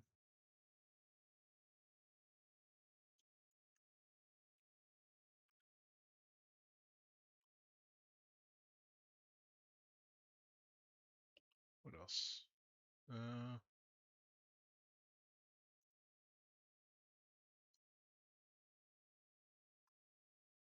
uh,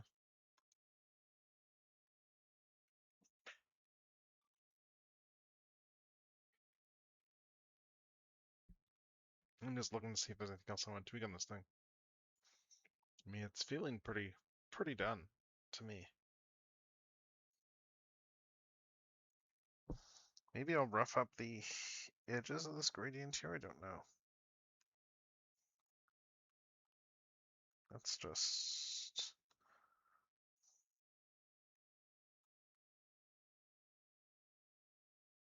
I'm just trying to decide what I want to do here. I could do.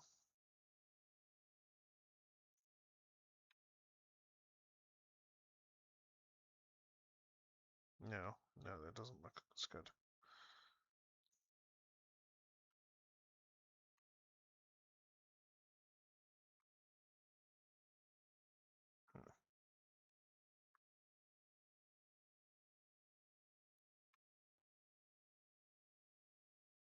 Uh,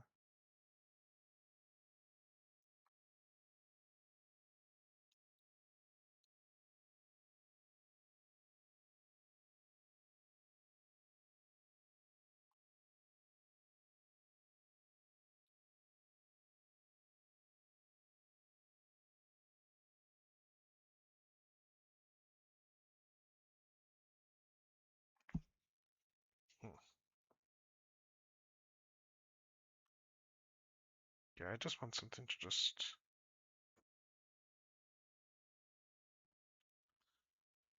I guess it is pretty static shadows on the original there. Maybe if I just change the brush a bit. Let's just do something like this. Uh,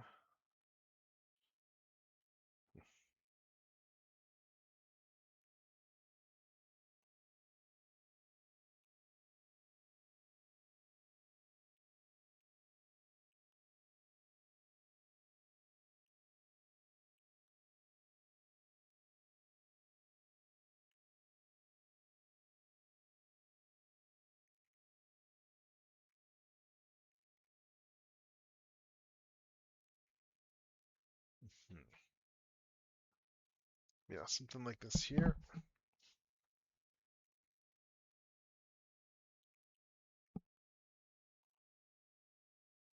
Anyway, that's the basic gist of this here. Oh, I need to sign this. Let's put a signature on here. Right, most important stuff.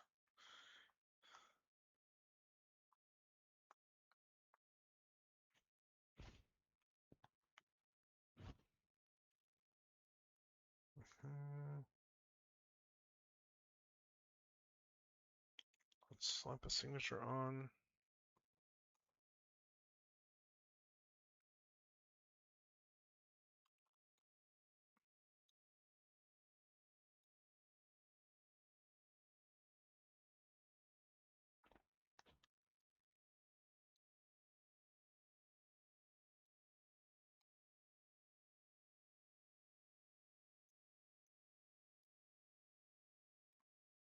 Play with the signature look.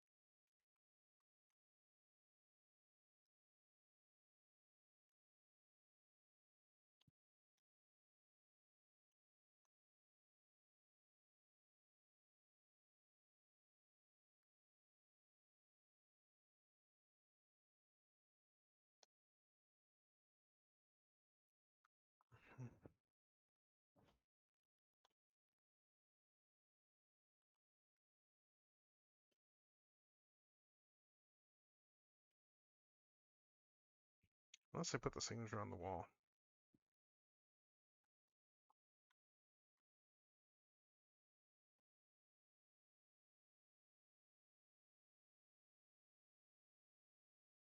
Yeah, I'll put it about here.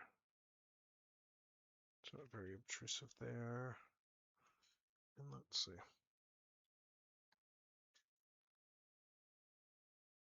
I think we're pretty much done here. I've got the right look here. I've got like the G1-ish font with the border there. I've got our wallets. All right, let's see. Proper G1-ish shockwave there.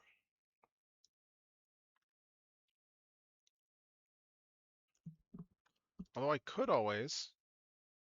Actually, let's see. I'm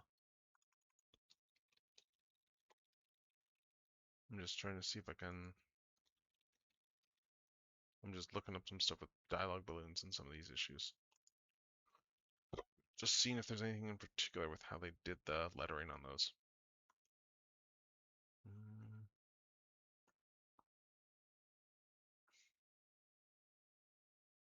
I guess not really. It kind of depends on issue to issue in terms of how they did that. So that probably works here.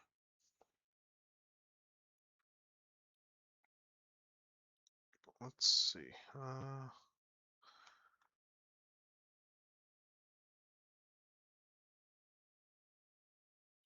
Maybe I need to do a little bit more shadow on here.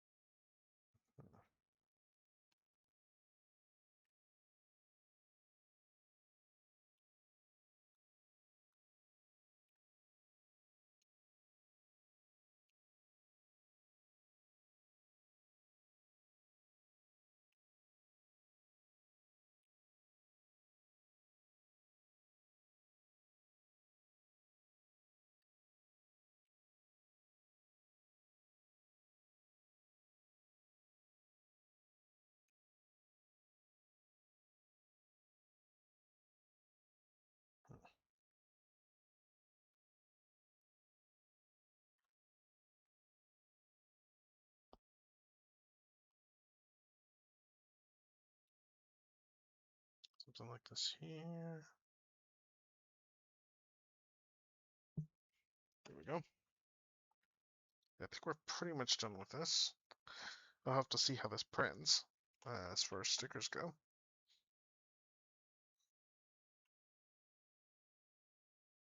I think the gist of this is pretty good. Anyway, let's see. That is pretty much done. So you know what? Let's see what we got for options for rating. Let's see what our rate options are tonight. Who's going? Who's going on my list, and is anyone doing art? Let's see. What are people doing on my list? I see Parasoladia is doing some self-indulgent art, which, yeah, always good on self-indulgent art. So yeah, let's rate into them. Why not? But anyway, yeah, we're gonna get ready to raid out. But yeah, we're gonna be back tomorrow. That said, we are gonna be back tomorrow with some Genshin Impact. So yeah, I've pretty much got the art on this done, which feels pretty good.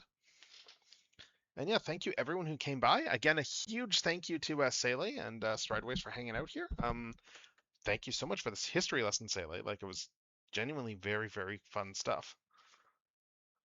But yeah, we're gonna raid out. We are gonna relax for the night. So yeah, have a great one, everybody. Have a fantastic rest of your night. And yeah, I'm gonna raid in like once the ads finish playing for me. On their streams that I can respond.